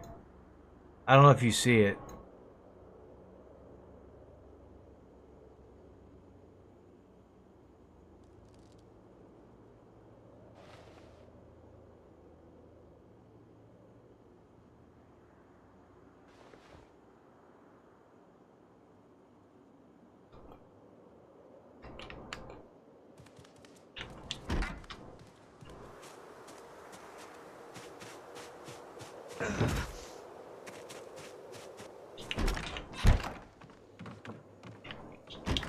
My whole purpose here was to watch TV.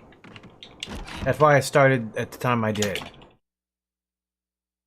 No, I'm not. I intentionally started at 12 to be able to watch TV.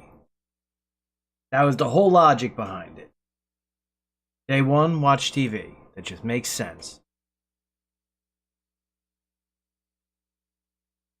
They took away my dream of TV. And that menuing was fucking terrifying. I spent the whole time learning the other menu, and now there was that one. So, I'm going to turn the menuing thing off.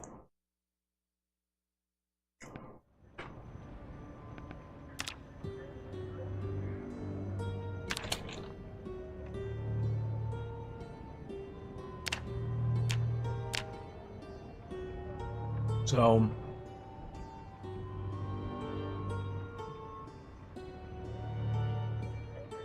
inventory reinvented.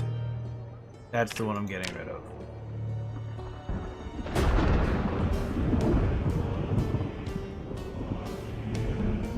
Yeah, I think everything else is fine.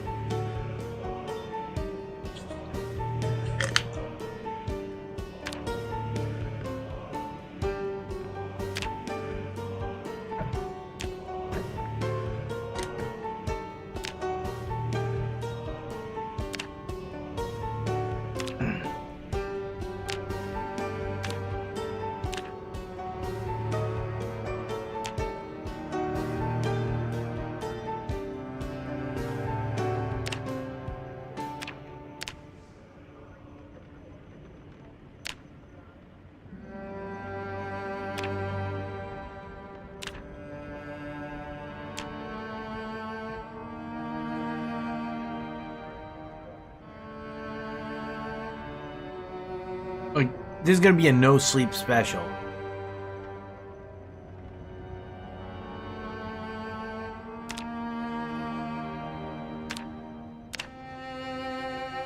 Houston Zuninga. One more time. Houston's back in the game.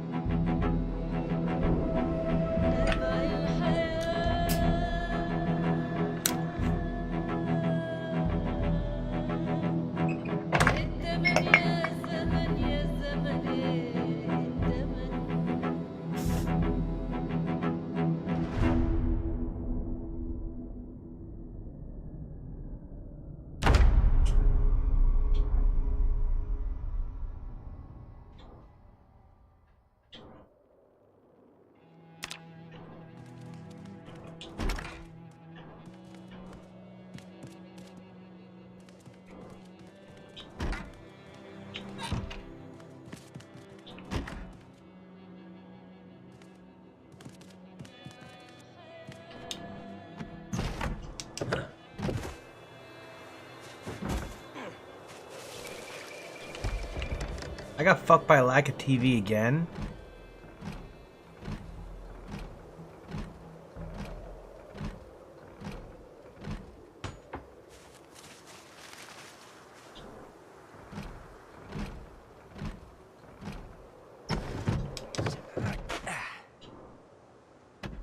Do TVs exist in this world?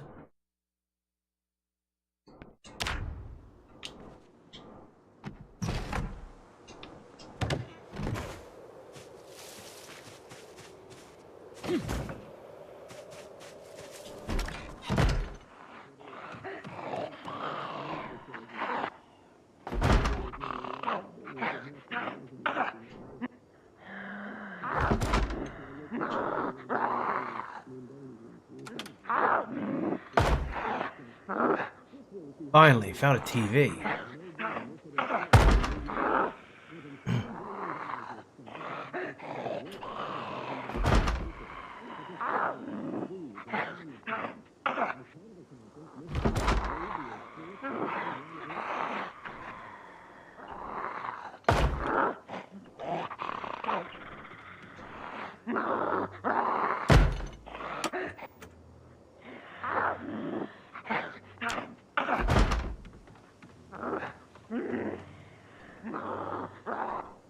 It's still doing the inventory thing.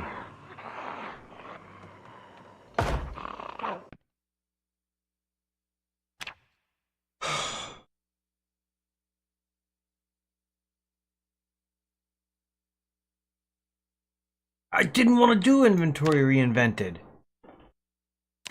Fuck. After I found that TV.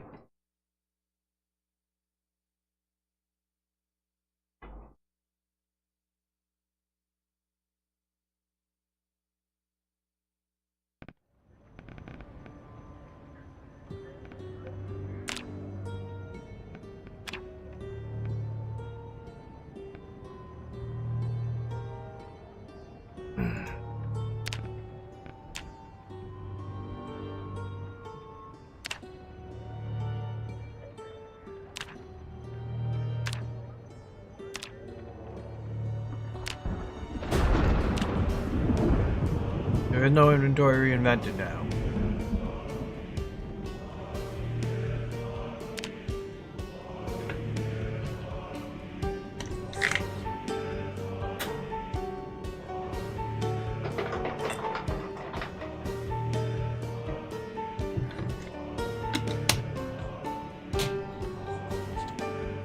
And it made the game so upset that now it's not even giving me an option to play it.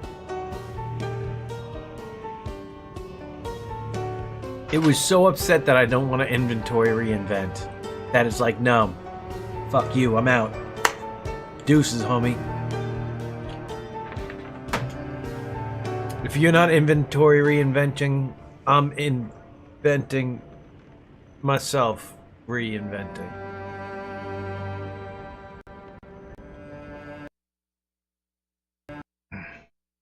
Yeah. Literally, it was like, yo. You haven't. Once you inventory reinvent, you don't go back. You can't uninvent it.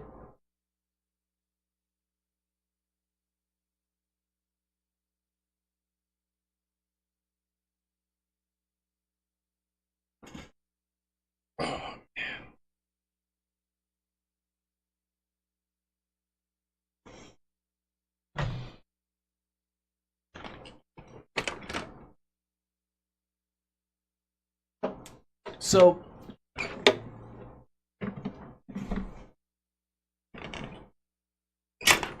I like doing silly videos, but I'm gonna get more and more trouble from YouTube and Facebook for doing them.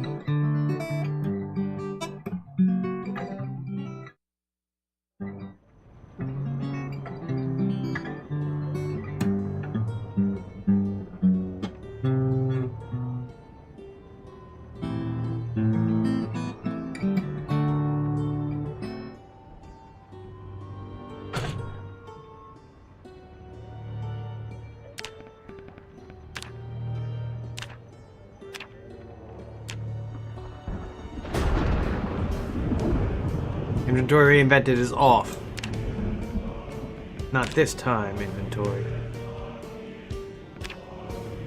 Not on there, I don't see it.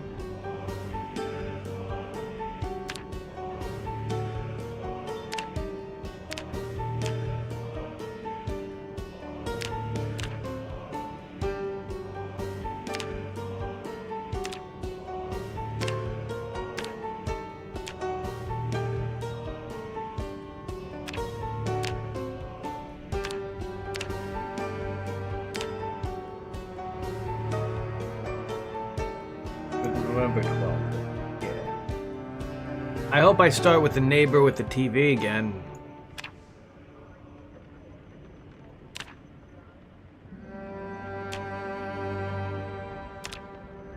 This is gonna be crazy. I'm gonna sleep like 2.5 hours a night with this character.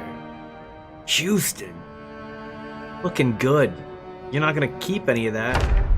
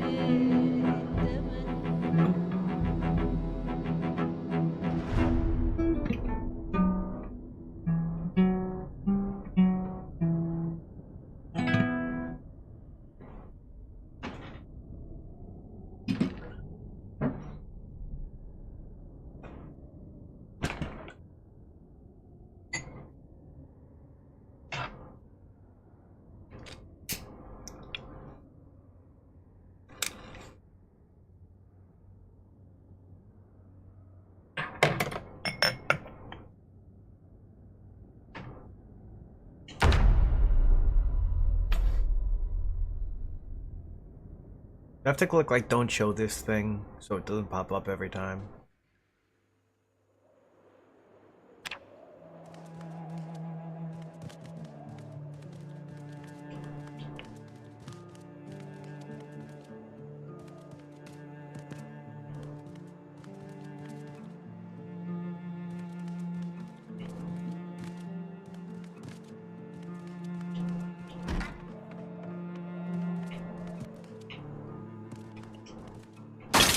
Fucking A.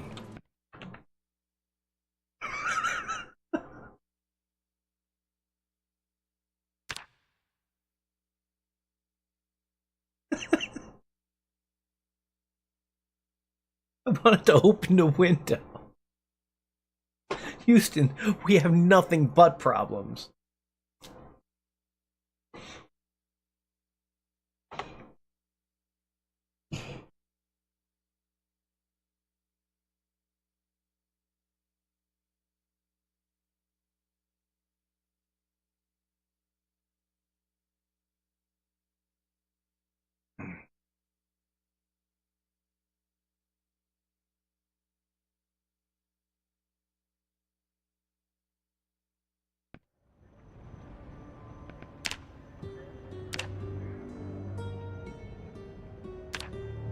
I didn't even get to look at a menu.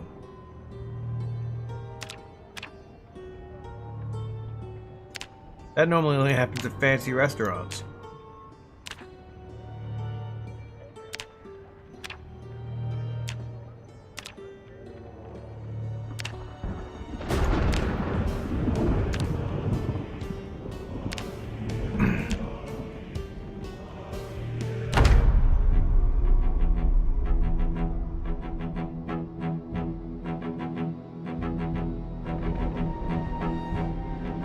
Houston, we have only problems.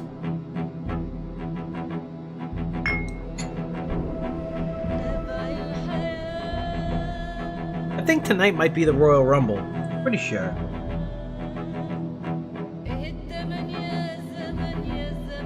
I think last week was Saturday night's main event. And it's... Oh yeah, right? Because it's weird because the Rumble isn't in January. It's in... So, like, there was no pay-per-view in January for, like, the first time in my life.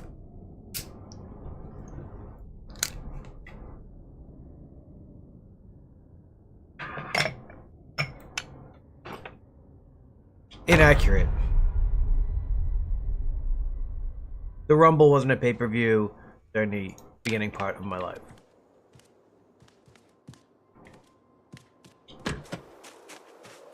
I didn't change the time. Fuck, I didn't change the time.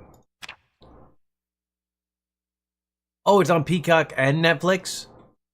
I wasn't sure if it wasn't going to be on Netflix because it had to be on Peacock. Because I have Netflix for another few days. They did another price hike. I don't like that.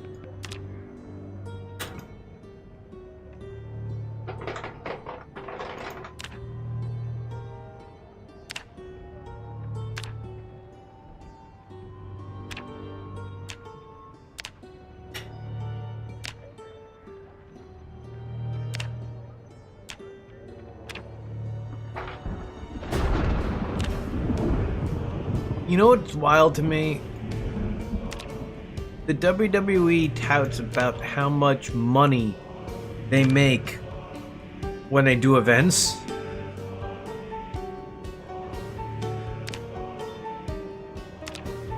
And the fans cheer. They're like, the WWE is like, we just want everyone here to know, in the history of this building, you have never spent more money for the exact same seats as tonight. Thank you very much. And they're like, yeah, we did it. We paid so much money to get here. Oh, this makes it worth it. This totally makes it worth it. I have to sit behind a pillar and I can't see anything, and these tickets were $150 each. I can't hear commentary, but it's the biggest gate in history, so yay, no one's paid more than us.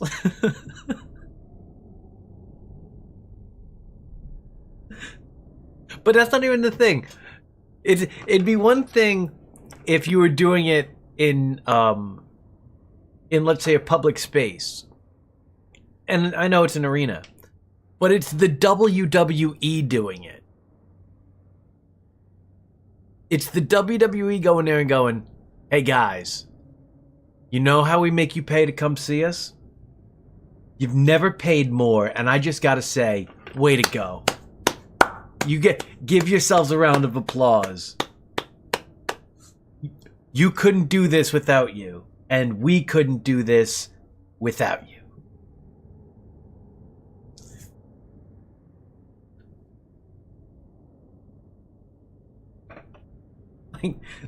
Just kids growing up today, they're going, I was there at the largest gate in wrestling history. Like, what matches were there? Oh, shut up, we don't care about that.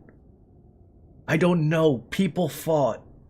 I think that there was a guy who did punching. Anyway, we spent the most money of anyone. We did it. We did it. And they didn't think.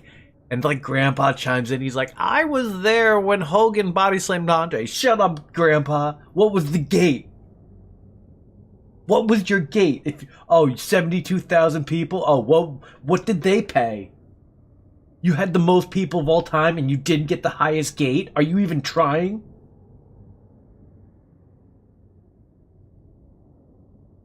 I got to see the Iron Man match between HBK and Bret Hart. An hour? You had people sitting in their seats for an hour? What was the average ticket price? Like $35? Are you fucking idiots? Wrestling sucked back then. It's $150. We're paying so much more for wrestling. It has to be better. There's no way it would be worse. How could they charge more if it was worse?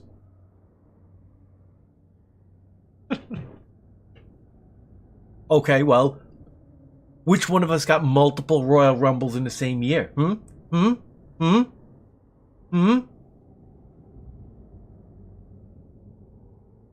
You got to watch fucking the Rockers versus the Orient Express. Well, we get DIY versus the Motor City Machine Guns 3 times.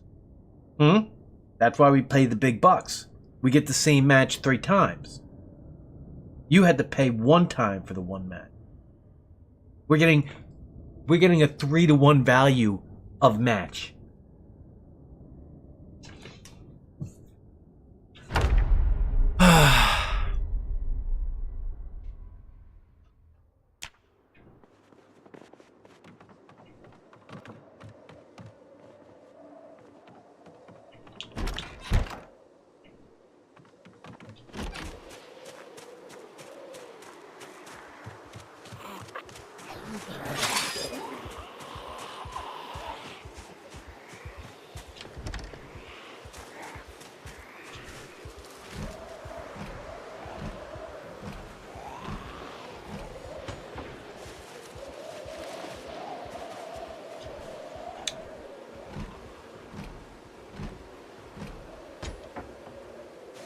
You fucking kidding?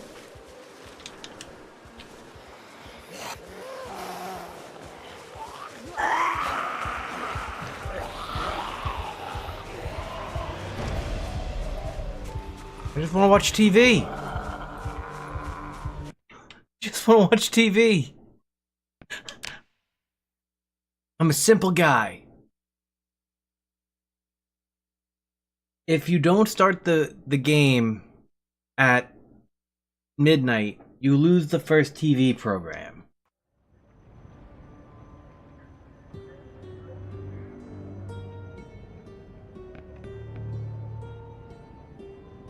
I just don't want to lose that TV program.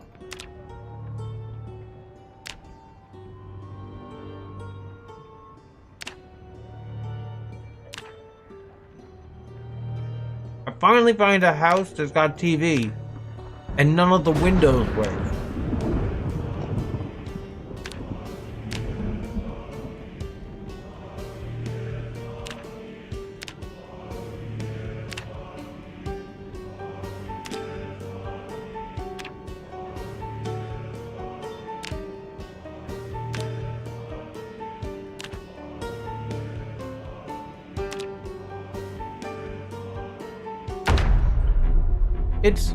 It's really interesting how, in my opinion, I'm not sure if it's 100% accurate, but the bar raises in professional leagues in a very interesting way.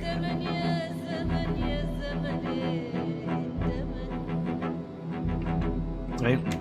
You get, I'll use Michael Jordan or other dynamic athlete as an example. Bret Hart in wrestling, or Shawn Michaels.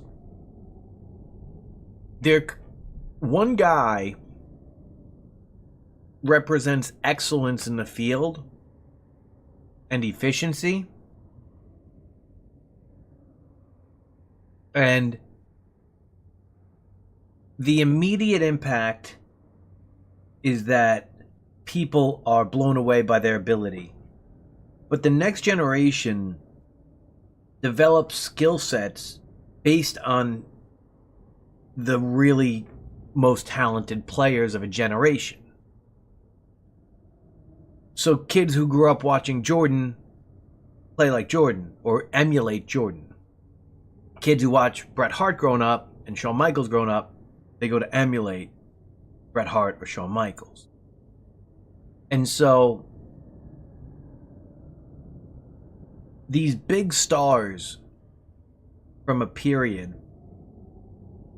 have an influence in making the next generation less dynamic and more like it shrinks the scope of variety inherently when there are less stars who are being emulated. In territories and things like that, wrestlers would develop their own dynamic personalities there, and you would have archetypes because wrestling bookers, they didn't have the access to resources that we do today. Like, you couldn't go on the internet and figure out 87 ways to end a match. They were just ways that things were certain things were done. They were archetypes. But the personalities and the charisma of the people were a bit unique. With the wrestlers, because they grew up, and along with Bret Hart and Shawn Michaels influencing in-ring, Stone Cold and The Rock influenced their promos. And when The Rock and Austin were doing promos and they did something that caught on, they understood the purpose behind doing it certain ways. But when the people emulate them, they emulate in order to look just like them or sound just like them, and not in order to get the same response.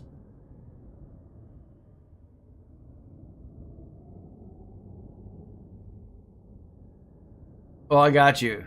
Every wrestler does every move. There's no variety. Well, that's what I'm saying. Their in-ring and their promos have no variety.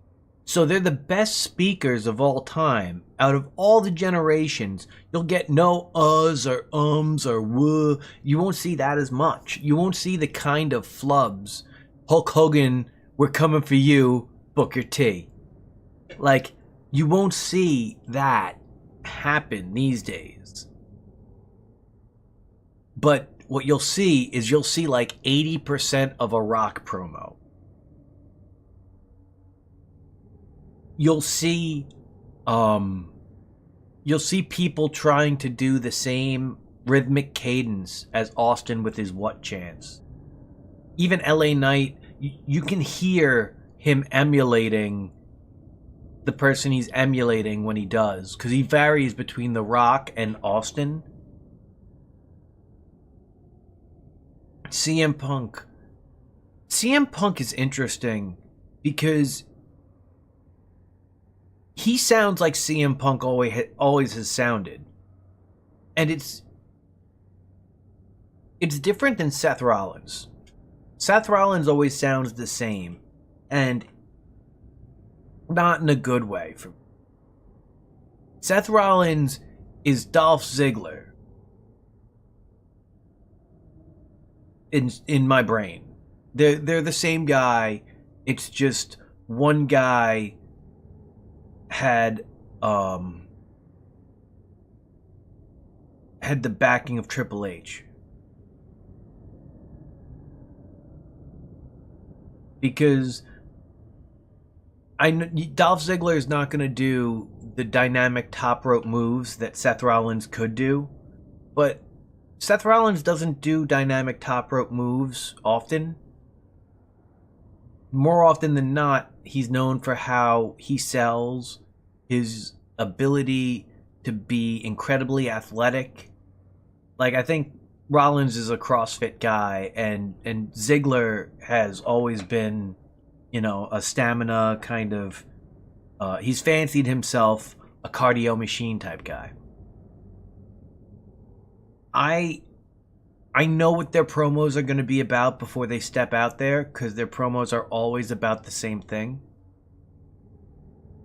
They have dyed blonde in their hair in my brain. Seth only dyed one streak, like he's Nancy from fucking Nightmare on Elm Street. But Ziggy went full blonde, and then he didn't look back. Like, Dolph Ziggler thinks he's both Shawn Michaels and Ken from Barbie. And Seth Rollins thinks he's Shawn Michaels and CM Punk.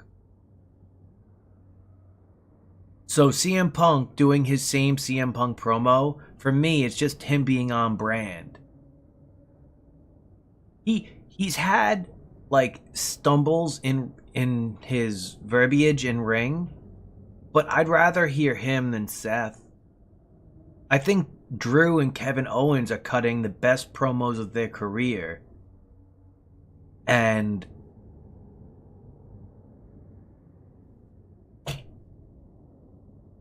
if if there was one thing that Stone Cold Steve Austin's rise should have taught, it's that when you gave Austin the lane of being that guy who was the badass, who did what he wanted, it made him unique. And when every guy on your roster wants to be the bad guy who doesn't play by the rules, because that's what Steve Austin was, the thing that's going to get over with the audience is the guy who plays by the rules. So, in a world where everyone's trying to be the I'm going to jump you backstage stuff, R-Truth is a breath of fresh air. And if you think about it, R-Truth's shtick hasn't changed in so long, but it's always welcome. Whereas guys like Hornswoggle, comedy guys like Santino, after a while, they didn't know how to evolve. Cena stood out, and Randy Orton too.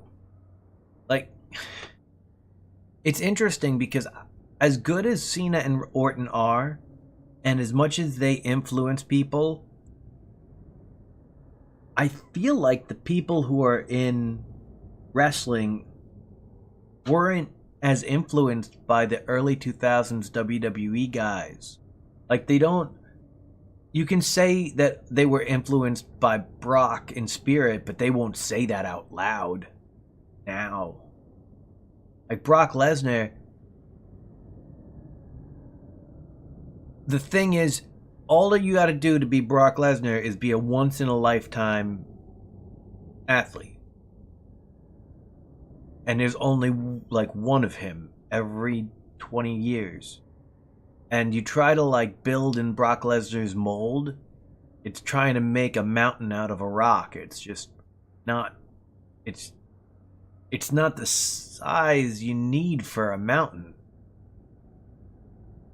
And after trying to do so many Brock-like pushes, and so many Austin badass-like pushes, everyone is being pushed through that same mold.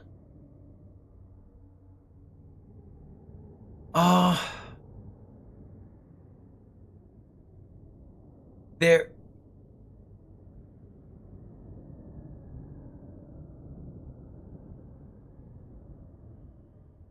Ironically enough,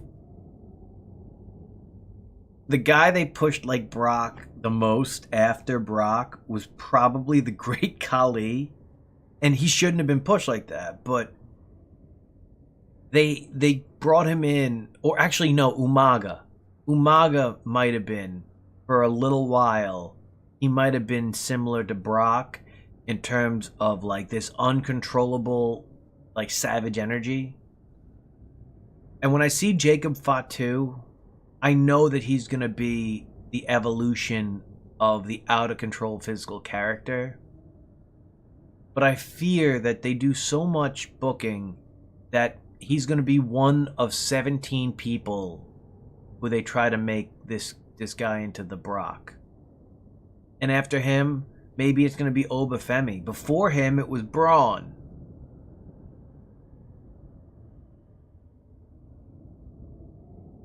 You're seeing that the WWE only has a limited number of molds that they can push the Play-Doh through.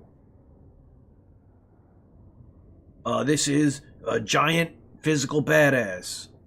This is defiant against authority. This is Rey Mysterio, but it's not. And every time they push the Play-Doh through the Rey Mysterio shaped thing, they're like, why isn't it making a Rey Mysterio? Like, not enough Play-Doh. Like, no. You can't recreate it just because you have it in the same shape.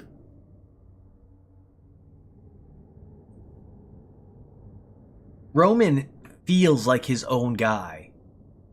To me, in his heel comeback, Roman fought to be recognized as a unique character, and I feel like he will be remembered as a unique character. CM Punk will be remembered as a unique character. Even Randy Orton will be remembered as a unique character.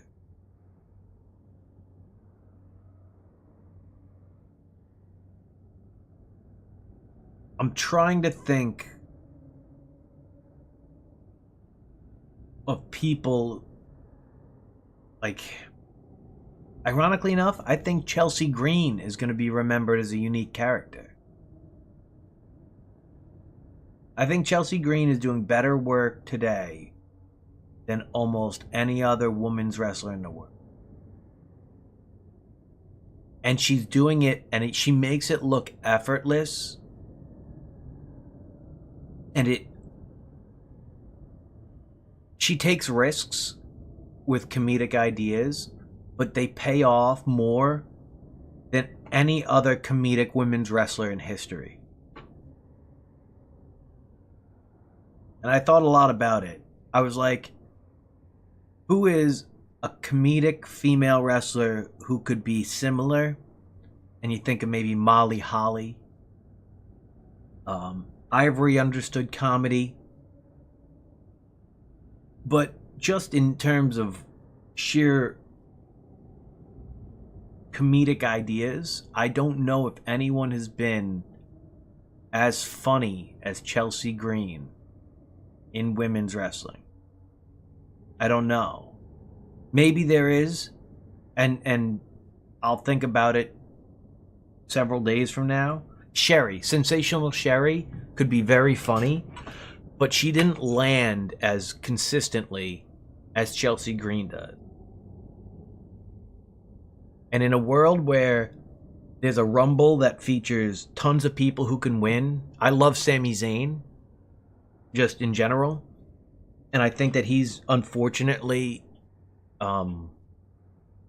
he's reaching the end of his days as a viable contender during a time where the legends are coming back for their definitely final chance. It's going to be Cena now, and then it's going to be Randy, and then it's going to be... She was. But you can also, like... she had a unique voice. You can say that different female managers didn't always have a voice. She had a voice, 100%. And a lot of the stuff that she did was so funny. Like her promo with the Warrior trying to get a title shot for Macho Man, it goes on long, and she's like seducing him real hard, and then Ultimate Warrior just starts shaking, and he's just like, no, and she's like, no. She's so funny in that moment, just so funny.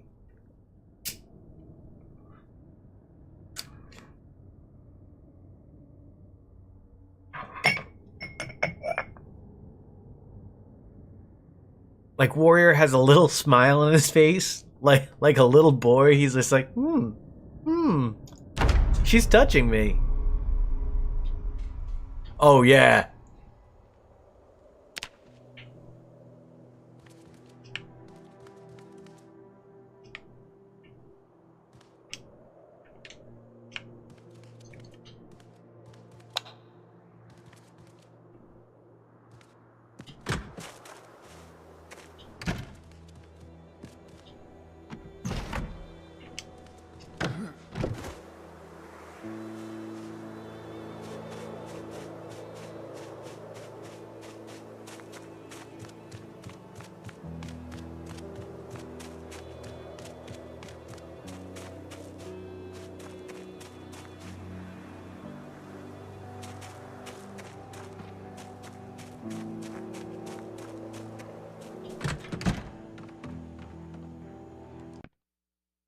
You kidding?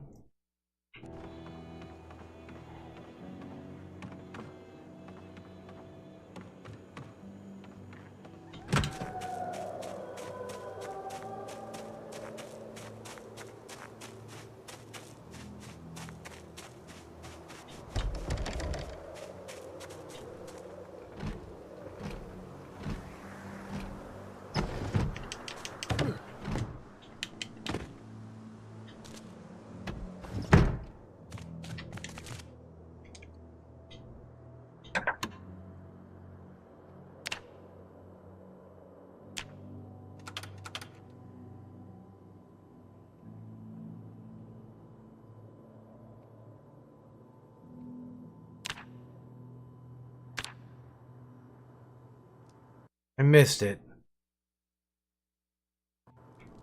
Oh well.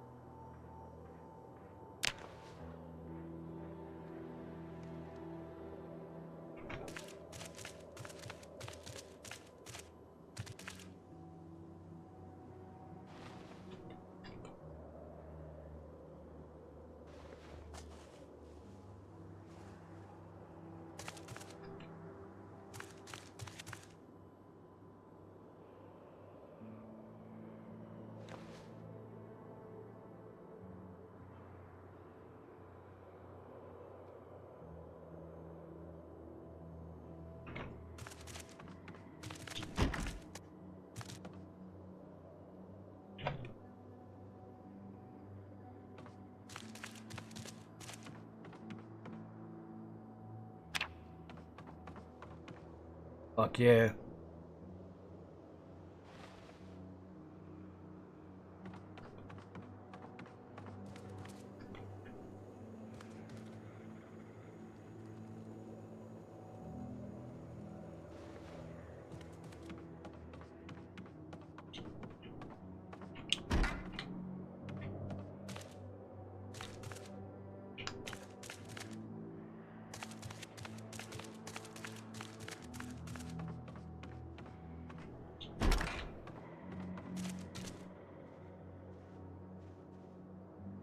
Is it just denim shorts in this house?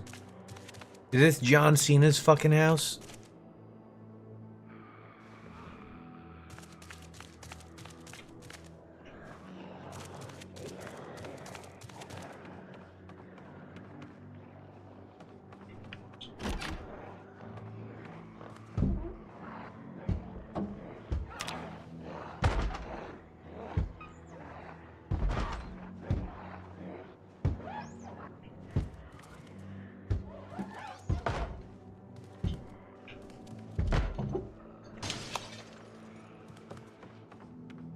Where do you think they broke in from?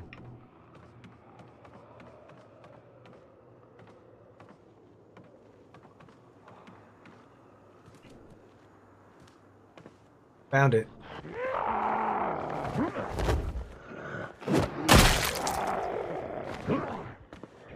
Oh, it was a they.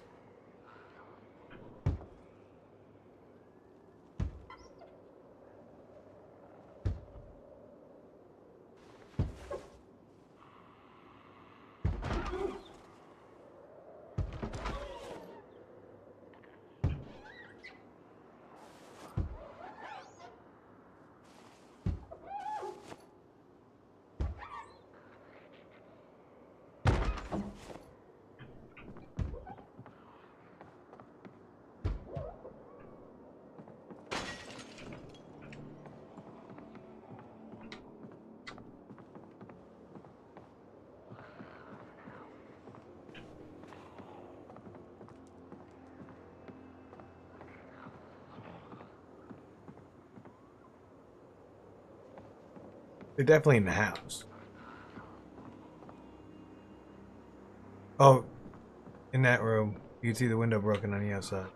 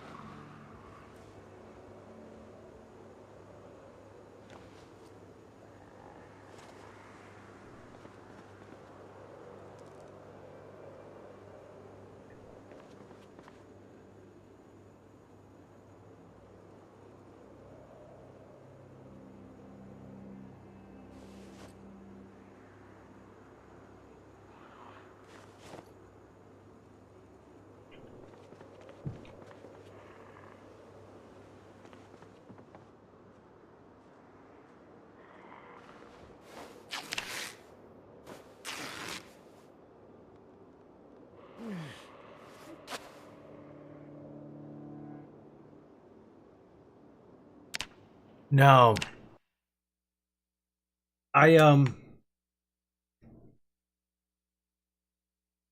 For a while, I thought that it would be really nice for him to, and I kind of wanted him to, just as a sentimental thing.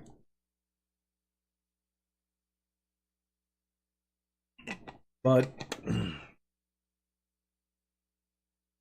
for a couple reasons, I don't think he can. I think that it means more for CM Punk to win it. I think that this is the first year in a long time that it feels like there are multiple people who can win the Rumble reasonably. And John Cena's story, I think, for his last year, is going to take him through all the major matches. So, he's going to be in a Rumble, he's going to be in Elimination Chamber, he's going to be in Money in the Bank. If he wins the Rumble and goes to Mania,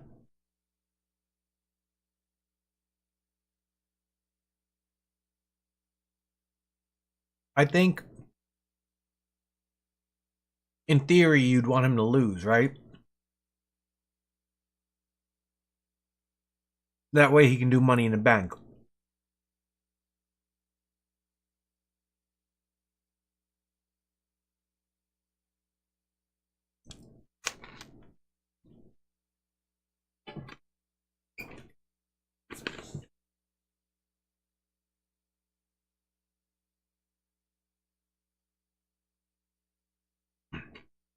So, have I ever shared with you my ways to improve wrestling? It's a pretty quick list.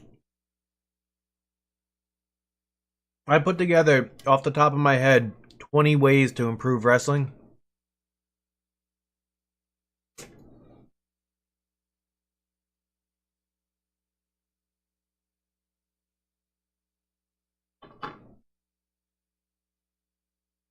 Okay.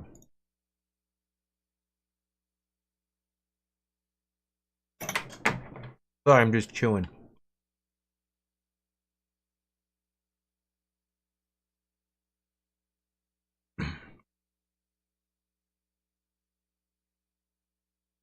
So, here's the first thing. And this is the easiest thing in wrestling.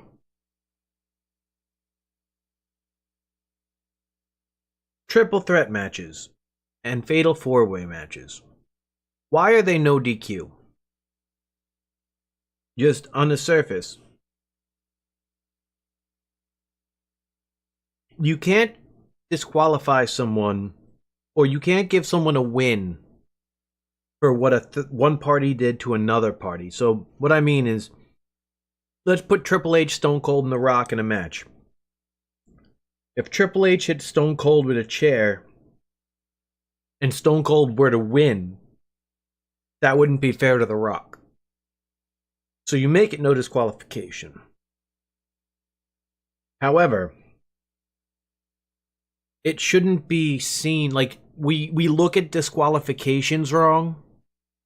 We should be looking at it more like soccer and red cards. If someone gets counted out or disqualified in wrestling, it shouldn't be thought of as their team, the other team wins. It should be thought of as the person who does the disqualifying action is removed from ring. And I'll give you a perfect example. We already do it for managers. If a manager gets involved in a match, they're kicked out of the match. If you, in my opinion, if you get counted out in a tag team match, you should be out of the match and your teammate should be in the match still. In a triple threat match, if you hit someone with a steel chair, it should be you're disqualified from the match and now it's a singles match between the two remaining participants. That's just how it should be, right? Like, why wouldn't it be like that? And In 20 years, they haven't figured that shit out. 30 years almost. Because they got the match from ECW, and ECW didn't have rules. That's why it happened the way it did. They got it from a company that didn't have standard rules, and they didn't think that they should apply standard rules when they bring it to another company. It got popular in WWE and WWF at the time, and it got brought everywhere else. And in WWF Warzone on PlayStation, they had triangle matches. It might have been Attitude, but they had triple threat matches, and then they had triangle matches. And a triangle match was an elimination style, and a triple threat was a first fall wins. It should be a hybrid of those rules, where if you do a disqualifiable offense, count out, or disqualification via like using a weapon or something like that, hitting the ref, it should be that you're removed from the match. Right? Now I'm going to take it up the next level. Tag team matches should be treated like this too. So let's say we have FTR against the Young Bucks, and Dax gets hit with a super kick on the outside and gets counted out, and it's a title match. Then Cash would have to go through the rest of the match 1-on-2. And if Cash got counted out, then it's considered a forfeit. Like, think about how many more storylines this opens up for wrestling as tag team. You have good guys versus bad guys, right? As a generic blob in a match. You have good guys, bad guys. The good guy story you can tell is that the big member of the team got taken out, and it's the little guy against the two on the other side. And it makes it like logical why the bad guys would win without making the good guys look weak. And on the other side, let's say you have a bad guy team that is trying to get disqualified so they don't lose their tag team titles, and they hit a guy with a weapon, and the one guy gets tossed out, and it's like, oh, well, you can't do that. You both have to. And now the story is that the 1-on-2 guy is trying to get disqualified by any means necessary, and the other two have to rein him in. It just opens up, like, we've never seen disqualification and countouts correctly in the history of wrestling. They should be seen as a red card from soccer. Not as impacting the conclusion of the match until the personnel is so little that you can't continue. In basketball, it would be like if everybody on your team fouls out, you forfeit. That's what getting counted out or getting disqualified would be like in a tag team match. So that's one, right? Or you can call it two, because it's fixing triple threat matches and every tag team match. So if you think that 50% of wrestling at least is singles matches, maybe 60 or 65% of wrestling is tag team matches, 1/3 of all matches would change forever, in my opinion. Like, just, and it's, to me, it's just, without even thinking, it makes sense. Now, the next one is a fun one.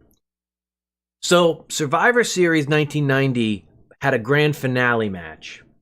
You might remember it. It's where the Road Warriors, the Texas Tornado, and the Ultimate Warrior opened up against Mr. Perfect and Demolition.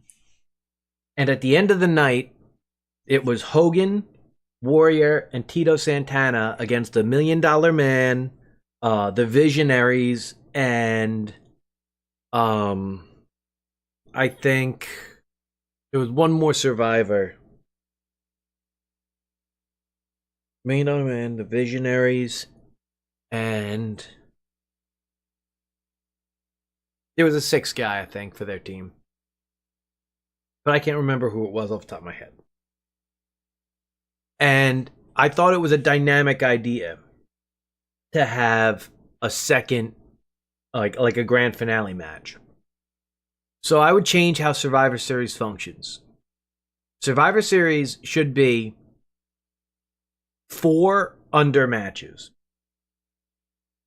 You have, I guess it would be 1 for each brand.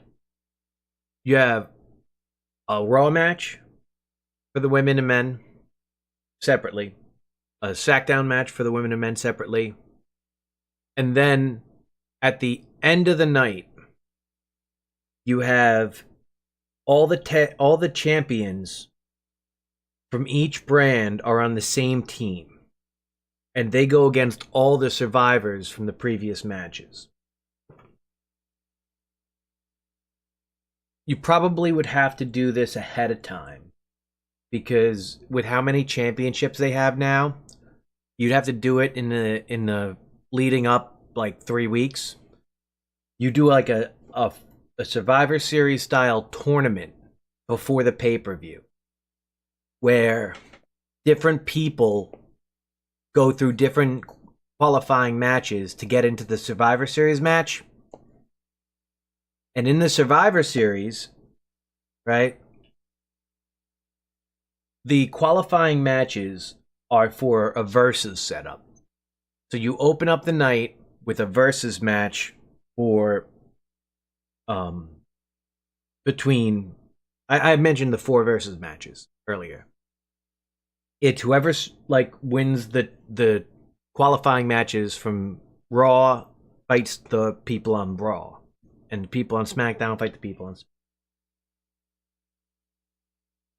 And at the end of the night, all the Raw champions, men and women, are in the match together. And all the survivors from the first matches are on a team together. So if you have, let's say, 4 champions on the men's side on each brand, you have a world champion, you have a mid-card, you have 2 tag. And then on the women's side, you have a main and you have a secondary. So you'd have 6 people on each team for the champion sides.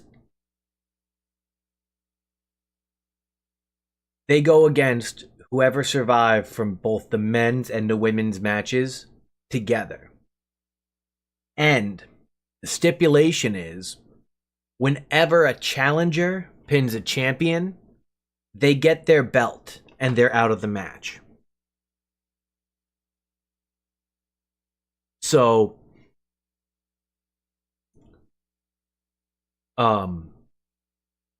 if, for example, DIY was on one side and Motor City Machine Guns were on the other, and Johnny Gargano got pinned by one of the Motor City Machine Guns,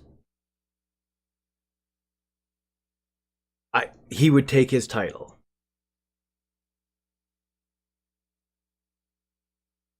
And then he'd leave the match. So the grand finale Survivor match means that the challengers will be on their second match of the evening going against a team of champions. And it helps you further feuds, because if, let's say, the world champion is in the ring and going to get pinned, and his ally is on the other side and breaks up the pin, even though it would help his teammate, it can spiral off. And so it's like the grand finale Survivor match for the titles. That's something that they should do every Survivor Series. I came up with a cage match called the War Cage. It's a steel cage with a top, and you have to hold the top of the cage to win, like a King of the Mountain type setup. And if you hit the floor or you submit, you lose. And the winner is the team that controls the top of the cage for the most time when the timer runs out, if there's no last man standing. So you have a 20-minute timer on the clock, let's say. And both teams race to control the platform. And there's like a circular platform in the center of the top of the cage. And they get slammed on it. And on the outside of the cage, in the surrounding area, because I came up with these during lockdown, so they weren't having audiences close anyway at WWE, so I thought that they should have a place where these wrestlers can safely land. And so the idea is that if you get thrown off the cage, you're eliminated. If you submit, you're eliminated. And the last person standing is the winner for their team, or the team that holds the top of the cage the longest wins. And what it allows you to do, it allows you to have a heel team control the top of the cage for the majority of the time and have the babyface team fight back, and they can only win by eliminating. And it can create a real tense situation toward the end of the time limit. And because it can also end via submission, it could be over at any moment in theory.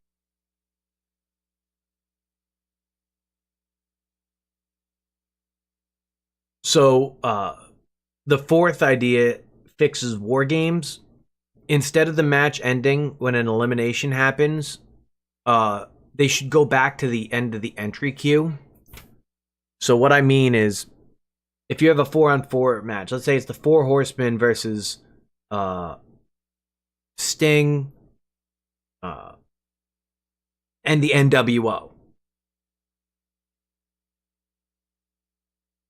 Sting opens up with Brian Pillman. And then in comes Scott Hall. If Brian Pillman gets eliminated, that's the end of War Games. But if Scott Hall gets eliminated, he would go to the end of the entry queue. And the idea is to eliminate all the members of the team, like, for the whole time. And you could do it where it's like, if you're eliminated twice, you're out of the match for good. But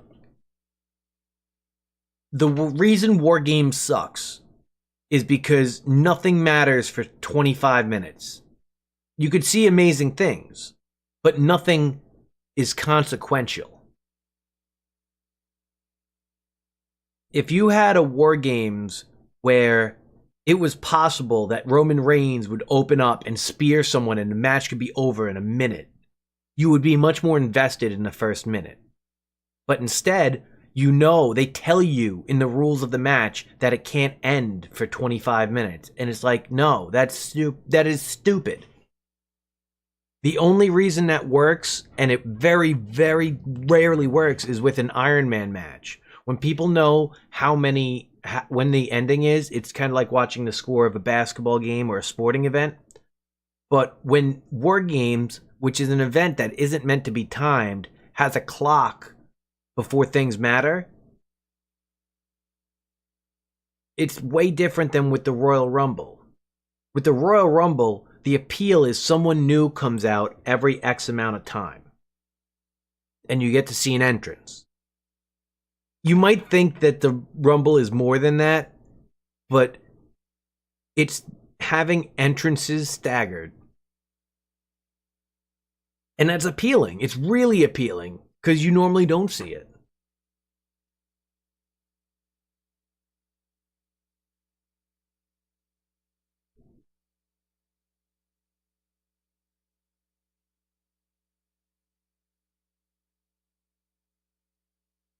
So,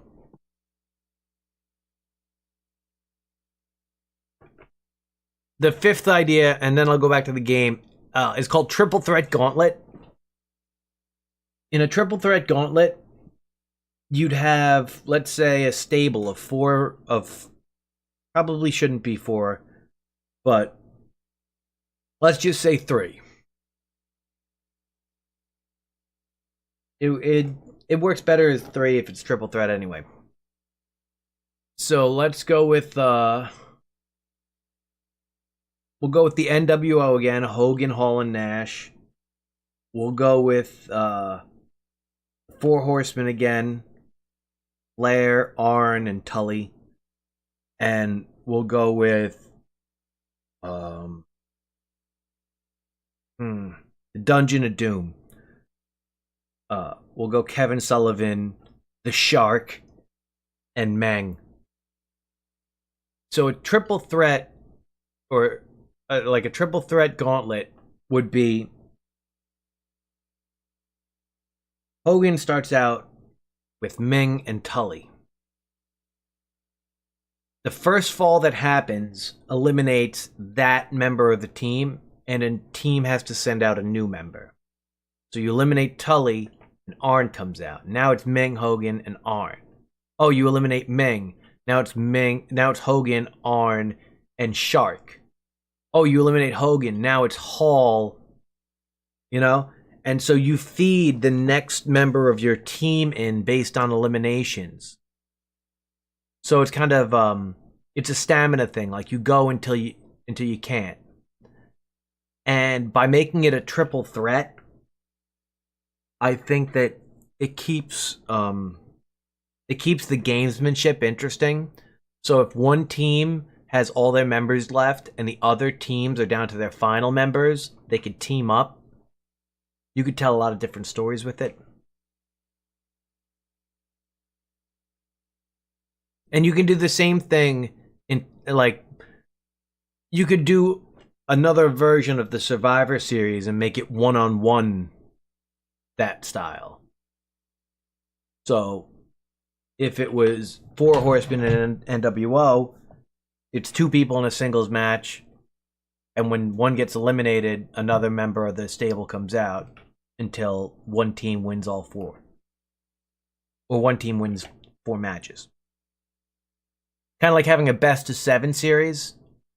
That's what you'd call it, probably. You'd call it NWO versus 4 Horsemen best of 7.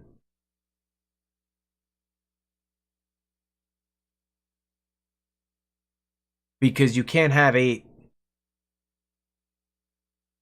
You could have 8 in theory. If the last 2 people got double count out, that would be the 8. But best of 7 means whoever gets 4 eliminations first.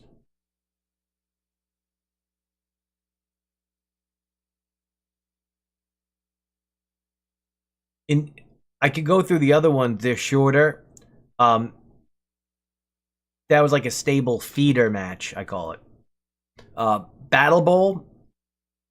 Bring back Battle Bowl.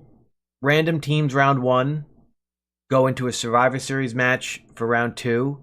And then the Survivor Series winners go into a Battle Royal free-for-all in round 3.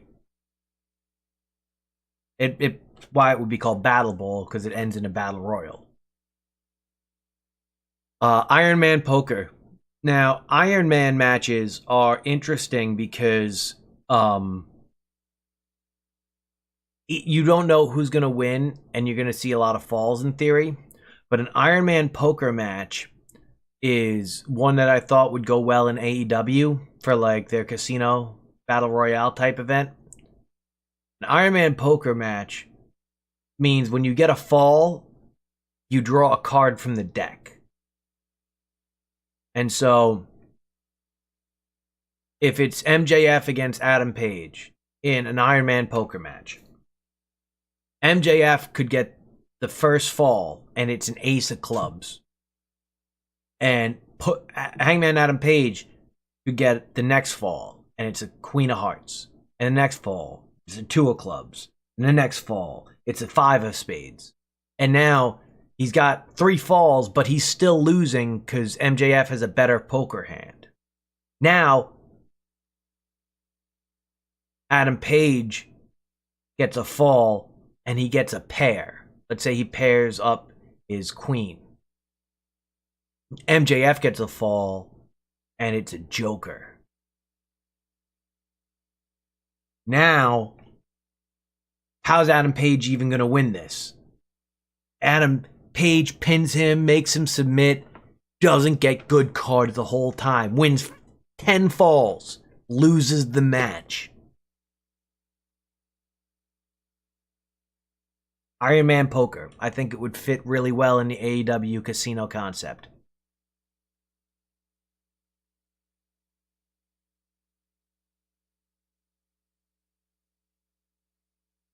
I have a knee breaker that's a corner finisher.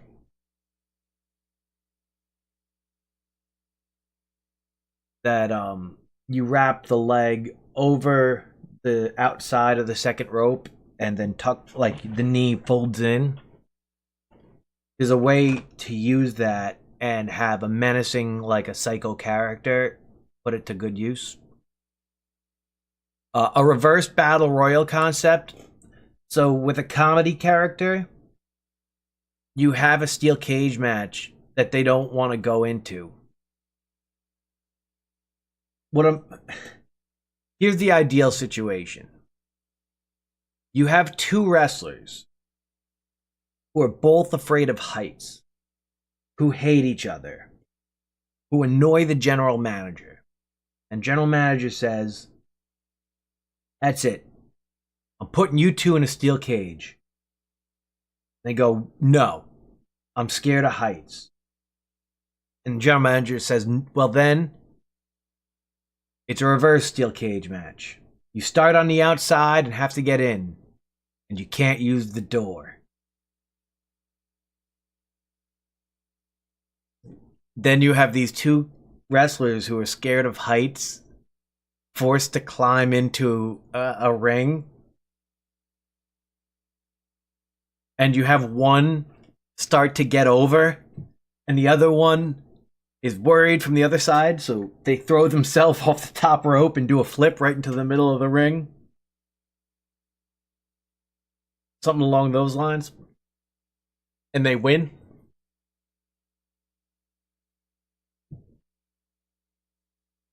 The King of the Ring, I think they could do more efficiently, and they could do it in one night. You don't have to do it in one night, but you can. Instead of having a qualifying round and then a second round and a third round and a final round that are all the same gimmick, my idea was you have as many first round qualifying matches as you want, but they're the best times that win. So if you win your match in the fastest time, that's what gets you to go on to the second round. And you could have as many first round matches as you like, but it's got to be the fastest times.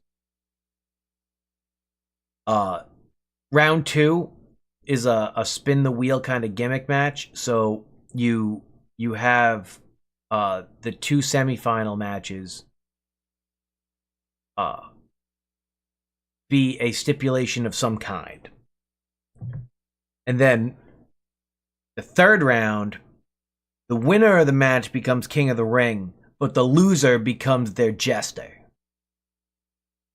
So maybe like you do a 90-day thing where the winner of King of the Ring has a jester to do their bidding type thing. And have it so like their WWE contract is reliant on them doing what the other person says. You do manipulation like that. Another one, you do a special show on Twitter or Twitch and call it Taboo Tuesday. And you use the modern platforms to have fans pick match stipulations, and it'll increase social media engagement.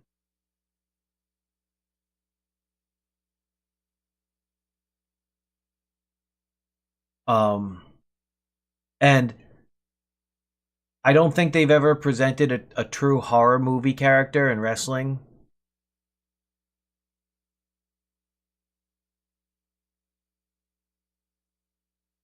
Yeah, right? I think that a lot of these are common sense, like, how didn't they do this before? And when you hear it, you're like, why isn't this the way? Some of my ideas are like, oh, that's a new match. That would be difficult to do. But a lot of these are like, well, we already have this match. Why don't we do it this way? Outside of like singles matches, I change every match in wrestling history forever.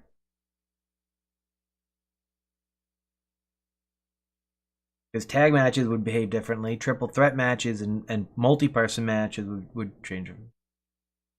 Yeah, like, they do so much shit. Like, you remember, what's it called? Will Ferrell, he plays Jackie Moon. Jackie Moon. Tropic, with the Tropics. I'll know the movie. Semi-Pro, yeah. So in Semi-Pro, Will Ferrell realizes that his basketball team can't draw people in, so he gets a bunch of gimmicks. Right?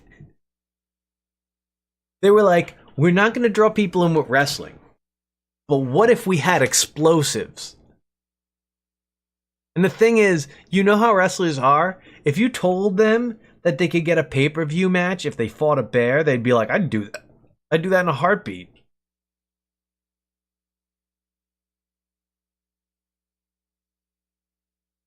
Like, no care in the world for safety.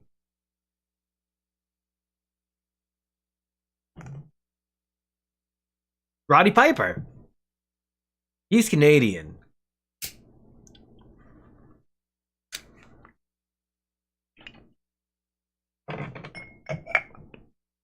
Like, Piper's a real good example.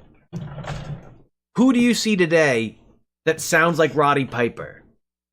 The closest person to Roddy Piper today is probably Kevin Owens. I've thought about it. I think that he's the most kind of... could be a volatile... Like, I could hit you at any moment. I'm kind of crazy, but I want to brawl.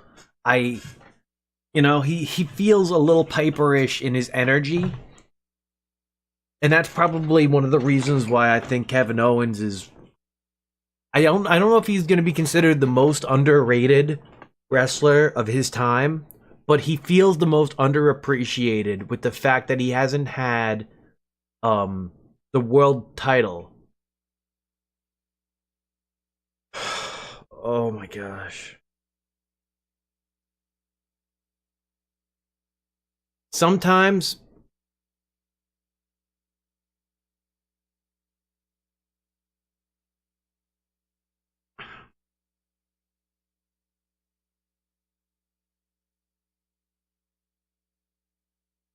I swear, and I mean this wholeheartedly, if her name was Honda Housey instead of Ronda Rousey, she would have came out dressed as Hulk Hogan. Literally, alliteration is 100% of the reason why she likes Roddy Piper. I am convinced. If she was Honda Housey, she would be doing the ear cup.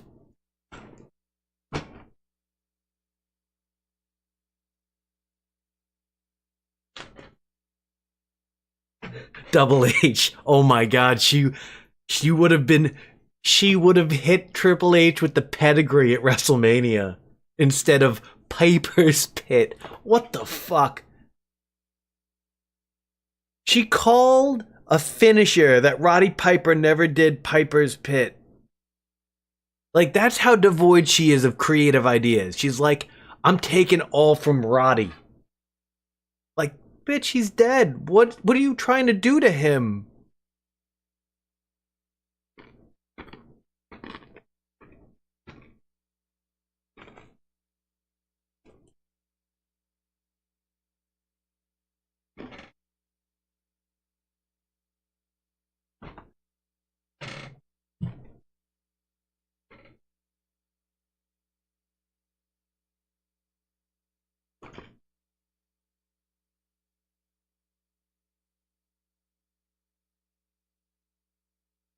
I think that toward the end of his life, he saw someone who appreciated him, said nice things, and gave her his endorsement or his jacket or whatever he gave her, and was like, you're the new rowdy person. You know why? because no one in wrestling wanted to try to fill Rowdy's shoes. It took someone who didn't know how good he was really at what he did to go and say, oh, I should do that exactly.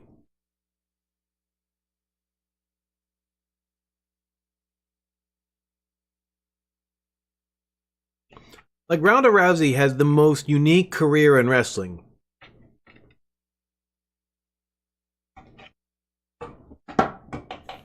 Like, she's arguably the most Big Show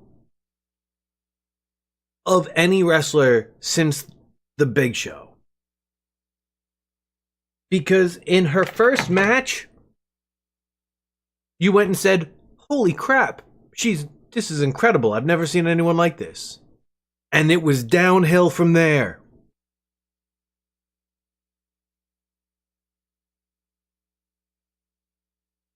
If you don't believe me, you remember that match where a mummy humped the blonde one with the help of the giant? And I'm not talking about the WCW match. I'm talking about the WrestleMania main event featuring Becky Lynch, Charlotte, and Ronda Rousey.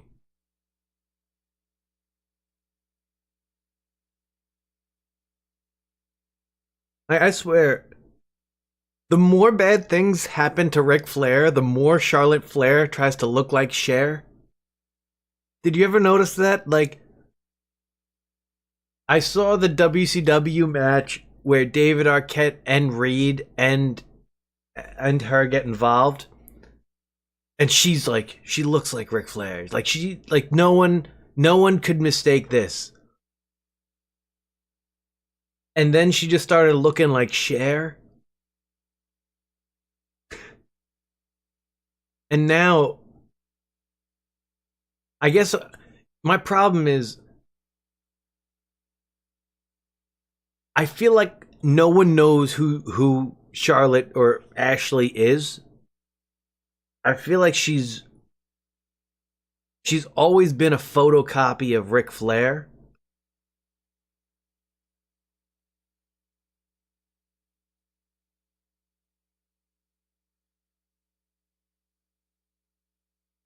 But the thing is, she is so much better physically. Like, she might be a better physical worker than her dad.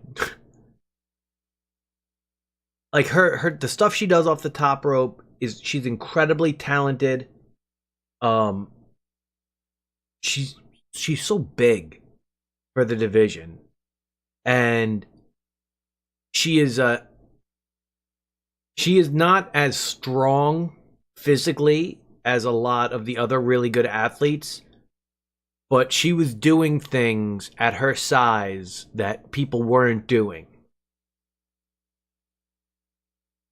The problem is, I don't think I've ever wanted to hear her talk. I never thought that she was good at it. I think that the women's roster suffered because they were told that Charlotte and Mercedes were like good promos, and that's a lie. They're both terrible promos. Becky is so much better than everyone that Bayley's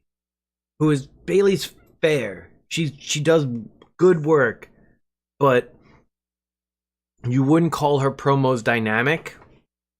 But what you would call Mercedes and Charlotte promos are fake. And they'll try to trick you. They'll say, oh, well, that's just the character she's playing. Like, no. It's not in the acting she's doing. It's in how she acts. It's the manner by which she approached the concept of acting. Becky feels like a fully realized character who understands who she is. And they seem like people who go and say, oh, a bad guy would say this. Oh, a bad person would do this. And then when they tell you about it, they can't help but sound like they're reading it out of a book. Mercedes it's incredible how, like, she is able to, in the ring, because she's so small, she's a good opponent for a lot of people. And her in-ring work carries so much weight. But if you hear her on the mic, you're not going to want to see her matches unless you're told, hey, if she's wrestling matches, she can't be on the microphone. You're like, oh, that may put her in matches. What's she doing out here talking? You could be matching. But I don't think that the women's wrestlers tend to have as many dynamic promo opportunities either. But when you see like Willow, and Willow is able to feel like a genuine human being, and you understand her as a person, as what she's supposed to be to the world, you can do it. Like Chelsea Green can be a ridiculous character. You're able to do it. It's just a matter of whether or not the time is going to be invested into presenting it, and whether or not the time is going to be presented to keeping it consistent, but the audience knows to pick up on it. I thought that Pretty Deadly is a can't miss thing. They look like an 80s television show in some way, right? And they will make everyone look good in ring, and they're decently funny. I think them and MXM Collection, I'm like, how do you miss with these? Like, they're different. They're different in a way that makes Chris Jericho want to be with them. Like the Outrunners. It is very impressive that the Outrunners have had the success that they have. And who knows how long it'll last. But they feel like... I believe that they believe what they're going to say more than I believe that Charlotte Flair believes what she's going to say.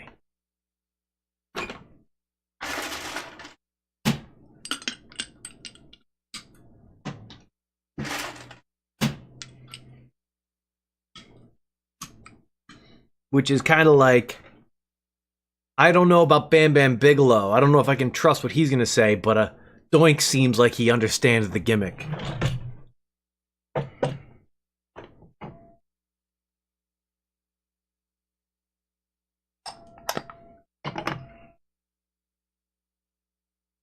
That's my wrestling stuff.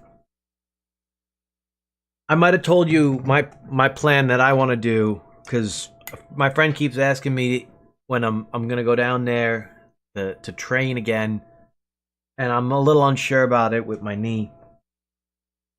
But I told him, like, the problem is that I'm a creative guy and I know what I'd want to do. I'd want to go in and be like, I'm undefeated over the last 15 years, and I'm the best wrestler, and I'm not only gonna win, I'm gonna make you tap out by tickle. And then I get my ass kicked. And that happens for about a year, where instead of being undefeated, like, I have one loss over the last 15 years. Then it's like, I have two losses. Like, I was once undefeated for 15 years. And then at the end, win a battle royal. The moment that I embrace losing, I'm like, fine, you know what? I'm a loser. I'm gonna go out there. I'll go out there to battle royal, and I'm gonna lose again because I'm a loser. And then someone throws me through the middle rope, and then the two of them eliminate each other, and I win the match. and I go back in and I argue that no, I didn't win. No, I just got accepted. No, please, you can't make me win. No. I finally got a thing. I finally.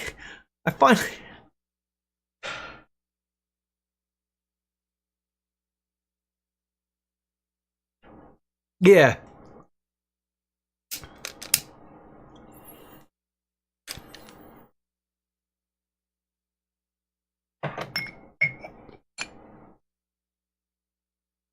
And that sends me into a feud with the guy who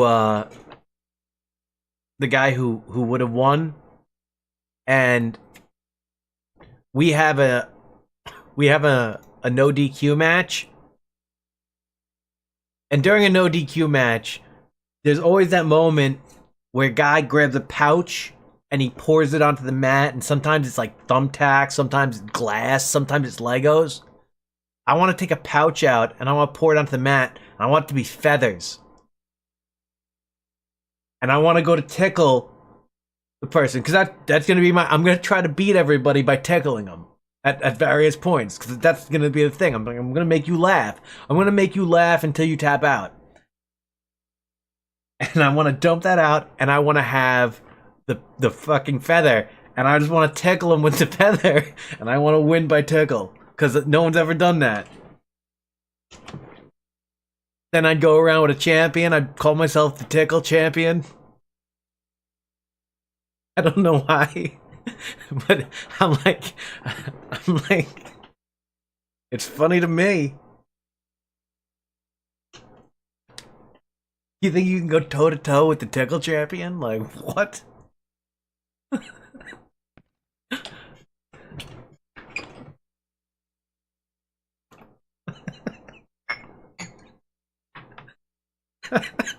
It's just like, it's too good. It's too good not to be in wrestling. Like, I don't even think I should be wrestling, but the gimmick is too good to let die.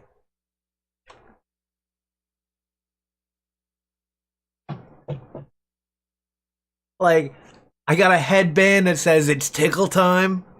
Like,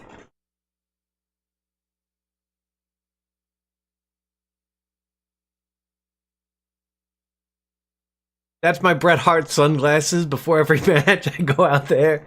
I find some adult, like a grandfather, and I put the headband on him, like the exact opposite of Bret Hart. Like, Bret Hart went for the kids. I'm going for the grandpas. I want to put a headband on your grandpa. Like, get a nice picture of me and Grandpa. He's got his headband on that says it's tickle time. Like, that's just good wrestling.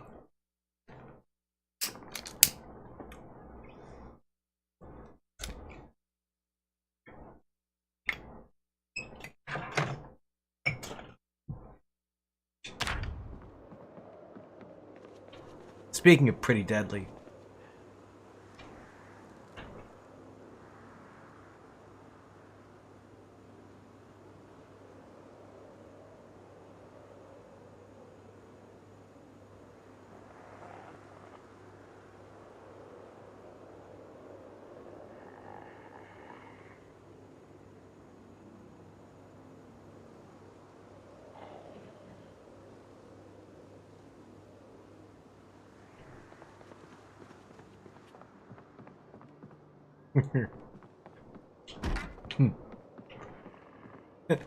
It's a tickle me Elmo. It's a tickle me Elmo.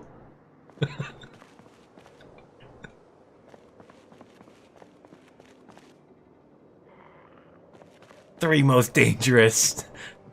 most dangerous syllables in wrestling. Tickle.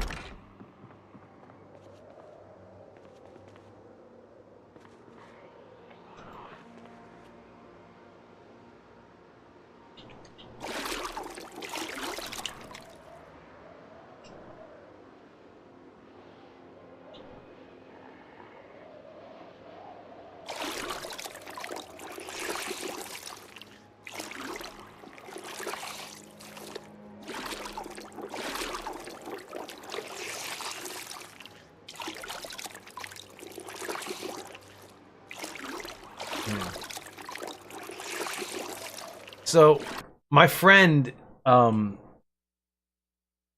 I edited his promo stuff. You might have seen it. And he's an Italian guy. He does matches with some of the FBI, and he's a really nice guy. But he's kind of a hard character. Like he plays like a mafia grunt type. And he's the guy who I'd want to feud with. I'm like, I'm gonna make you. Yeah, he is. He actually did a dumpster match with Little Guido and another guy together.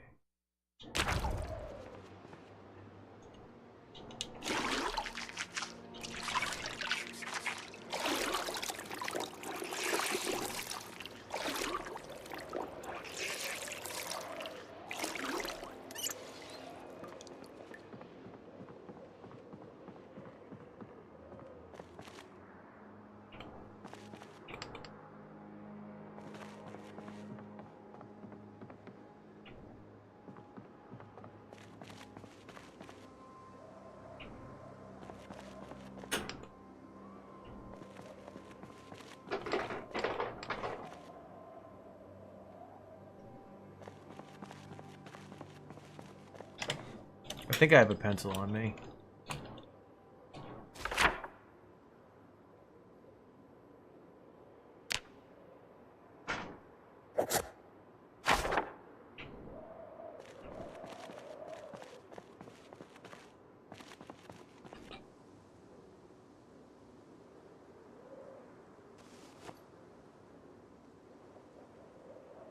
I'll put all this. So I'm not hurting myself.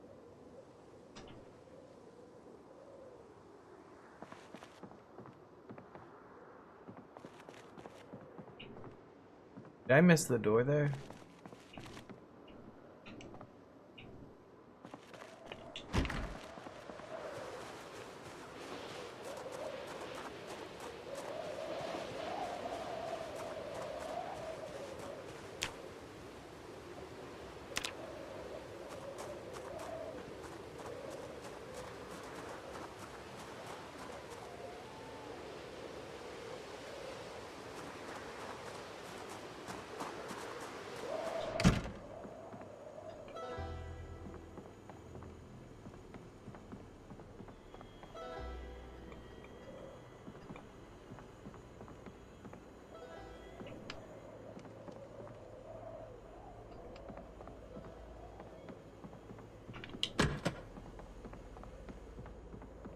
Agriculture 1.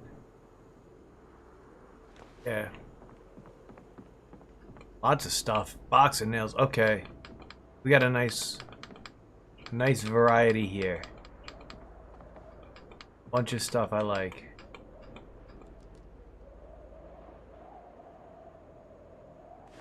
I'm not gonna worry about picking it up right now. Instead, I'm gonna guard the back here. More. Wow.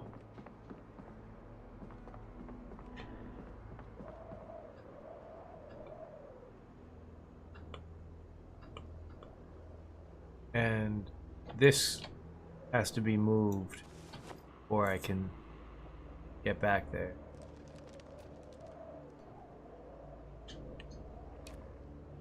Tab.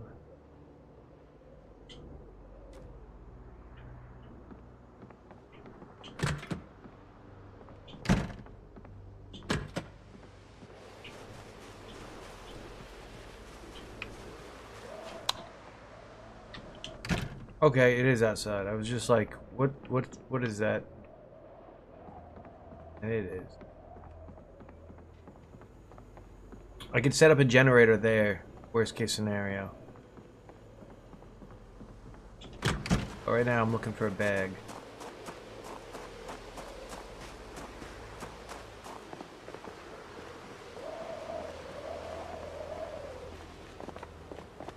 Nope. I want to do it. I'm gonna read Agriculture 1.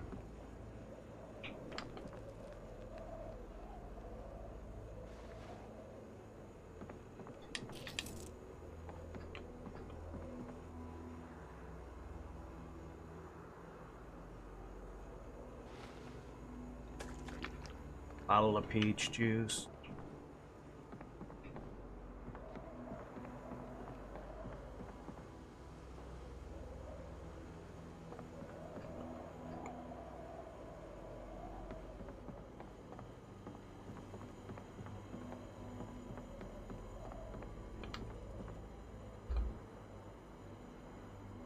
That hot dog is fucking going.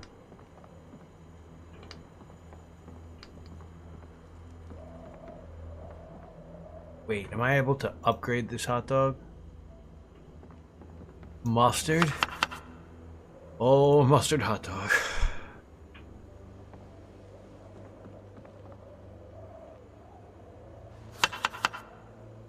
Mustard marinara hot dog. We're in the game. Barbecue sauce? Can I put barbecue sauce on that too? Or is that just cheese? Fresh cheese. Cheese hot dog.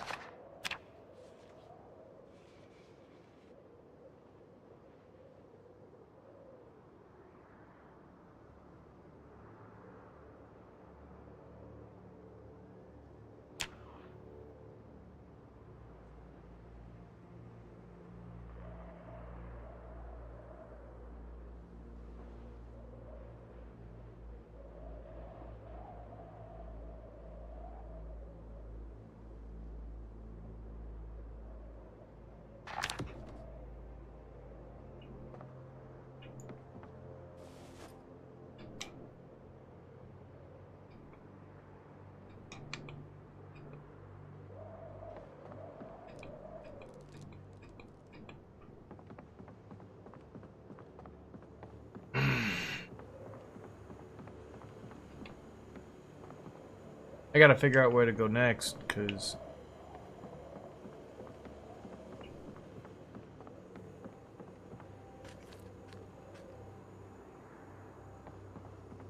right now it's still a little dark to get out there. Well, I want to condense stuff. I don't have a bag. Not having a bag is terrible. Wait, was this a TV?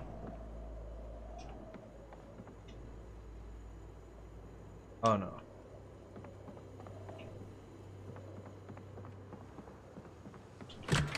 Okay.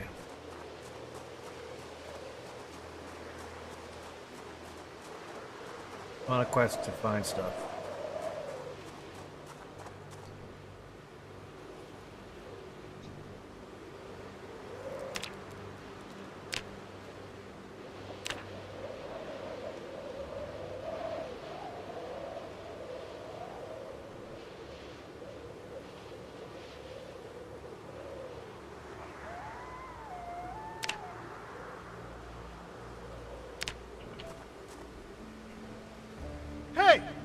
That's where it is.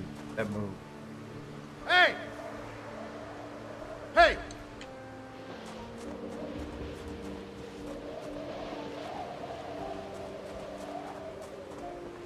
Hey! This ambitions menu has gotta fucking go.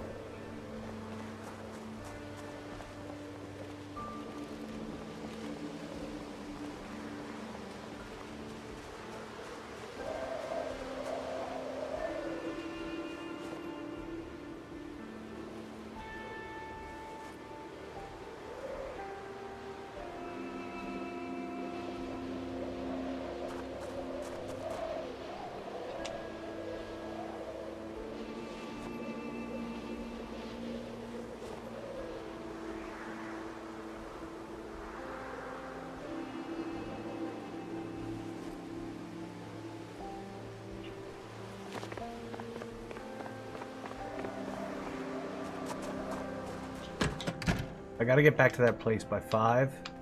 I figure if I have this.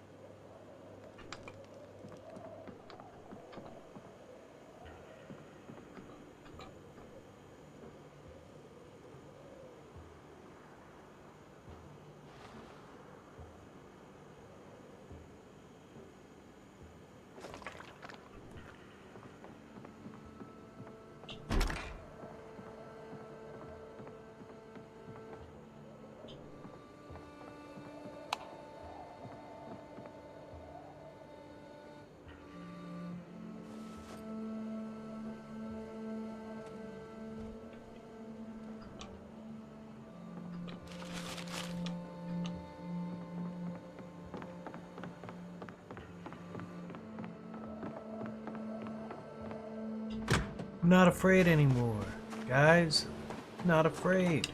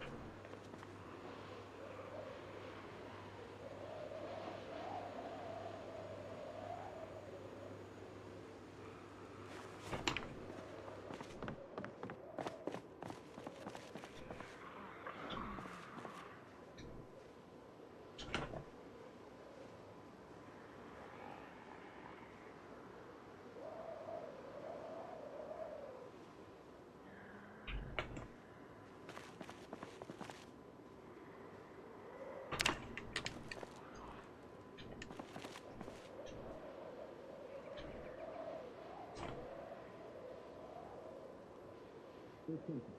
15 minutes to our ship time, split evenly between the global initiative and anything else we wanted to add. But as you'll see now in the still unedited interview, that's not how it turned out. Mr. President, welcome to Fox News Sunday. In a recent issue of the New Yorker, you say, quote, in 65, an interview with former President Trump. This week, he hosted his second annual Global Initiative Forum in New York. More than $7 billion is spent to tackle some of the worst problems in developing countries, such as poverty, disease, and climate change. As part of the conference, Mr.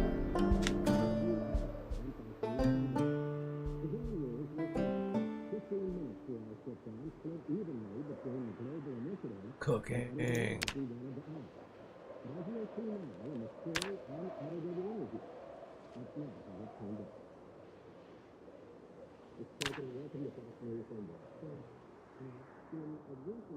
There's a shed back there.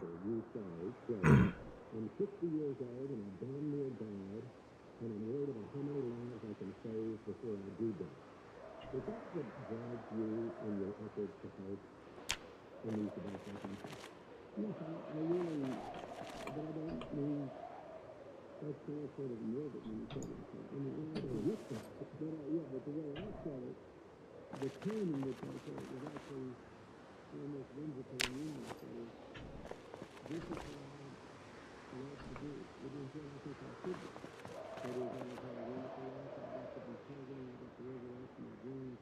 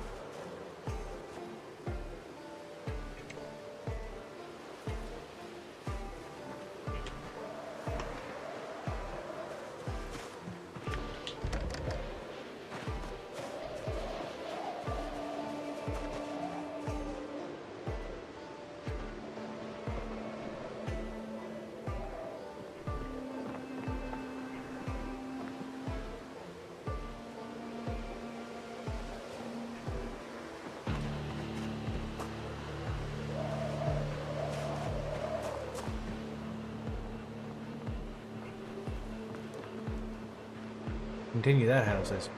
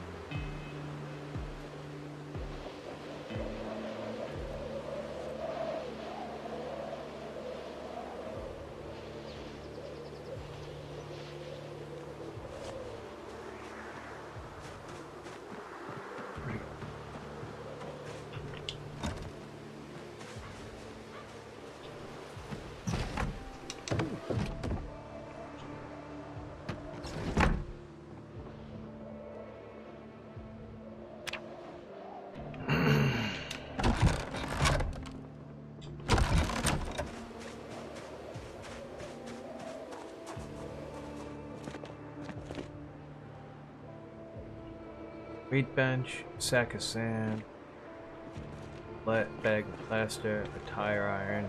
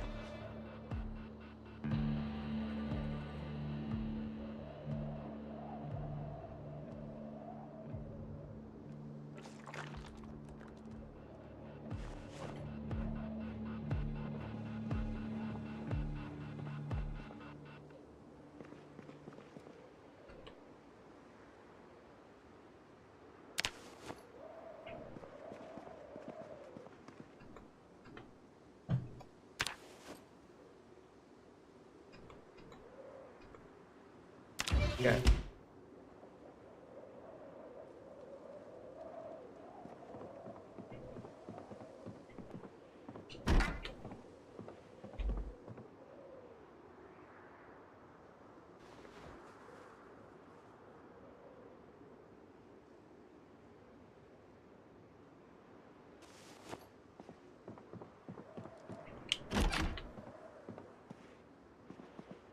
Vehicle key.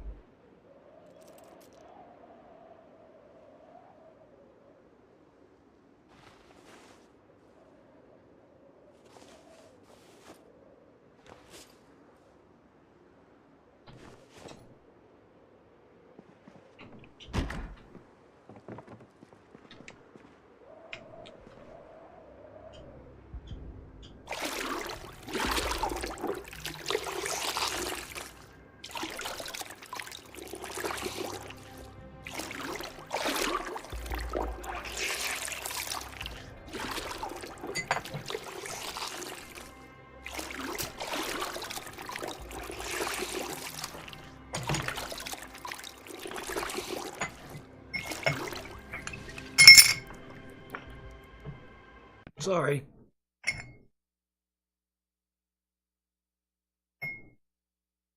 One moment, I gotta stop.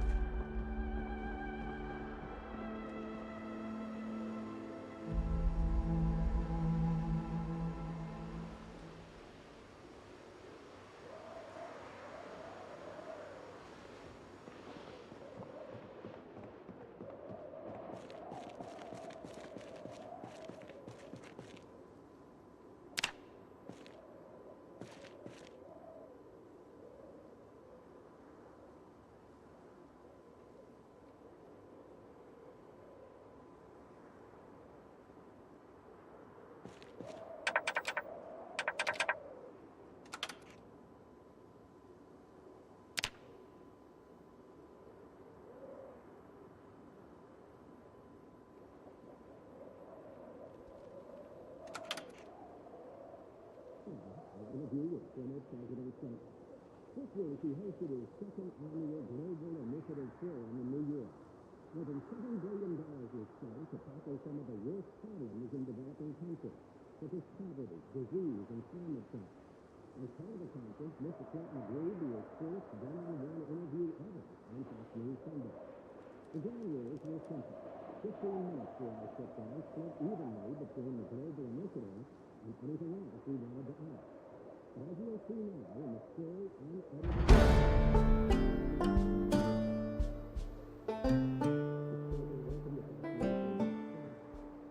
In a recent issue of the New Yorker, you fellows wrote, "I'm 60 years old and I'm damn near died, and I'm worried about how many lives I can save before I do die." Is that what drives you in your efforts to both in these developing countries? Yes, I really, but I don't...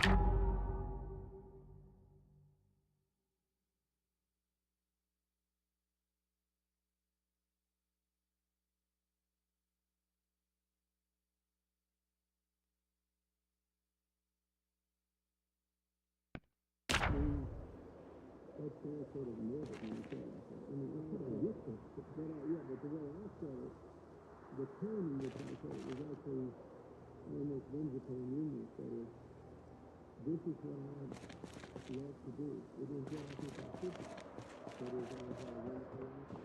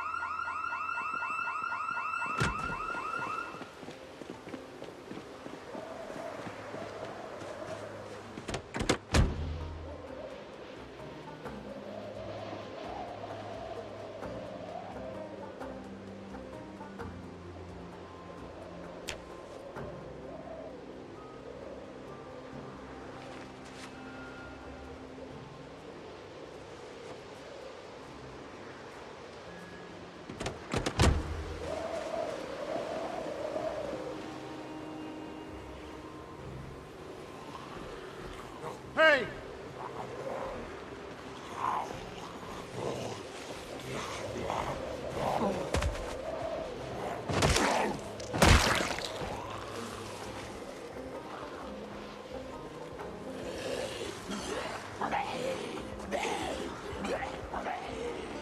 Hey!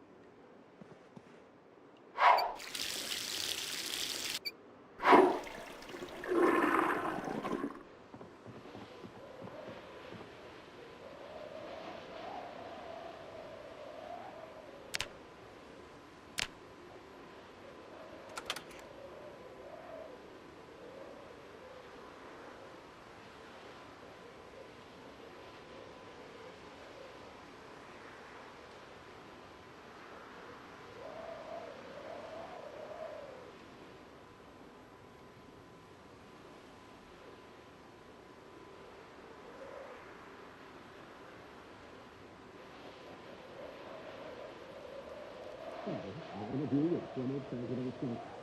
This week he hosted his second annual Global Initiative Forum in New York. More than $7 billion was spent to tackle some of the worst problems in developing countries, such as poverty, disease, and climate change.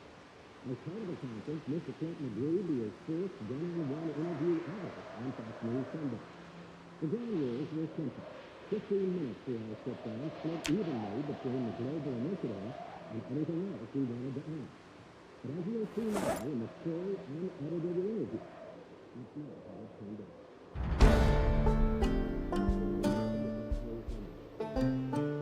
In a recent issue of the New Yorker, you say, quote, I'm 60 years old and I'm damn near died, and I'm worried about how many lives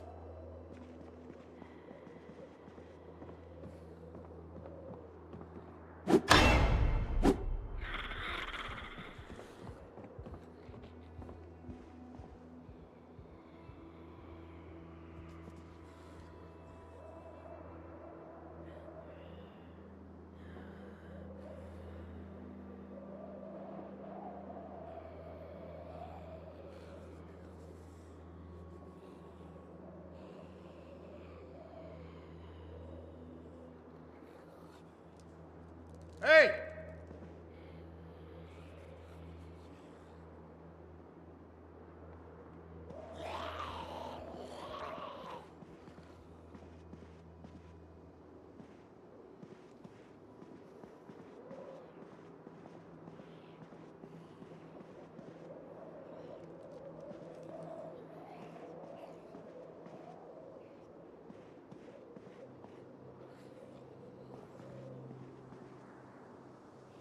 Hey!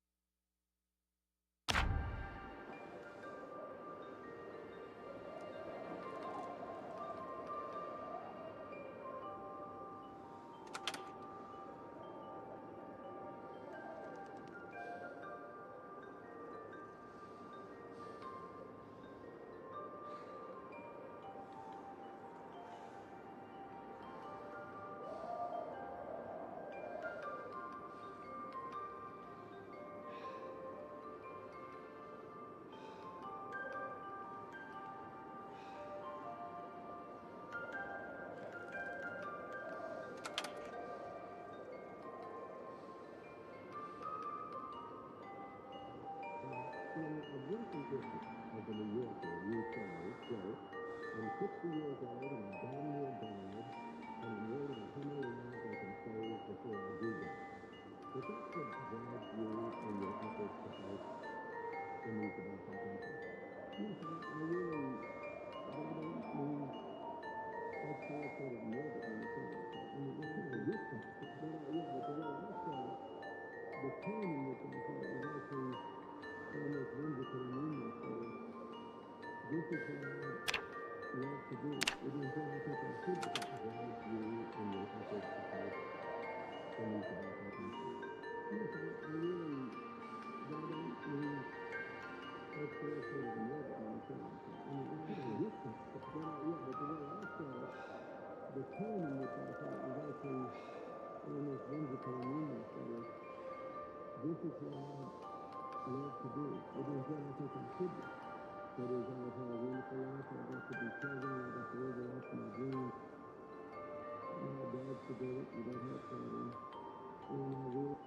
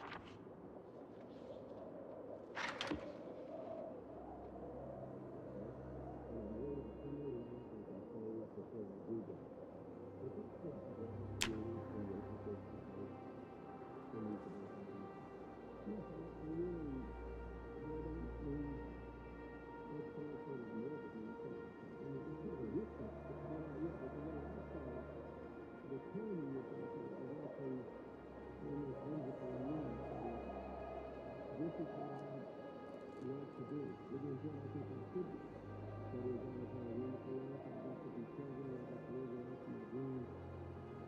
I got jobs to do. I got help for them. And I really think I should, I think I'd owe it to my fellow customers and people throughout the world to spend time serving life, helping people see the future.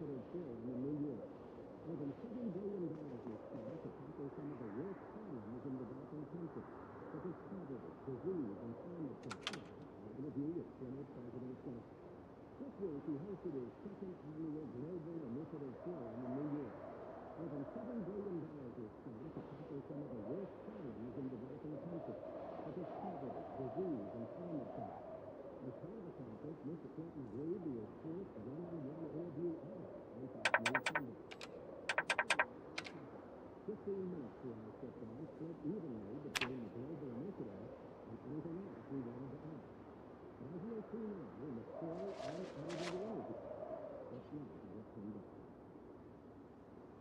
It's taken welcome to Factory Ending.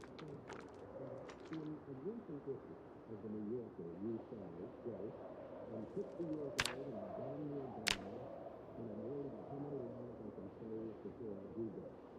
If that should drive you in your efforts to help in these developments, yes, I really, but I don't mean that's sort of morbid when you say that. I mean, it's sort of risk factor. Yeah, but what I say, the tone in which I said it was actually almost whimsical and humorous. This is what I love to do. It is what I think I should do. That is, I have had a wonderful life. I got to be president. I got to live the life of my dreams. You know, dodged a bullet. You don't have fighting. And I really think I ultimately follow countrymen and people throughout the world who sometimes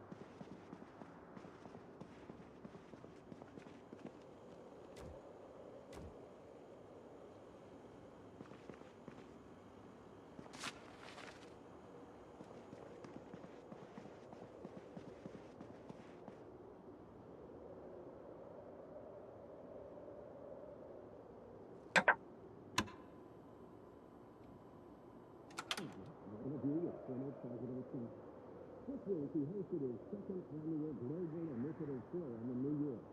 More than $7 billion was spent to tackle some of the worst problems in developing countries, such as poverty, disease, and climate change. As part of the conference, Mr. Clinton agreed to his first one-on-one interview ever on Fox News Sunday. The ground rules were simple. 15 minutes for our sit-down, split evenly between the global initiative and anything else we wanted to add. But as you'll see now in the full, unedited interview, that's not how it turned out. Mr. President, welcome to Fox News Sunday. In a recent issue of the New Yorker,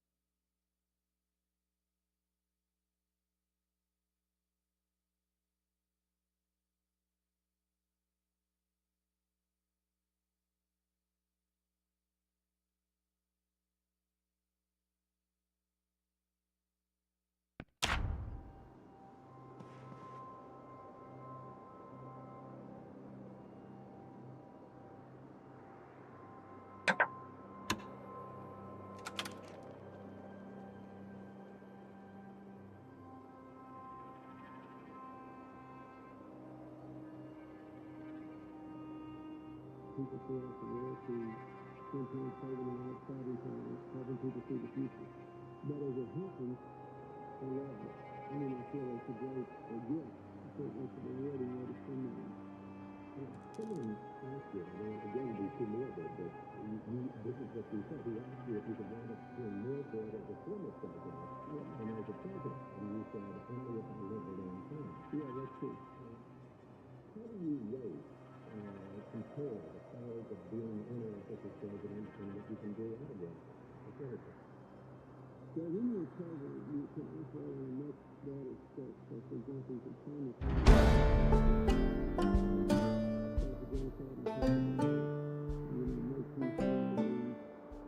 pass a budget that gives millions of kids a chance to have after-school programs and has a huge increase.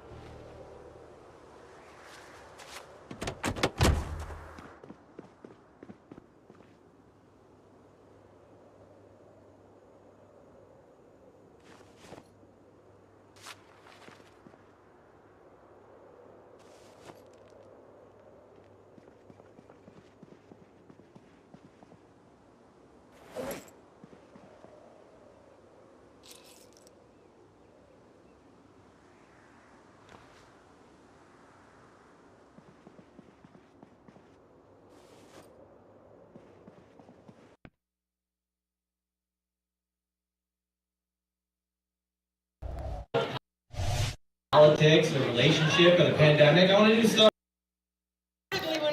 This is good, Will. Oh, this is gonna be great. This is gonna be great. I hope so. You have 39 minutes of recording available. No, I'm not gonna take 39 minutes. Okay. Oh, goody. Microphone by my face, so I don't gotta move my head. Let's give it up one more time for Will Wagner! Whatever the fuck he's about to do. Oh, is the guitar going through there? I'm not a guitar. This is Will's resume. Okay. Tonight, I'm sticking to the script to show you I can be a professional. How professional? I'm going to start out with my resume, showing that I can be both a main singer and a backup singer. But if I wasn't, I'd talk to you about the 1994 movie Speed. But I can't, because I'm a professional. So stop bugging me about it. Oh, I can't. I get to put a sweatshirt on. Oh, if you want more resumes, they're right there. I hit them. There's physical copies of Will's resume. Sorry, I'm going to have to get rid of my Macho Man shirt. Yep. Is there a Macho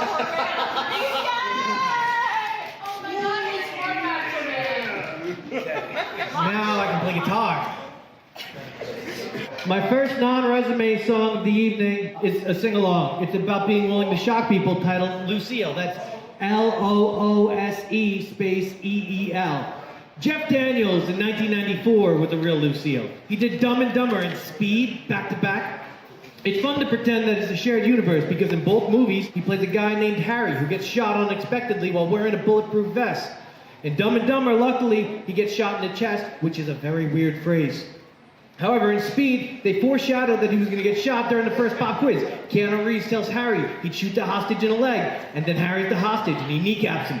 And much like everything else Jeff Daniels does, it's hilarious. And you know how much I like leg-based material.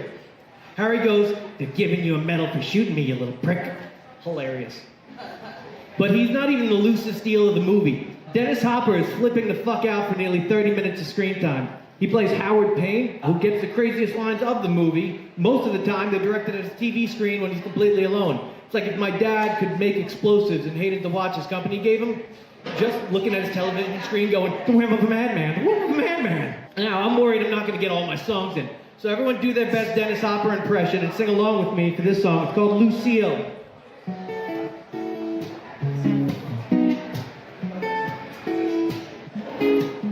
Lucille, electrocute. Lucille, you were meant to move the microphone. Oh, the lyrics are in there. If you scan it, you get to read all the lyrics. You can sing along if you know the verses and have the quick words. I'm going to put my volume up on the guitar more. Is that better? As much as you can. I think that might be the max. Okay, guys, we figured it out. It was me. Lucille, electrocute. Lucille, you were meant to electrocute and leave. And leave. I used to walk up the river with the dogfish box and the shiver to my liver to deliver a spark. Tried to give in to the rhythm. No rhythm is a fallacy with the momentum. I can never seem to stop and listen to the words of sages when I know I need to learn how to keep hold of my breath. If I'm gonna try to ride away, should I know better? Is it better to go or to know that I'm right? Yo, I used to think that it was gangster to have a little now and later hit escape. Irish eggs and burn a cat, don't wait up to hear the bad words that the man lives in cursive. Sad ones pulling up scattered verses with anger and cursing. Grab songs from the claw of a crab man who been found creating scars underneath. Even side we stalk, we lock, we throw out punchlines into the middle of a bad joke. Not mocking or evil, but shocking hollow. And honestly, I think maybe I should keep hold of my breath. But what if getting it off my chest? Cause I know better means putting wool on my head. If you're just vomiting on me. Oh, Lucille, electrocute. Lucille, you were meant to electrocute. Lucille, electrocute. Lucille, you were meant to electrocute.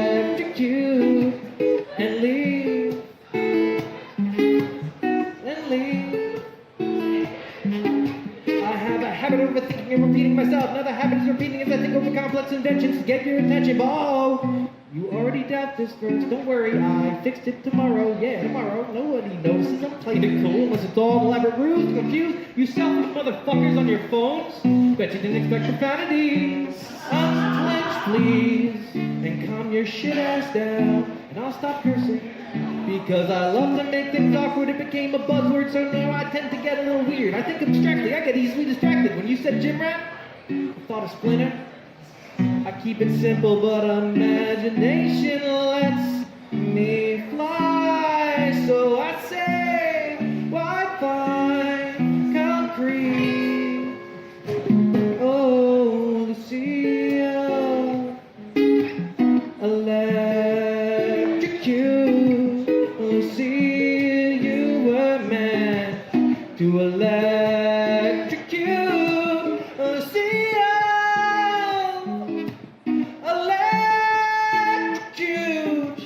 Lucille, you were meant to electrocute and leave. Now my second non-resume song of the evening is about young love. Thank you. You might have heard it played at Shakedown approximately 40 days ago. You can check, I did the math. The song is about young love, and it reminded me of a quote from the movie Speed. You might remember Speed. Well, in Speed, Jack says this exact quote to his bus driver. If you slow down, it'll blow. If anyone tries to get off, it'll explode. Which really spoke to my experience with young love. If you don't know what I'm talking about, I'll use a quote from the movie Speed, said by Jack's best friend Harry about an elevator getting detonated. He's early, son of a bitch is early. Now, if that's still not directed enough, I have a quote from the movie Speed. It works really well for this. It's said by Annie when she wants to get out of an awkward conversation. I got gum on my seat, gum. But for me, 2 of those G's were C's, as in I ruined that couch cushion. Anyways, this is a song about young love called Love in the Basement. It's a song about consequences that come from the decision to date me. Now, I can do that, or I can go back to talking about the movie Speed. I want to keep both those on the table. Okay, we're going to go with the music? Okay, that makes sense.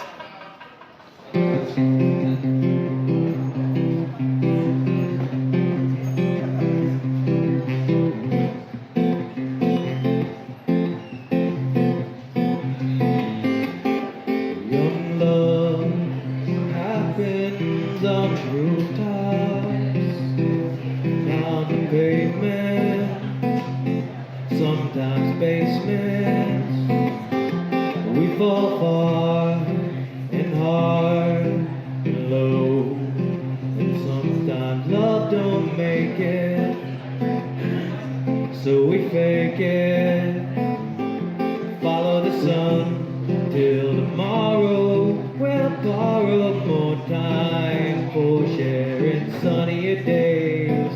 Get it, get it. Seeing the world through the window from a basement in a spaceman for video games.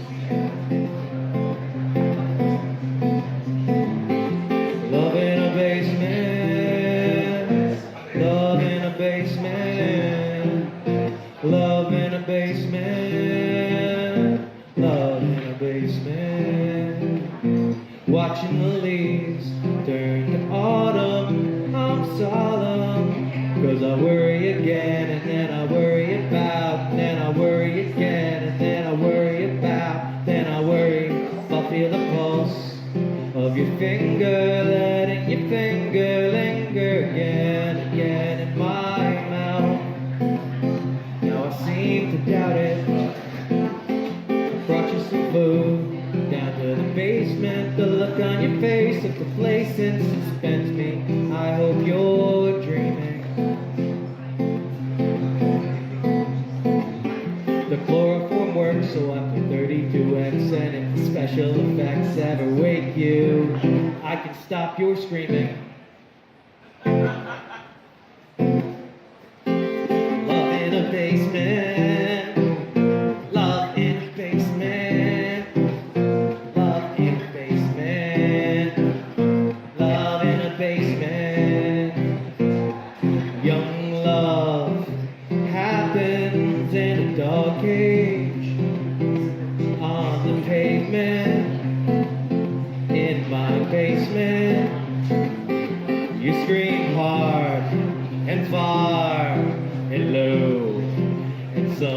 thumbs don't make it. When I break it, you still have one left. Till tomorrow, we'll borrow more time for sharing thummier days. Get it?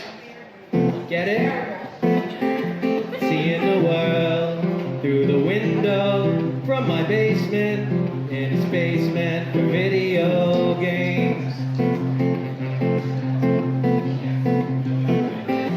Love in a basement, love in a basement, love in a basement, love in a basement. Watching the fuzz start to dawdle, I'm solemn because I worry again, and then I worry about, then I worry again, and then I worry about, then I worry if I feel the pulse of your finger, letting your finger linger again, again in my mouth. What comes out? Oh, yeah, I got your food. Down to the basement, the look on your face of complacence suspends me, cause I know you're scheming. Your other fingers are next, so I play 32x, and if I suspect you haven't learned your lesson yet, I will not give them back. Love in a basement, love in a basement, love in a basement, love in a basement.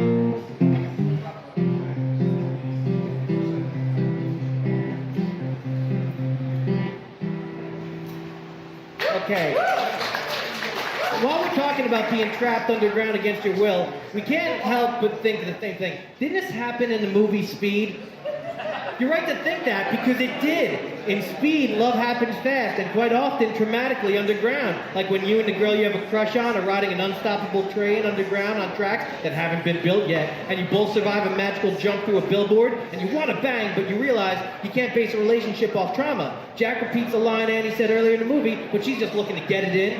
Jack's like, I have to warn you, I heard relationship based on intense experiences never work. And Annie's like, okay, we'll have to base it on sex then. It's 1994 Keanu Reeves. You just happened to land on Keanu Reeves in that brief 40-year window he's been fuckable. Anyways, the relationship was over by the time we got to Speed 2 Cruise Control. And the fallout of the relationship was so bad that her character gives up on land vehicles entirely. The takeaway should be that you can't base a relationship off of one thing. You need at least three things. Sex, Taco Bell, and bad movies. Don't believe me? Well, in the 1993 movie Demolition Man, Sandra Bullock was incredible at sex, virtually, loved Taco Bell, and watched Jackie Chan movies. I bet she's still banging out John Spartan to this day. Anyways, the next song is about a relationship that ended because of my suggestion that we watch the movie Drumline. You don't understand. I'm really good in bed at Taco Bell. We both were. But either you accept me for my love of Nick Cannon's Drumline, or accept that I'm going to be watching it without you with my pants off. Why are my pants off? Because my pants are always off when I eat Taco Bell in bed. I can't stain my bare legs with sauce, only make them more delicious. Honest question, what has anyone ever cleaned up with a Taco Bell napkin? It's more of a sauce squeegee than a napkin. It's easier to get a stain out of the napkin than it is your clothes. Anyways, this song is a sing-along. I'm in Love featuring Drumline, full title. There are two things to remember. For the intro and the verse, it's going to be the same exact thing. It goes... And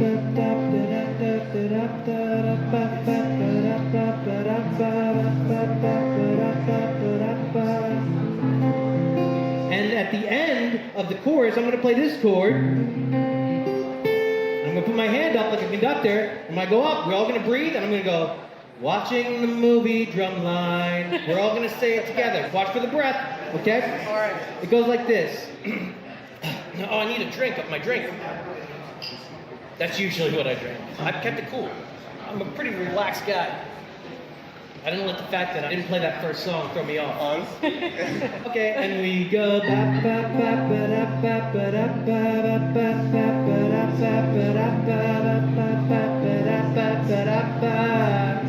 we sing it for the verse too.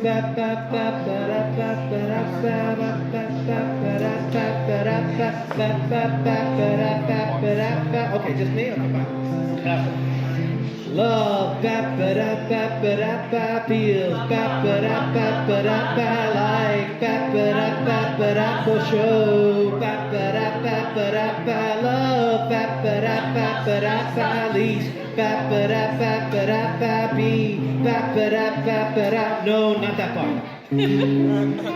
Line, ba-ba-da-ba-ba-da-ba, need, ba-ba-da-ba-ba-da-ba, speak, ba-ba-da-ba-ba-da, bold, ba-ba-da-ba-ba-da-ba, sign, ba-ba-da-ba-ba-da-ba, we, ba-ba-da-ba-ba-da-ba, see, ba-ba-da-ba-ba-da, road.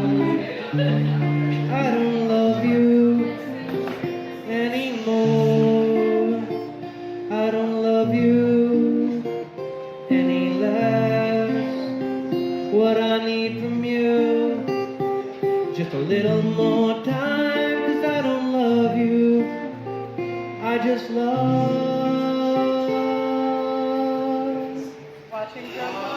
watching the movie Drumline.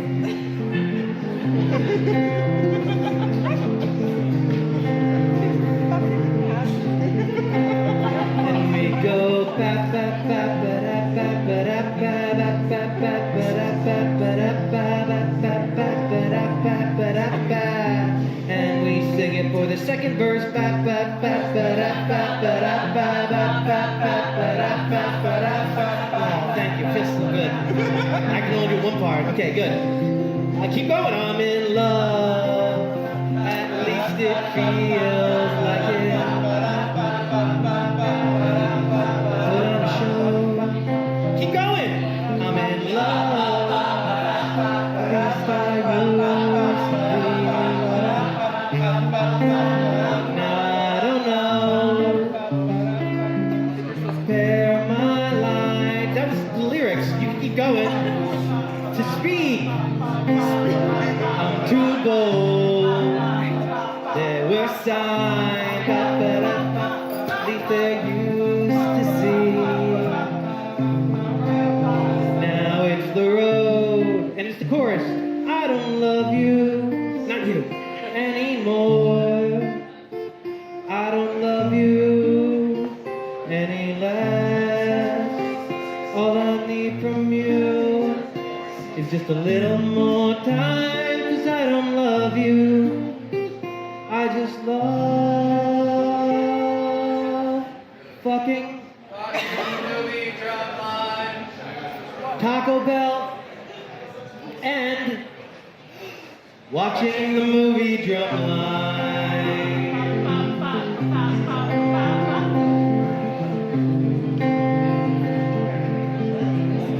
And eating Taco Bell new ba ba ba ba da ba ba da ba ba ba ba ba da ba ba da ba ba ba ba ba da ba ba da ba.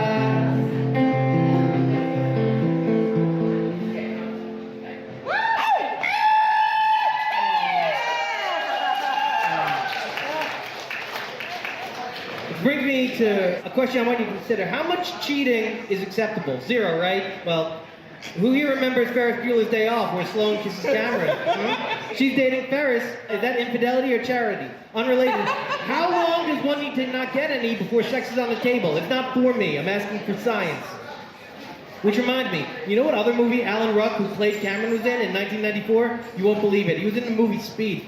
He plays Stevens, the guy forced to relay messages via walkie-talkie to Harry and Jack's boss. They have this memorable exchange. Book me. Oh, darn.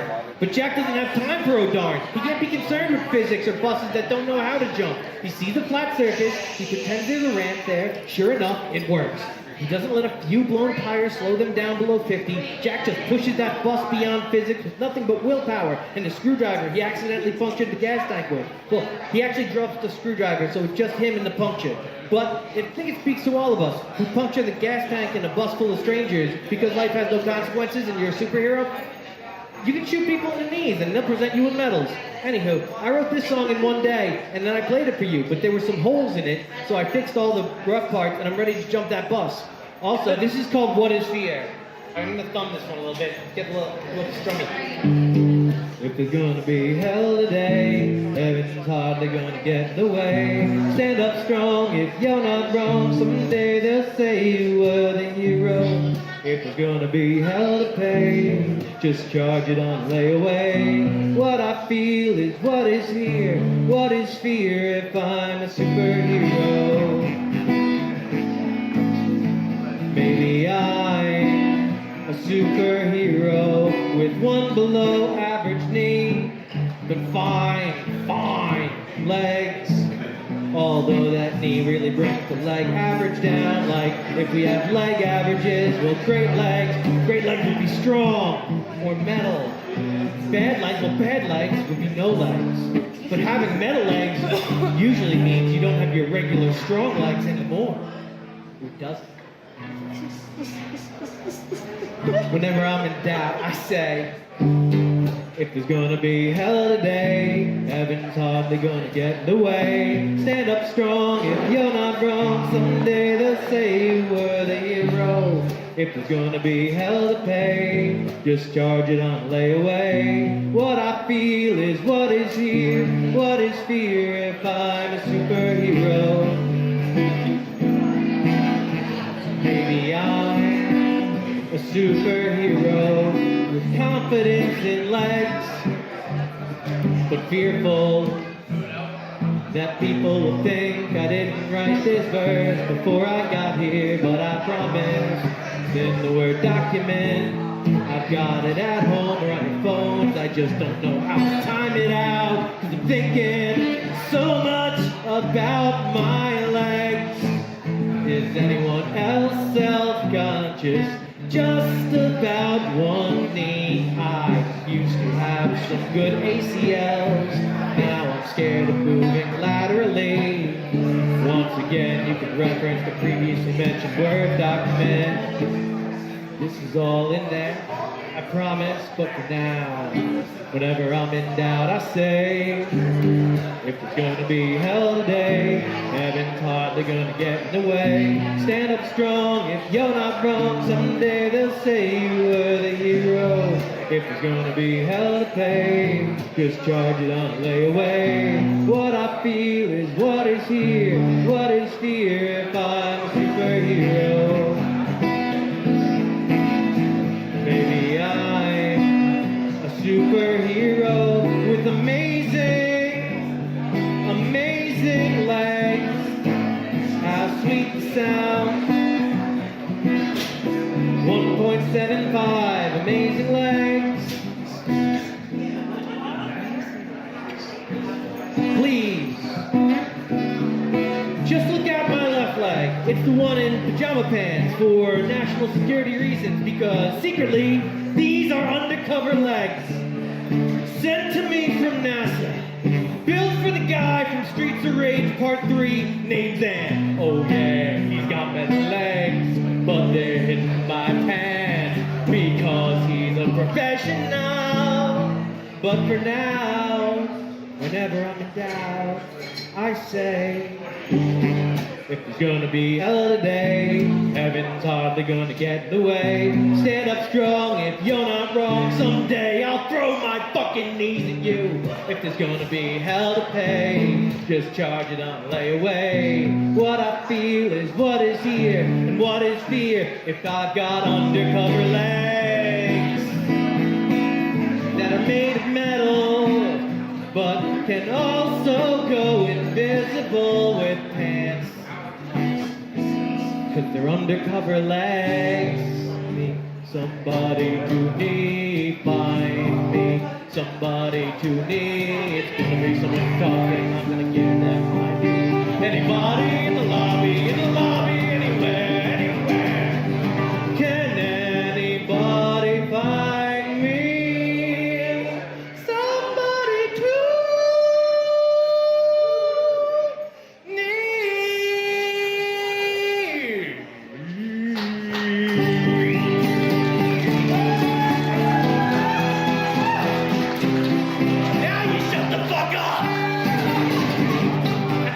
perfect timing. Now stick around for the next song. There's jokes in between.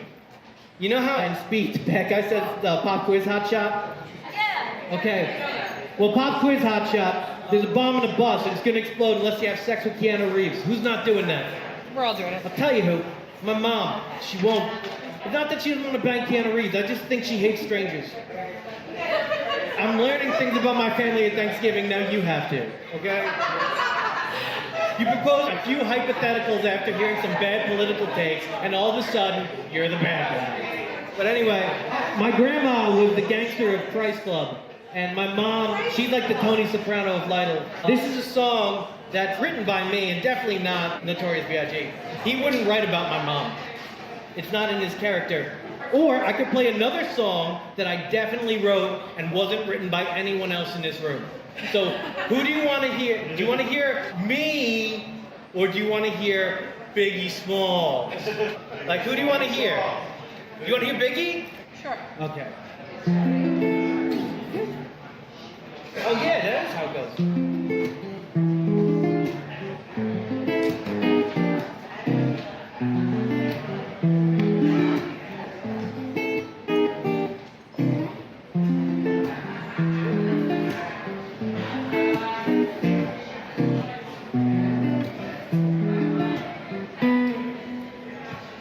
To all the ladies in the place, with a brand new face who like things laced to line up all the pictures. We trust wholeheartedly when Will gets on this stage. Make sure it's on me. He almost never disappoints. So let's give it up for Will Wagner, music, comedy, who knows? Woo! All of it. What can I get for you, Will? My drink and a chair. What? Anytime. I just got one guitar today, just one mic. And no Keeping it sweat. simple. We love it simple. Which drink is you? With the strut? Oh, this one? Yeah, that's it. Josh, sign me up. Oh, gosh. What if you get like hopper chicken casserole? I thought it was a Red Bull hot coke. No. Now, you want me? I'm gonna try to take some of my Well, me.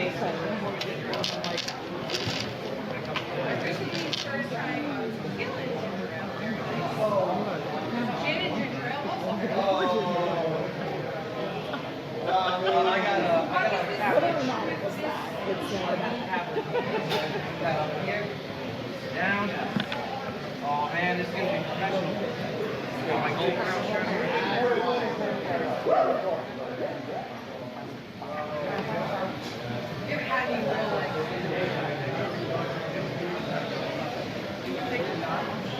No, you're good.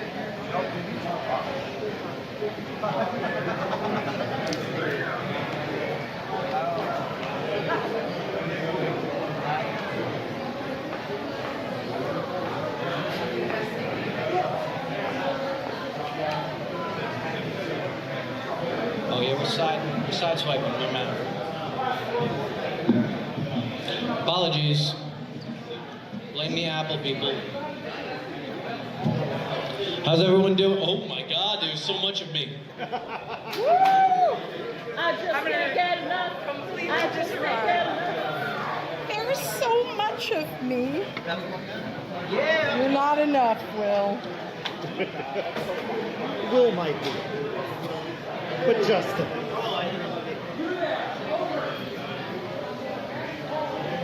The guitar case looks empty without any Fraggles in it. Yeah, what the fuck?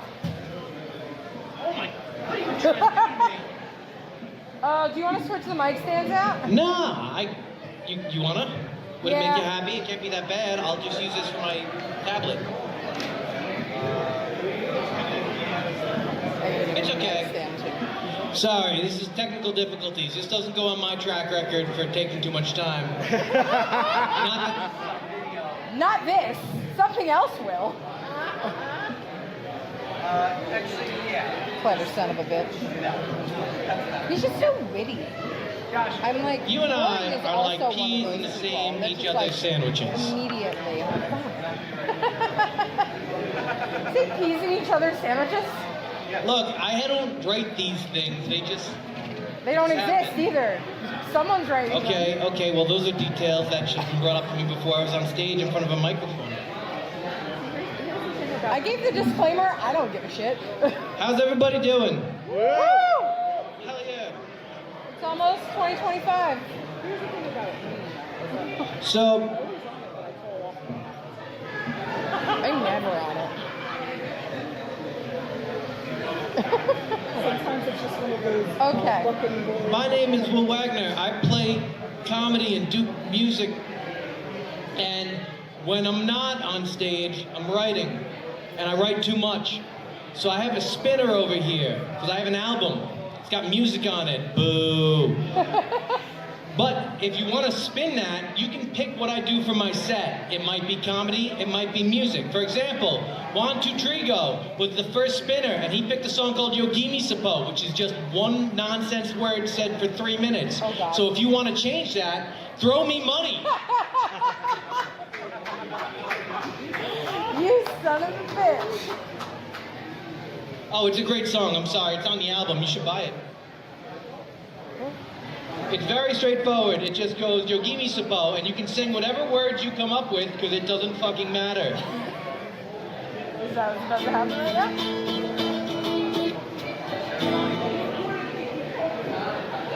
My volume is up. Are you sure?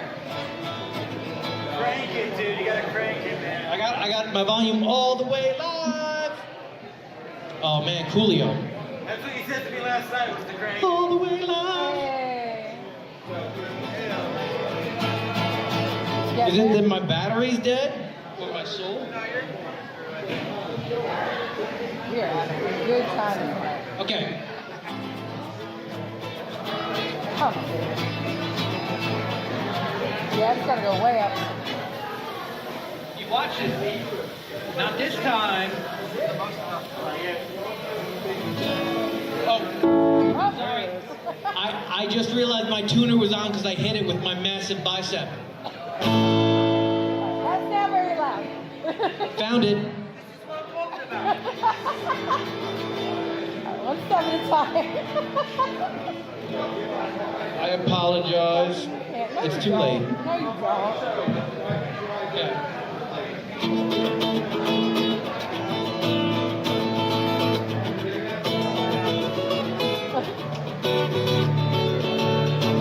There it is.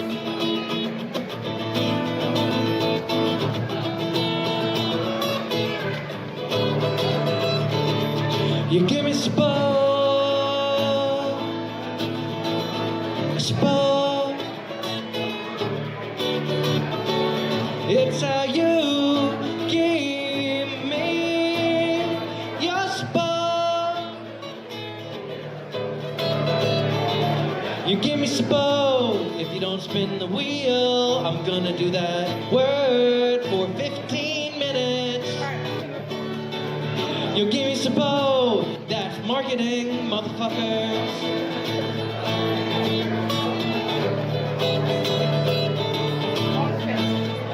Give me your support.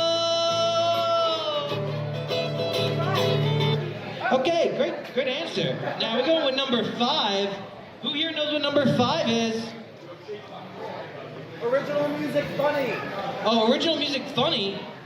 Okay, I got that one Yes, or covered. did you know? Oh, just, So guessing. that's number 2. Busted. So is that I'm in Love?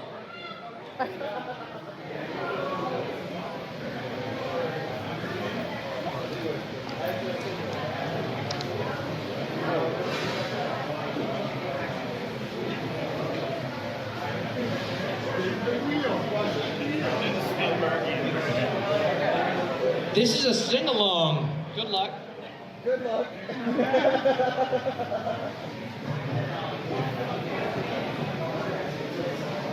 It's a finger picky song, so you'll enjoy that, I hope. I hope it's Capo 1. Maybe not. So Josh, I might need you on this one. Yeah, I know. This is a song called I'm in Love. It's about how a relationship of mine ended because I love the movie Drumline. The sing-along goes like this. It goes...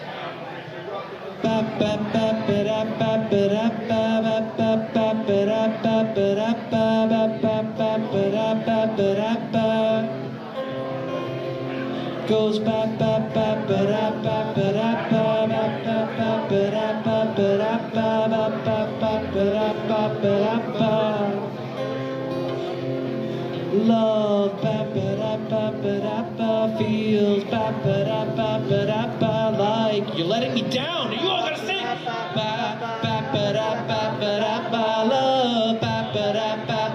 Love leaves be no lines need speak no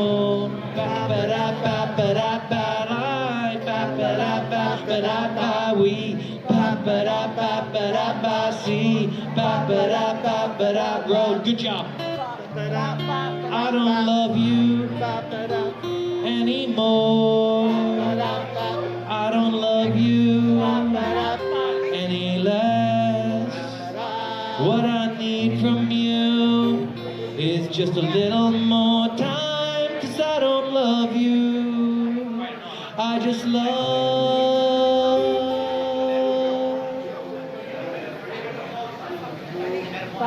watching the movie Drumline. Thank you. Sounds like angels. And you sing it for the verse too. Hell yeah! Ba ba da ba, spin that shit. Ba ba ba ba da ba, spin that shit. Ba ba ba ba da ba, spin that shit. Okay, I'm gonna do the real verse. Okay, look, I'm in love. At least it feels like it. I put on a show. I'm in love. At least I used to be. Now I'm too old. Oh, I'm sorry. I gotta stop this song. We got an emergency. Okay.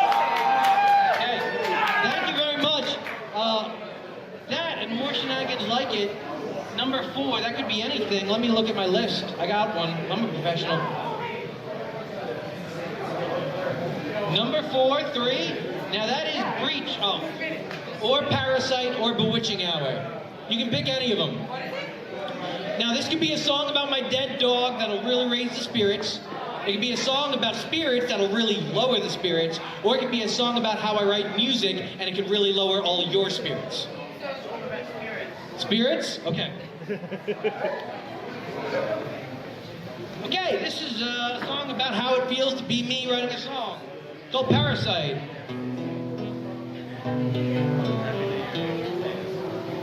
Happy New Year, my dear friends. Happy New Year, Peter.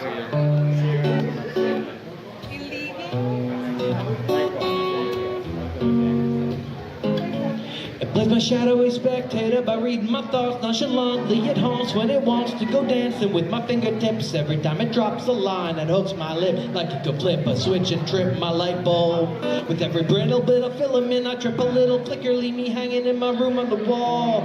Becking, calling, crawling underneath loose skin to make me sing with the sugary sweetness. Another tune I can't complete. I change each word, try to define an attraction to finding a line, stepping over, reacting by repeating the phrases till repeating them is making me crazy. Screaming volume, I don't sleep. Like a parasite underneath my skin. Promise I'll never let you in. Parasite, won't you bite down now? And wouldn't you hate to evolve? Wouldn't you hate to evolve? A little terrified, won't you bite down now? Just to chew me out. Get better as the months go. Juan Rodrigo, thank you very much. Woo! You see, he's got a